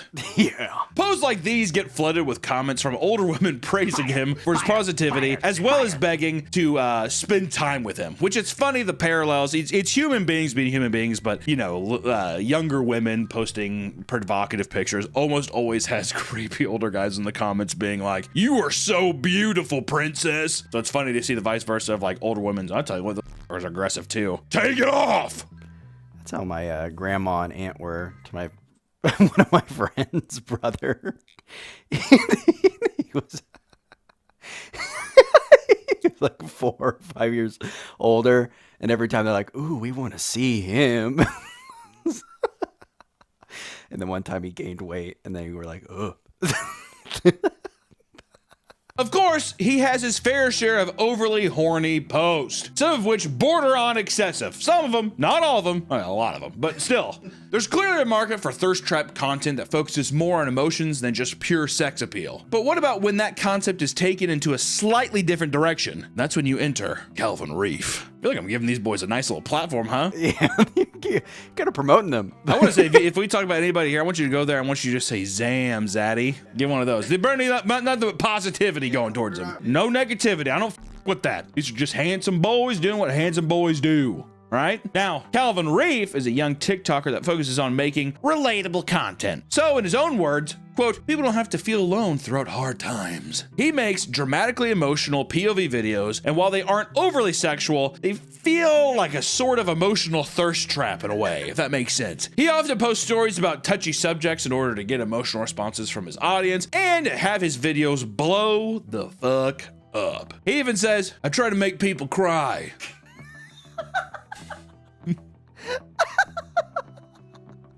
It's good, dude. He's like Spielberg. You gotta respect that. Why not? I mean, listen, let's get away from the emotional stuff and look at a genre of thirst traps that is an absolute peak of horniness for every. I mean, why else are we here? Why else are we here? I'm bricked up already.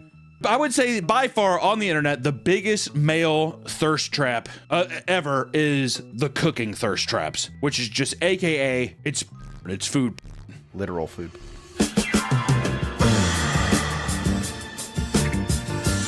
Okay, I want to be a cinnamon roll. They get in there too with the dough and shit. God damn, like sitting there, they're smacking stuff, smacking dough. They're just showing you. They see that's Good advertising. Little subliminal messaging right there. Well, it's not even subliminal. I mean, that's just, they're just saying, this, you are dough. My finger, you're whole. At some point, attractive men who were skilled in cooking and baking had discovered a new type of viral content, one that mixes the aesthetic appeal of delicious foods with the sexual nature of thirst traps. Gold mine. And let me tell you, it is a gold mine. An absolute never-ending gold mine. One very well-known influencer in this realm is the man that goes by the name The Donut Daddy. He's a donut maker from Melbourne that made a large name for himself after posting increasingly horny content. And let me tell you, when I say posting increasingly, he knew what he had. He had the pickaxe and all, and he found gold. He kept digging, all right? In these videos, he's not only showing off his six-pack and his chiseled features, he's doing just about everything shy of taking his out and the food that's right in front of him. You can watch him pretend to eat out bread dough, spank the sides of stand mixers, and splatter frosting on the counter in a like fashion. Ladies and gentlemen, when I tell you, I mean, even my ass, I was like, just like looking around and shit. I think I saw one of his videos one time when I was at an airport. I thought I was gonna get arrested. Yeah, I was like watching it, just sitting waiting for a flight. I was like scrolling through like Instagram or TikTok, and yep, there's always one person that knows that you're watching something bad. You like go down, you like look over, and there's like an old woman who's just like, I kind of like that, though, knowing someone's watching. On several occasions, he'll purposely cover the donuts he makes for his infamous cream pie shots. You know what a cream pie is, and they're delicious. In one video where he makes a key lime pie donut, he grabs the hook off the stand mixer and jerks off the dough until it comes right off. He then starts rolling the dough, only to spread it apart like a pair of cheeks and spank the hell out of it. And near the end, he starts fingering the lemon filling.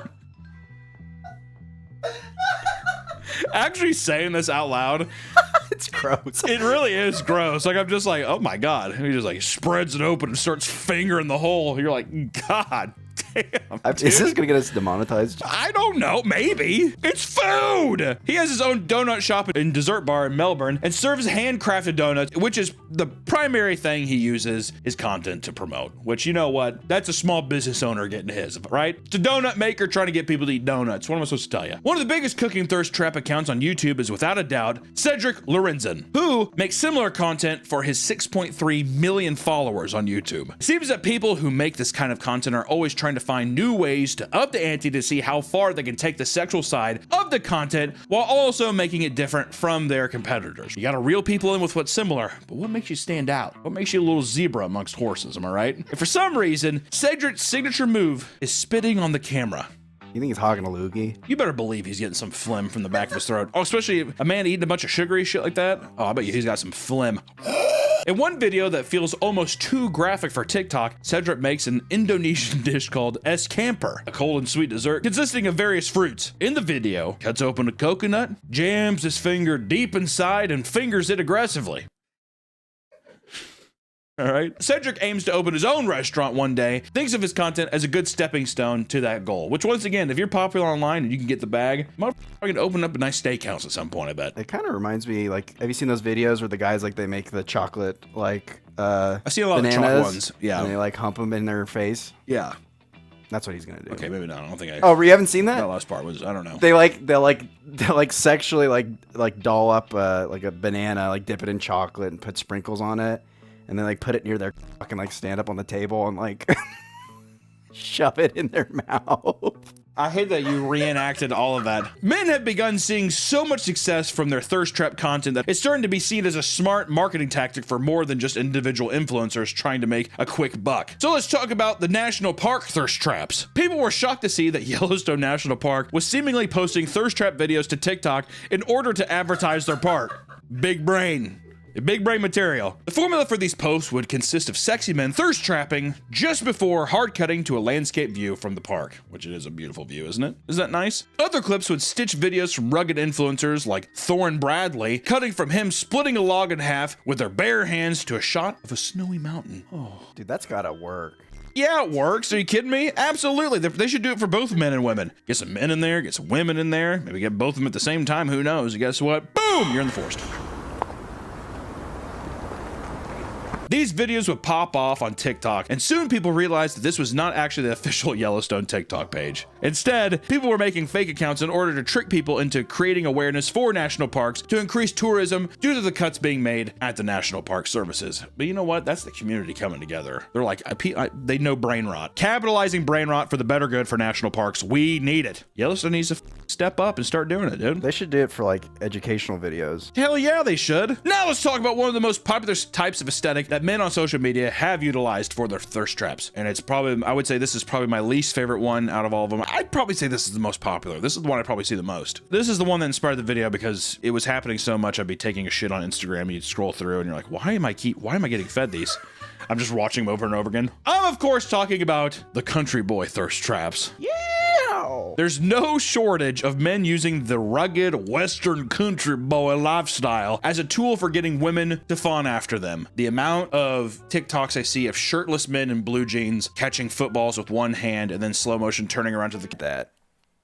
Can you imagine? What if I actually just lost like 150 pounds for that thing, just for that bit? As I turn around, I had like a full chiseled thing, and I'm like, I think people would immediately not like me anymore. People like a nice pudgy guy. That's true. Jonah Hill, good example. Do people not like Jonah Hill anymore? What happened to him? He was woke.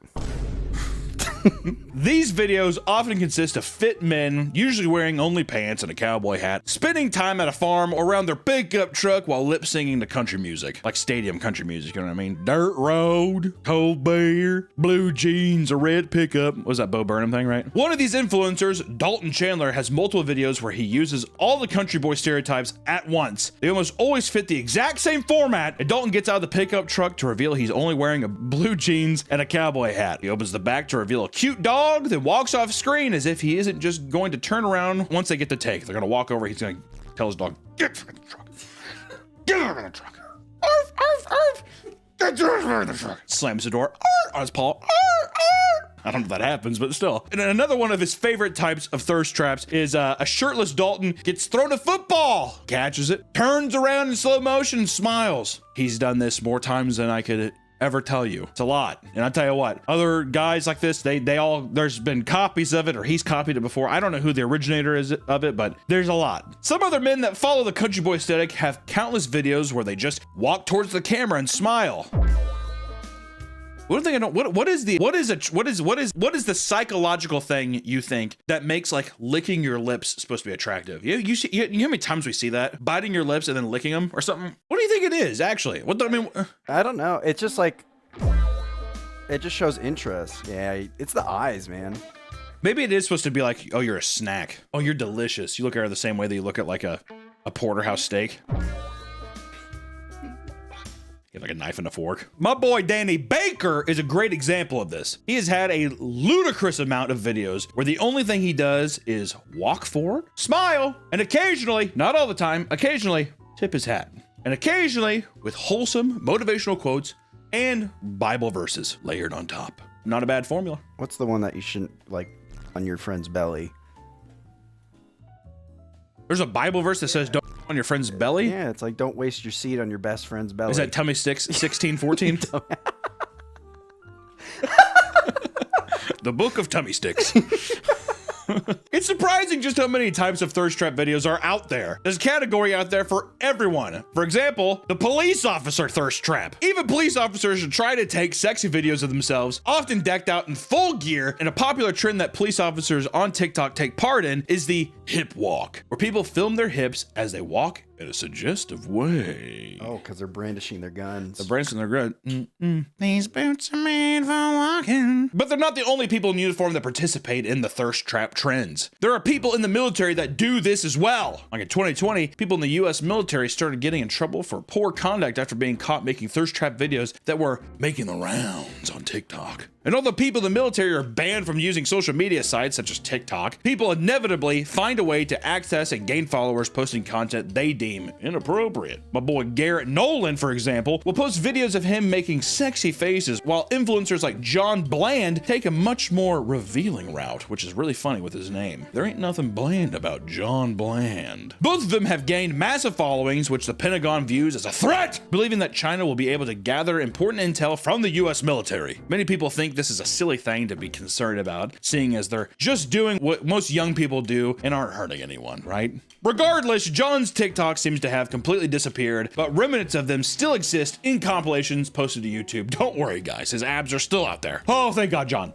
Where'd you go, John? We've seen enough hot, young twinks. How about sexy influencers for the older crowd? Well, look no further. Divorced dad thirst traps is my lifeblood. There's nothing. Divorced dad and divorced mom thirst trap content is so funny and just truly shows how people at an older, like, nobody really ever grows up. They just get older. Because these are the same people that would be doing the John Bland thing if they still had that kind of body. But it's the idea of like a 53-year-old guy who's just like 53 and can go all night. And he's just like, but they're like old as shit. It's so good. Some people are very honest about their lives on TikTok. Too honest. Like Brian Bateau. He's a man in his mid-40s who is often using TikTok to score himself a new wife.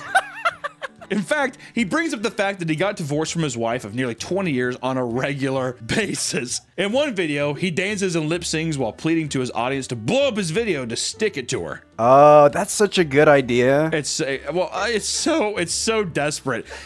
He better be having some divorced rock in there. Divorced dad rock. He better have some Creed in there, some Seether, Stained, all of them. Puddle of Mud. They better all be in there. Does Breaking Benjamin fit? I think Breaking Benjamin probably fits into divorced dad rock now. Something's getting in the way. Lots of people in the comments end up venting about how they just recently got divorced recently as well. All the other guys are like, buddy, preaching to the choir. So it's just an echo chamber of divorced people. It's the divorced dads all come together. They hear this. They hear the "It's Been a While" by Stain from like 4 scrolls up. They're like, oh, I'm home. She took everything, and the text is huge because their eyes suck. That's another thing I like too. I love at games when guys are texting, it's just like, I'm going to fill you up and like spread it all over your stomach, and they like look at porn at like games. It's insane. It's just like, dude, you're around other people. In other videos, he urges people to respond to his DMs because dating in your 40s suck. Some videos have a strange vibe because he'll emotionally vent about how much he misses being married, all while looking longingly into the camera like a typical thirst trap. You know, just sitting there, he's just being like.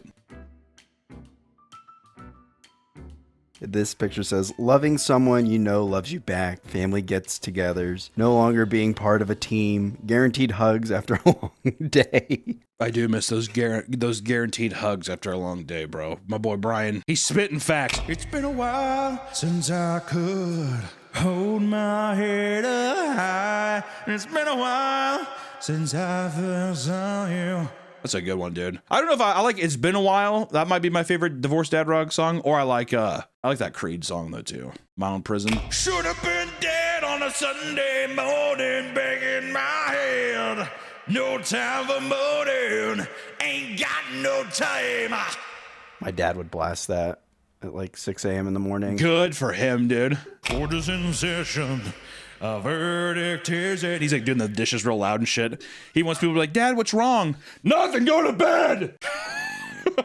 But when all else fails, Brian will not hesitate to pull out the occasional horny post, knowing full well his children are aware of his TikTok presence, but he doesn't care. Dad's lonely.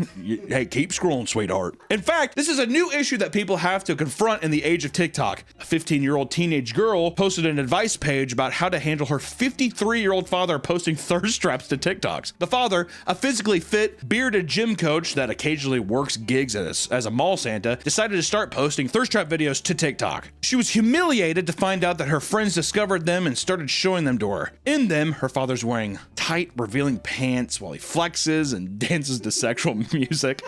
And according to her, quote, you could literally see everything. That's so brutal, dude. I feel bad for her. That's brutal. She would then look at the comments to find that a bunch of women were thirsting after her father, and he was even responding to them. That old boy was getting it, and he's like, I'm eating good, sweetheart.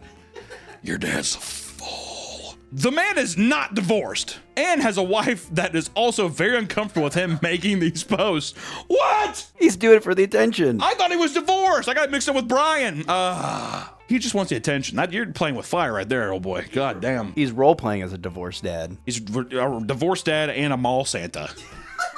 They both want him to stop, but according to her, he would tell him that, quote, I'm an adult and I can do what I want. What a fucking immature piece of shit, dude. The team wants nothing to do with his content, but refuses to let her block his account. What? You better unblock me. You unblock it and you like those posts and repost them. He even shows them to her directly before posting them. This seems like vindictive. Is that not f***ing torture? Yeah, that's child cruelty. That does feel like child cruelty. I mean, a little. I mean, at the very least, child cruelty. Dad, I don't want to see it. You will watch me in my joggers. And now let's get in the stranger side of male thirst traps. Whenever you think of all the ideas that have been exhausted, people will find a way to keep things fresh. For example, how about fake arrest thirst traps? I know we already talked about police a little bit, but stay with me. On TikTok, people are making videos where they pretend to get manhandled by police from the point of view of their girlfriend. The goal is to give off the bad boy aesthetic, like it's a scene out of Degrassi or like the end of a movie or something, you know, where it's like, don't worry, babe, I got this under control. They shove themselves against a wall and pretend their hands are being cuffed behind their back before turning towards the camera and smoldering. This is me getting arrested. Get off! Did I look like a bad boy, Nick? You did. Thanks, Nick. Thirst trap videos are likely here to stay for the foreseeable future. I mean, as long as people get horny, they're going to be around. Sex sells, Nick. It's kind of like book talk. It's exactly like book talk. But the difference between book talk and thirst trapping is it's way more feral. Book talk, people are getting all horned up, I get it, but they're just like, usually they're never like, it's a lot more vague, or it's like behind closed doors. Oh, I'm reading this in private. That one scene in chapter 26, that kind of vibe. Versus thirst traps are just like, this is like me and I'm hard. And then people in the comments are just like, hey, by the way, I'm wet and hard. There's a swamp happening right here. It feels a lot more abrasive to me. No matter how bizarre and how low effort some of this may be, human beings are feral, horned up creatures that can't help but watch. To those who make fun of people posting them, who could blame them? Some of these people are making tons of money doing it, and all they have to do is be a little bit cringe and horny. People gotta eat. That's with anything in life, bro. All I gotta say is the shit's cringy, and I guess if you stumble on it, you don't like it, buddy, just keep scrolling. Thank you so much for watching this video. We will see you all in the next one. Bye-bye. Welcome back to the Papa Beat channel. How you doing? How you doing? Coming and sitting down because today we're gonna be talking about the jokers of the internet. Why so serious? Both Marvel and DC have reached an all-time high in sales and media production over the last 2 decades, right? The comic book fatigue is fucking real. Pop culture is now superheroes. While all sorts of popular characters are getting their time in the spotlight, there's one in particular that has grown a massive cult-like following online. Joker.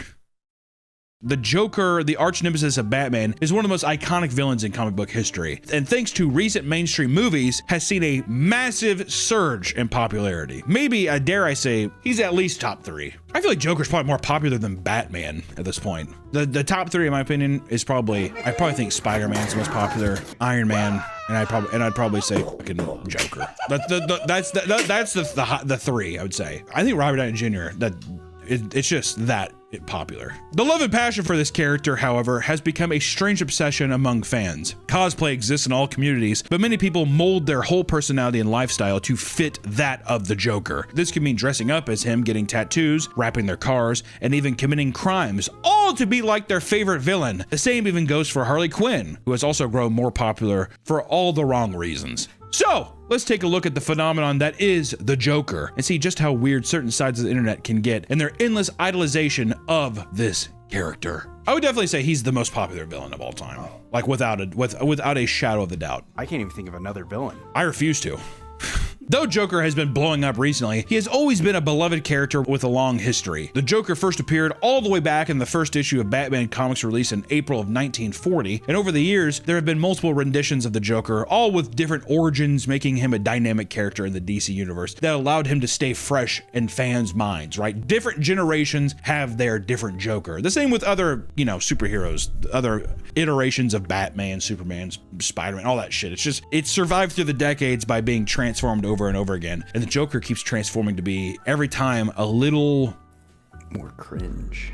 Yeah, like a little more cringe, I think. But that is what makes him so palatable for people that are like looking for this edgelord type shit. You know? Though the Joker has lived many lives, one characteristic has endured through all of them. He's an outsider. This in turn has made him very popular with incel culture, where he is held as sort of an icon. Incel, and I would say like he's a different version of like incel culture, or like I'm different, I'm wacky. anarchy, like I do X, whatever. People used it as a tool of like he's like an icon for the misfits, the supposed misfits of society. And nowadays it's the misfits of the internet. And the 2019 film Joker only worsened this as it closely follows Joaquin Phoenix living and fighting against a society that shames him, which many incels seem to relate to. One of my favorite things of all time is that was the same year Parasite was at the Oscars. I think Parasite won, and they're like, Parasite isn't even talking about anything deep or whatever. It was people getting like mad that Joker, he's like, Joker was talking about how society turns your back on us, when it's like, that's almost exactly what Parasite's about or whatever. That shit made me laugh really hard. This video is sponsored by Fume, the leaders in flavored air. Breaking bad habits can be hard. Stay strong and let Fume help you out. Fume is not a vape, it's not an e-cig, it's just flavored air, which means you can use Fume anywhere. With Fume, there's no vapor, no nicotine, and no toxic chemicals. And on top of that, Fume is an award-winning device that puts you on the path towards being free from bad habits. For my money, Fume's best flavor is crisp mint, but they have other great flavors like peach, blush, and grapefruit. Another huge plus is how compact the device is. I can take it anywhere or keep it here at my desk without it taking up any space. Fume is also there for when you're feeling anxious. Keep Fume by your side and find your calm with the satisfying clicks and snaps of the device, wherever and whenever you need to. Over 700,000 people have already made the switch to Fume as part of their habit change journey. And for a limited time, if you order the Journey Pack using my code PAPAMEAT, you'll get a free Fume topper. So if you've been thinking about changing your habits, this is the perfect first step. Go to tryfume.com/PAPAMEAT or scan the QR code on screen to grab yours today. Thanks, Fume, for sponsoring the video. Back to the video. People started growing more concerned that this could lead to actual violence. And in 2012, shortly after the Aurora, Colorado shooting, rumors spread that the shooter even called himself the Joker. Now, while this was debunked as misinformation spread by journalists, it put an even uglier stain on the character over the years. A lot of people, I would say, reference Heath Ledger's Joker online. You know, like a lot of people, when they get face tattoos or do stuff, they're almost always referencing the archetype that was the Heath Ledger Joker, and then they take other aspects from other Jokers and put it in. But I would say the blueprint is the why so serious Joker. He's the best, which I will say, love it. Rest in peace, Joker. Rest in peace, Heath Ledger. In online communities, people will sometimes convince themselves that they're very similar to the Joker. Others think they are quite literally him. Some people have literally thought that they're like, I am the Joker. One can have the revelation that they must be in some sort of, quote, Truman Show style setup where the writers for the recent Joaquin Phoenix Joker movies are taking inspiration from his real life and putting it into the script. I mean, this feels like me exactly. But that's just the catalyst of like, they're just looking for something to latch onto. Yeah. This is because at the end of Joker 2, Joaquin sings a cover of the song Love Will Find You in the End during the credits. He posted a link to his own cover of the song, which he recorded for a girl he was into before the movie even came out. Actually, that would scare me. If I was like a big Joker fan, it's like, wait a minute. What the hell? Yeah, that's bullshit though. That's like at the end, fucking Joker sings Psychosocial, and everyone who did a cover singing on Psychosocial back in 2008 or 2009 on YouTube would be like, is the fucking Joker based off me, bro? You never had that like moment where you're watching a movie, you're like, oh my God, this is me. No, never. They were quick to claim he is out of his mind and has serious main character syndrome, and he responds by saying, I don't want to be the Joker, man. I just want some privacy. As if Hollywood writers are following him around to steal details from his life. Write that down. Could you imagine if someone actually fucking did that? Here's the thing, I'm gonna say it. I legitimately believe they will do that. I believe they have done that. And they try to make it seem cutesy. There'll be a thing where, yeah, we'll watch this guy and he'd take a bagel out of the trash can every day. And you're like we're watching some mentally ill person and they like turned into a movie. That was the basis for the character. And it's like supposed to be cute when you're like, that's kind of fucked up that you like watch this guy grovel in the trash for whatever days. It's like your little thought experiment. You know what I mean? I could see it totally happening. In 2016, Jared Leto's version of the Joker was covered in tattoos, which inspired many others to do the same. This was the inevitable evolution of the Heath Ledger Joker. Can you believe that was 10 years ago? Holy shit. I can't believe it's been that long. It is crazy. Well, if you think about it, Joker, the Dark Knight, that's almost 20 years old. I'm old. Before even the Jared Leto Joker came out, people were drawing Heath Ledger with like face tattoos and all that shit. I'm almost positive that's what even inspired the Jared Leto version. Shortly after the film's release, thousands of fans got tattoos of the Joker's mouth on the back of their hands so they could recreate the iconic pose with their hand covering their mouth. It's so cringe. God, those have got to age so poorly. That's like getting a Hatchet Man tattoo. You know, the ICP logo, whatever. Sometimes when the fans get tattoos, they literally become the Joker in the tattoo shop. After getting Joker's mouth scars and black circles tattooed around his eyes, one man claimed to have gotten up from the chair and walked over to the mirror laughing. The cringe, dude. God. Can you imagine that? And you're the tattoo artist just sitting there in the back like... My immediate first thought is being, the motherfucker's not gonna pay me. Be like, lock the doors. He's gonna dart. My first thought is this guy's gonna kill me. You're my first victim. Yeah. Actually, yeah, give me your best Joker laugh. God, no. Give me your best Joker laugh. I can't do. Give me your best Joker laugh, Nick. Come on. How does Joker laugh? Well, that's up to you. What do you think Joker laughs like?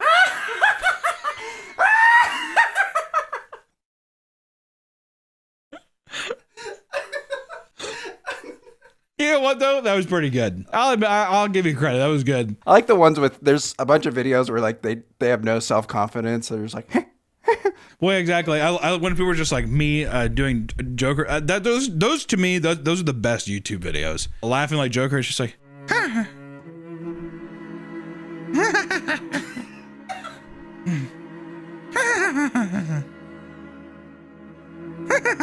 Also, the amount of anime influence they put into this stuff too. Someone definitely had a kid in the back of the class practicing his. Welcome back to the Papa Meat channel. How you doing? How you doing? Come on in and sit on down because today we're talking about YouTube. More importantly, the king of YouTube, Mr. Beast. Now you see, when I was younger, there was a little fella named PewDiePie. Then like a Indian music company named T-Series took it over, and it was a huge battle. But Mr. Beast has basically lapped him. He's this generation's Ronald McDonald. See, back in the day, people used to always know what Ronald McDonald was. I don't think kids really know now. They don't really use Ronald, do they? Or Jared. YouTube itself is an interesting place. It's a site of copycats, right? People like to copy this, people copy that. Thumbnails here, video ideas there. And more importantly, people like to copy the head hog, Mr. Beast. There's tons of copycats out there. You might have seen people, a lot of pranksters like Morgs. Remember Morgs? Come on then, Mum, out you get. I just remember seeing Pyrocynical videos and he's just like, I went to Morgs Festival and he didn't let me in, eh? It's actually a pretty good Pyrocynical, to be honest. But pranksters like Morgs and other people basically saw how popular challenges were becoming from Mr. Beast's success. So they started copying challenges and then, you know, vice versa. The person at top does a fun little video, then everyone else comes up and eats the rest of the scraps. It makes me think, you have people like Morgs, all these other channels, right? Crossbreeding between them all. Trickled down from the crossbreeding. Inbred cum. We're talking about the inbreeds of the YouTube system. Copycats that have sex with copycats. Well, just they crossbreed with copycats. And then you end up with, dare I say, one of the greatest anthropological studies on YouTube, which is the hyper clones of the Mr. Beast formula. And this kind of YouTuber, let me tell you this, they're gonna put Fortnite in the thumbnail. They're gonna create secret bases to eat candy. They're gonna like bury themselves in ice or something. It's extremely obscure kid content. If you don't know, kids run almost all of media. Everything that is popular on this planet is dictated, I would say, from ages 9 to like 15. Everything. So these hyper-specific channels are garnering huge numbers, all from the exact same videos around all of them. Which today I want to talk about 3 of these. And trust me, there's a lot of them. If you can make a secret Fortnite base under your staircase and make millions of dollars with your friend, are you not winning? Are you not winning? You know what I mean? So take everything I say with me just being a jealous little bitch, all right? That's all I gotta say. Like I said, there's a lot of them out there, but I'm gonna focus on 3. Preston and Ben Azalart and Matthew Beam. I thought his name was Matthew Bean for a second. I thought that was kind of cool. Imagine your last name's Bean. Mr. Bean. Today's video is brought to our partners at Factor. It is officially summer, which means you're going to be spending a lot of time by the pool and 0 time standing in the store. Am I right or am I right? Have you ever turned the oven on and you're like, oh, it's hot out, I don't want to cook? Well, not anymore. There's Factor. It's going to help you cook. Factor's a subscription service that brings nutritious meals to your door. All you need is 2 minutes to heat, eat, and enjoy restaurant quality meals. Like Red Robin, my favorite restaurant. There's zero prep work, zero cleanup, and a whole lot to love. Factor has been my go-to dinner when I'm working late at the studio. I love when it's 3 o'clock in the morning and I get to crack open a nice Factor. Oh, God. Thinking about it now, I get a little... Cut the camera. I can get pork chops, roasted garlic chicken, and hearty pastas, all from the push of a button from my microwave. Plus, Factor is flexible, so I can adjust my order as needed without any hassle. And with over 35 meals to choose from each week, and specialty options like keto, calorie smart, and vegan, you're sure to find a dish that works for you. Do summer right with Factor by your side. To skip the grocery store lines, the prep work, and cooking fatigue, head to Factor75.com or click the link below and use code PAPAMeat50 to get 50% off your first Factor box and 20% off your next month's orders. That's code PAPAMeat50 at Factor75.com to get 50% off your first box plus 20% off the next month for it. Fuck you. Thank you to Factor for sponsoring this video and back to... We're going to start with Preston, which Preston is a 30-year-old American YouTuber who started the same way as everyone else on this list, by making gaming content, then eventually transitioning into vlogs, and he then went to challenges and basically just copies Mr. Beast stuff and everything. It's, you know, he's running the gambit of the YouTube system here. As soon as Jimmy did the fucking, listen to me saying Jimmy, like I know him. I've talked to him twice. He's a great guy. Yeah, we've spoken in the DMs a couple of times. I asked for his fitness tips. Did you? No. As soon as that motherfucker did world's most dangerous escape room with those spikes, those like kind of like Mario spikes in the thumbnail. I've seen that thumbnail from other people 80 different fucking times. Do you think part of the strategy with this too is people trying to trick you into thinking that it's a Mr. Beast video? This is Mr. Beast video. I'm one of the crew. Is a lot of these are, we're building a secret room and it's almost every time they're wearing a red shirt and they're doing this. Hey kid, this video's between me and you, all right? He's like, oh, okay. Preston, that's fine. Clicks on the video. It's just Preston standing in like his Fortnite room. He's just like, if you tell anyone about this video, I will find you. If you tell anybody where my Fortnite room's at, I will skin you alive and I will drape it on my wall. I feel like a lot of these two are for autistic children that want to STEM. Is that a bad thing to say? Which I want to start off with Preston's, I built a gaming room inside of my TV. Because does that not sound like a fucking Willy Wonka premise? Building a room inside your television? And it looks cool. It looks good. I want to see this. Let me get into this. I built a secret room inside this TV. Oh, dude, as a kid, I'd be like, I can have a room inside my dad with his alcoholic breath won't be able to find me, and my back won't have lashes on it from his belt. I'd give anything for that, Preston. Preston has almost 30 million subs. I need to take some notes. I need to get my sub game up, dude. Should we do a video where we build a secret room? Who would I hide from, though? My wife. I had built a secret gooning cave inside my house. Just come everywhere.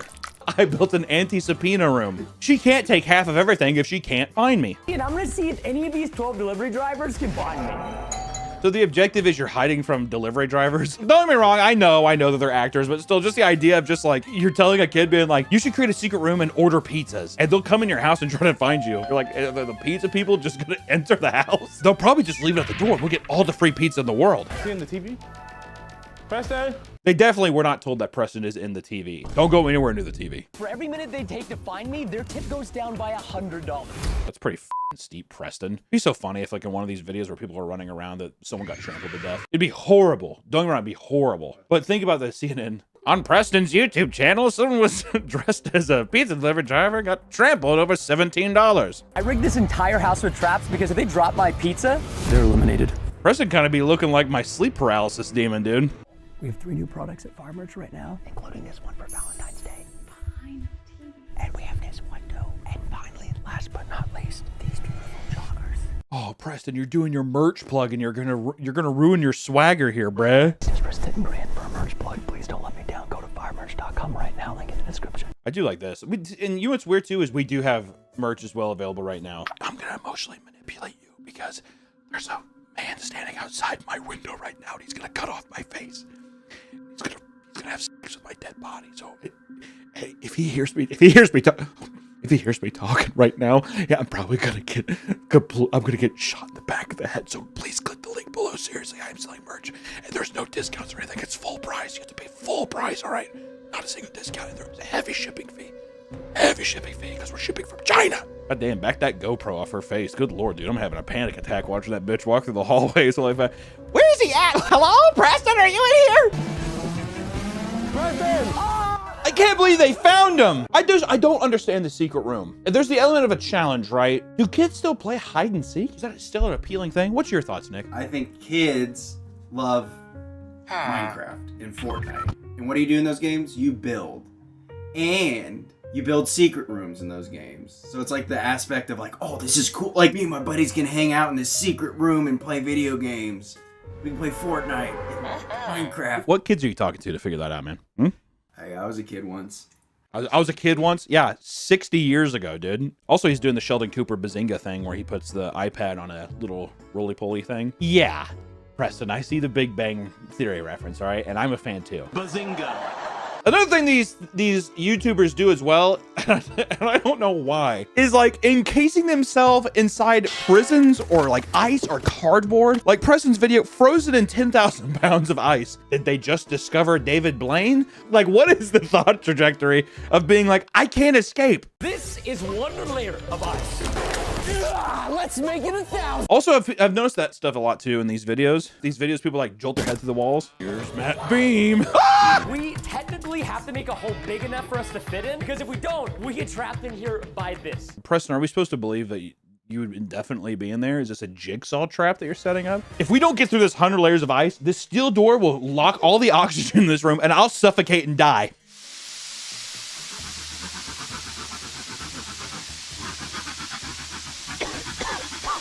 Dude, I'm telling you, man, if I could be with my goofy ass boys doing this shit, we could never do this. What? We don't have the charisma to do this. My fat ass, I'd paw at the wall for a second. I'd be like, nah, can I just make a cartoon or something? What the f do I have? Why do I have to do this? God, you being in one of these videos. What does that mean? Like all pent up chihuahua. They'd be like, you need to slow down. We need content. You're like, you're freaking everybody out. You're like, what the f is that motherfucker eating through the product? You know, you're like, I'm not even gonna use my hands. I'm just gonna eat through. What kind of like weird mental asylums do they build for these videos, dude? Whatever, Preston. I'm tired of Preston, dude. Get me the away from Preston. Let's talk about Ben Azalart. He's a French-American YouTuber who, once again, started with pranks and challenges videos just like Mr. B. And he's done videos like surviving at sea. He's done $1 versus $100,000 water park challenge. Squid Games in real life. That's a popular one amongst the kids, dude. Who would have known Korean cinema would have been so popular with all of us little American brats? He's seen Mr. Beast do some stuff, but I feel like Ben has his own little bit of flair. What I like about Ben is almost in every thumbnail he's wearing either a red or blue shirt, because you just gotta let the kids know, hey, caught your eye. Kid's like, huh? Because every kid's like, you know. Are fidget spinners still a thing? There's no way, dude. They're too boring, dude. Fidget spinners would need to have like some kind of scent thing where they could like spin it and they could like smell it. Now they could like watch a Ben Azalart video. So they're just like, oh, it's battery powered, so it never stops too. They're just like, and they like, put it on their earlobe. It's like, doing one of those, and they're just like.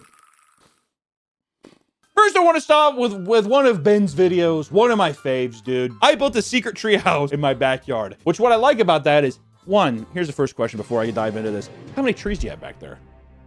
How can a tree house be secret? Which one thing I love about Ben's videos is almost in every single one, there is a TV that has the words Fortnite on it. Even if it's small, the thumbnail artist is like, I am putting Fortnite in this thumbnail. I don't give a fuck where it goes. Imagine this is a secret treehouse, dude. Look at this treehouse. This obnoxiously large treehouse with a yellow slide into the tiniest pool. Hit it. Recently, I've been building a ton of secret... The movie room with the Fortnite in the background. Well, also, why do these have to be so secret? If you have the resources to do it, can't you just be like, hey, I want to build a treehouse? Who's going to stop you? The government. Oh. If they took an angle where it was actually applicable to adults, I built this so my HOA couldn't find out, I would watch that video already, dude. Recently, I've been building a ton of secret rooms to hide my video game addiction from my girlfriend. You have like a model girl walk out and she's just like, what's happening? And now she's on the floor, pawing at the floor at the trap door I built. But every time she finds them, she says, Go outside. Hey, why don't you f off, bitch? That's Ben. That should be here. That should be in the video at the end too. And if she finds me, I yell at her. I scream in her face. Hey, you! Who pays for this house? She's like, cheese, okay. You get your ass outside! Hey guys, I'm back. What's going on?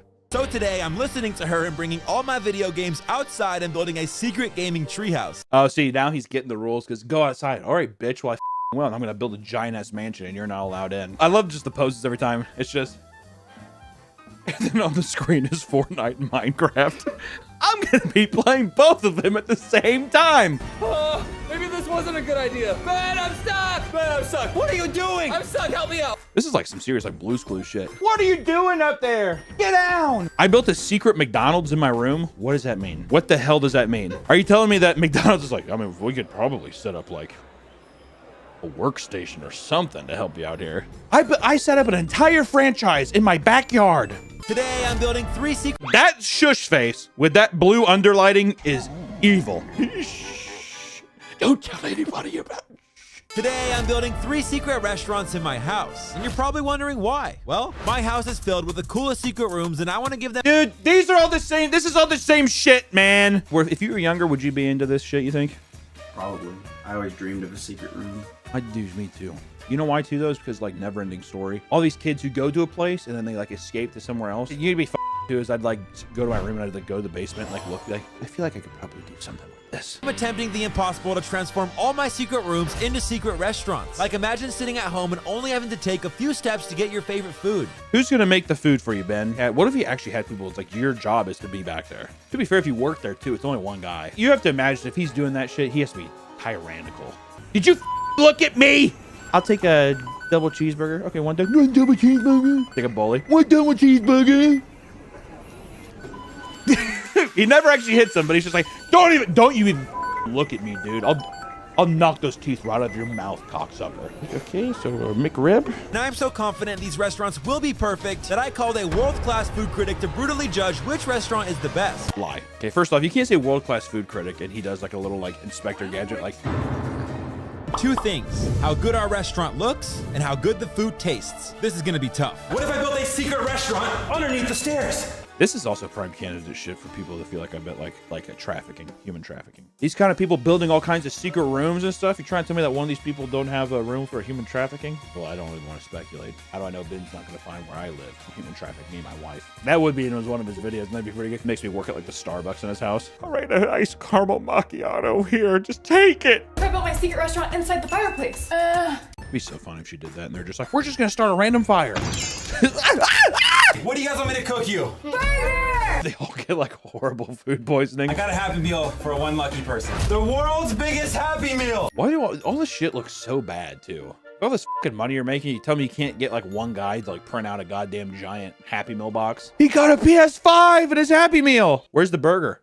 Man, I'd hate to like, this guy's like my uncle. He's like lived in LA, an actor. This is what Uncle Billy's up to, huh? Milk. It's coming. I've never seen a Happy Meal half that big. We'll see. Oh, big bite, big bite. Moment of truth. I feel like dirty watching this. I feel like just a little dirty. I've never seen, and Ben's like, keep your clothes on. He's like, half that big. Fully torqued. My giant fries are even cooler. Oh my God. This is seriously so scary. They're drinking Prime in it too. Prime's delicious! They're Logan Paul fans. The burger, not the best I've ever had, certainly the biggest. And the fries, also a little subpar, I'm sorry, I have to say. Ben just kicks the shit out of him right there. You fucking kidding me, old man? Lastly, I want to say that we have one of the truest champions I've ever seen on this site. On this little rinky-dink site we call YouTube. I'm talking, of course, about Matthew Beam, baby! Matthew Beam is known for his unique and large-scale projects. He's collaborated with Mr. Beast for quite a lot of his videos. He made a Mr. Beast car, and a giant feastable chocolate bar, and as well as his 100 million play button. He makes a lot of secret room videos as well, thank God. He built a secret restaurant. Or how about a secret gaming room to hide from the police? Be on the lookout for Matthew Beam. How about another secret gaming room? This time to hide from his naughty sister. Even a secret gaming room to hide from his dad. So many places to play games. He's also known for creating stuff like the world's largest hamster maze, a $25,000 Mario castle for his cat, or a Lego house. And he even goes and pimps out other content creator rooms, right? Which I remember seeing the Kai Cenat one, and I don't want to be rude. I don't want to be rude. Check it out in 3, 2, 1, take a look. I don't think Kai liked it. It was supposed to be Kai's dreaming room. I could have done that shit, dude. You see Kai's fucking Elden Ring room? Matt Beam, why don't you make something like that, dude? That shit's fucking amazing. That shit looks great. And he also did Aiden Ross's room. I think people did not, if I remember right, his chat said it looked pretty bad. And even if it does suck, who gives a shit? He's just making content. I mean, like, whatever. It's not like he's like, this is I live and die by my rooms. All right? So I just want to say, you know, no, I'm not trying to throw any shade. Just saying, I just don't think people like the rooms very much. Right? You get your video out of it. One of my favorite things, though, is when he directly copied the thumbnail from a President Che video with the SpongeBob Mobile video and thumbnail. And every time I see this thumbnail of Matt Beam, I'm always just like, Matt Beam found to have like smuggling drugs into the country or whatever. And this is actually his like get away from the police. Matt Beam actually found having cadavers in his backyard, and he's on a big chase. I'll build you a gaming room if you let me go. I'll build you a SpongeBob themed gaming room. Come on. The only criticism I have of Matthew Bean is someone needs to fucking slap him in the face and say, change the 2008 Justin Bieber haircut, dude. I don't have the best head of hair either. I don't have the best haircut, but I'm just like, you're doing yourself a disservice, dude. He's a good looking guy. Get that goddamn haircut off of you, man. I always hated that haircut because it looks like a Lego piece. But I want to start with building a secret restaurant because I want to see how it compares to Ben's video, dude. I started working out and my trainer made me get rid of all of the junk food in my house. I'm seeing a crazy correlation here. Rich YouTubers that make kid content buy properties as investment. They film in them like crazy. They're probably going to renovate them anyway, so they destroy the shit out of it, or just like build shit under the stairs. They probably do minimal like cosmetic work and they just flip it. So to be able to hide this restaurant in plain sight, we're actually going to build a fake wall right here and add a hidden entrance later. The Fortnite TV gets me every time. I like how too it's just like kids know that their mommy and daddy stop at 7-Eleven and get them donuts and Takis. If you're wondering why I'm hiding these restaurants in my house, my trainer is super strict and he hits me. Why do you think I need these secret rooms? Because he beats the hell out of me. If he would have found out that I have Takis and candies and little donuts down there, you don't even know what he would do. You have no idea. I will say Matt is the only one who actually showed the framing of them actually building stuff. Granted, it might not be the best, because here's the thing too. Of course, it's not going to be the most structurally sound best thing, because he's building it in like 2 hours or whatever the fuck it is. But I like whenever they follow the whole gimmick, dude. Have the whole crew, have the buddy system, right? They're all quirky as well, and they have their own kind of fun things to say. I'm getting sick of this healthy food. Let's get building. What if I took all the cushions off this couch, cut a giant hole into it, and then made a KFC underneath it? What? What? Could you explain further how you're planning on doing this portal-like gun, dude? Prepare to be satisfied. That paint job is horrible. This looks so good. This looks so good. It's like all you can see the paint under like the original wall color underneath it. You can tell they're just as literally as fast as you can. Oh my God, look at this. Look at these stripes. Now we just have to add the giant 7-Eleven glowing sign right there. Everything is huge and giant. The giant sign. It's 1.5 feet wide. It's a huge, you won't even believe how we got in the house. How do we even get in the house? How do I lift this thing? With my trainer on the way, we looked throughout my entire house as fast as we could to find some hiding spots. Him trying to find a hiding spot is him jiggling a DVD stand. He just has a DVD. It looks like a caveman. What have I got? Okay, here's the Twilight movies. I'm almost positive that's a copy of Norbit, which if you have a copy of Eddie Murphy's Norbit on DVD, that's insane. It'd be so funny. What if there was just like Schindler's List? I just got a huge Criterion Blu-ray haul. The first thing we're watching is Solo. There's gonna be people who did not understand that joke. Give it a watch. It's a good movie. I actually have a hidden room under my stairs right here, but since my personal trainer watches the— Yeah, do the he gave me the Ben Alvarez shush. I like that. That's a point for Matthew. Bing! Wow! Oh, head bashed through wall. Another Matthew. Bing! We have all of these McDonald's foods from across the world. These are exclusive just to these countries. Well, they're just red boxes with really poorly cut country flags taped to the side of it. We have the United States, Japan, France, and even Mexico. Oh my God, that's the whole world. You got 4 countries. That's the entire... Man, how'd you do that? My trainer's out front. You're here food review? Are you serious? We have to cover the whole. Tell him to leave. I don't know. Like I said, it'd be so funny if the guy came in and he's just like, Matt, what the f is this? Took you long enough? Why do you have a goat? We have a surprise workout plan for you. That whole scenario could be taken a different way. Why do you have a goat? We're gonna be doing a different kind of workout today. And he's just like, uh-oh. I think I'm about to have a whole lot of fun. Like we're missing the Red Bull machine. This thing's giant. Everything is giant then. This is huge. It grabs a shoe. Okay, this is the biggest shoe I've ever seen. I will say Matt's production value in this much better than Ben's. The crown jewel. Oh! It's like a $3 Subway sign they got on Etsy. Subway! Woo! You just left us here to carry all this heavy equipment in? Yeah, I'm done. You show up now that it's over? You had to go replenish on snacks or what? No. This bro is vascular too. You hitting the trend pretty hard, huh, buddy? He's like, what the fuck do you mean, Matt? Just joshing, man. The veggies, tomatoes, soup. I heard you call my name. Peas. Matt. This is a scary video. So you just got soup and corn up in your cabinets, Matt? He's like, yeah, just soup and peas and corn, man. Why the f does it smell like Takis and donuts in here, man? I told you that I'm not shitting on my diet at all. If I find junk food anywhere in this house, you owe me $5,000. This is a legitimate horror film, dude. So for every piece of junk food you find, I owe you $5 grand. Yeah, I'm gonna collect too.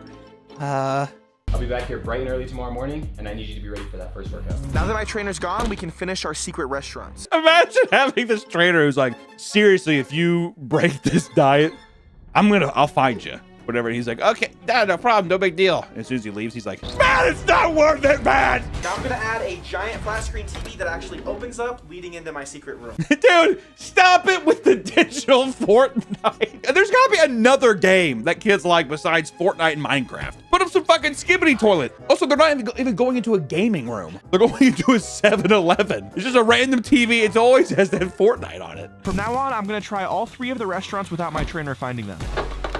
Yo, these steps feel normal. That sounded normal. Imagine the train, like the actor who's doing the train or whatever.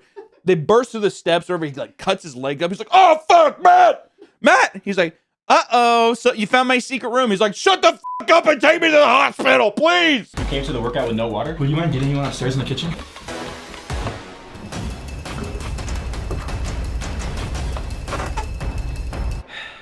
This guy's always disappearing. If this was not filmed and this was a real life situation, this would be insane. Is anyone here? Hello? They're like underneath their staircase, like flipping burgers, like.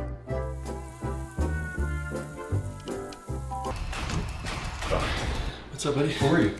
How's my cardio? You got my water? Thank you. All right, I'm keeping my eyes on you all the time.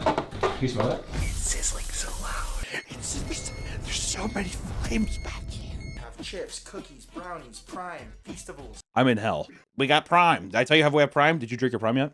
Nope. Cotton candy soda. They got Fago, where they like they fucking juggalos, dude.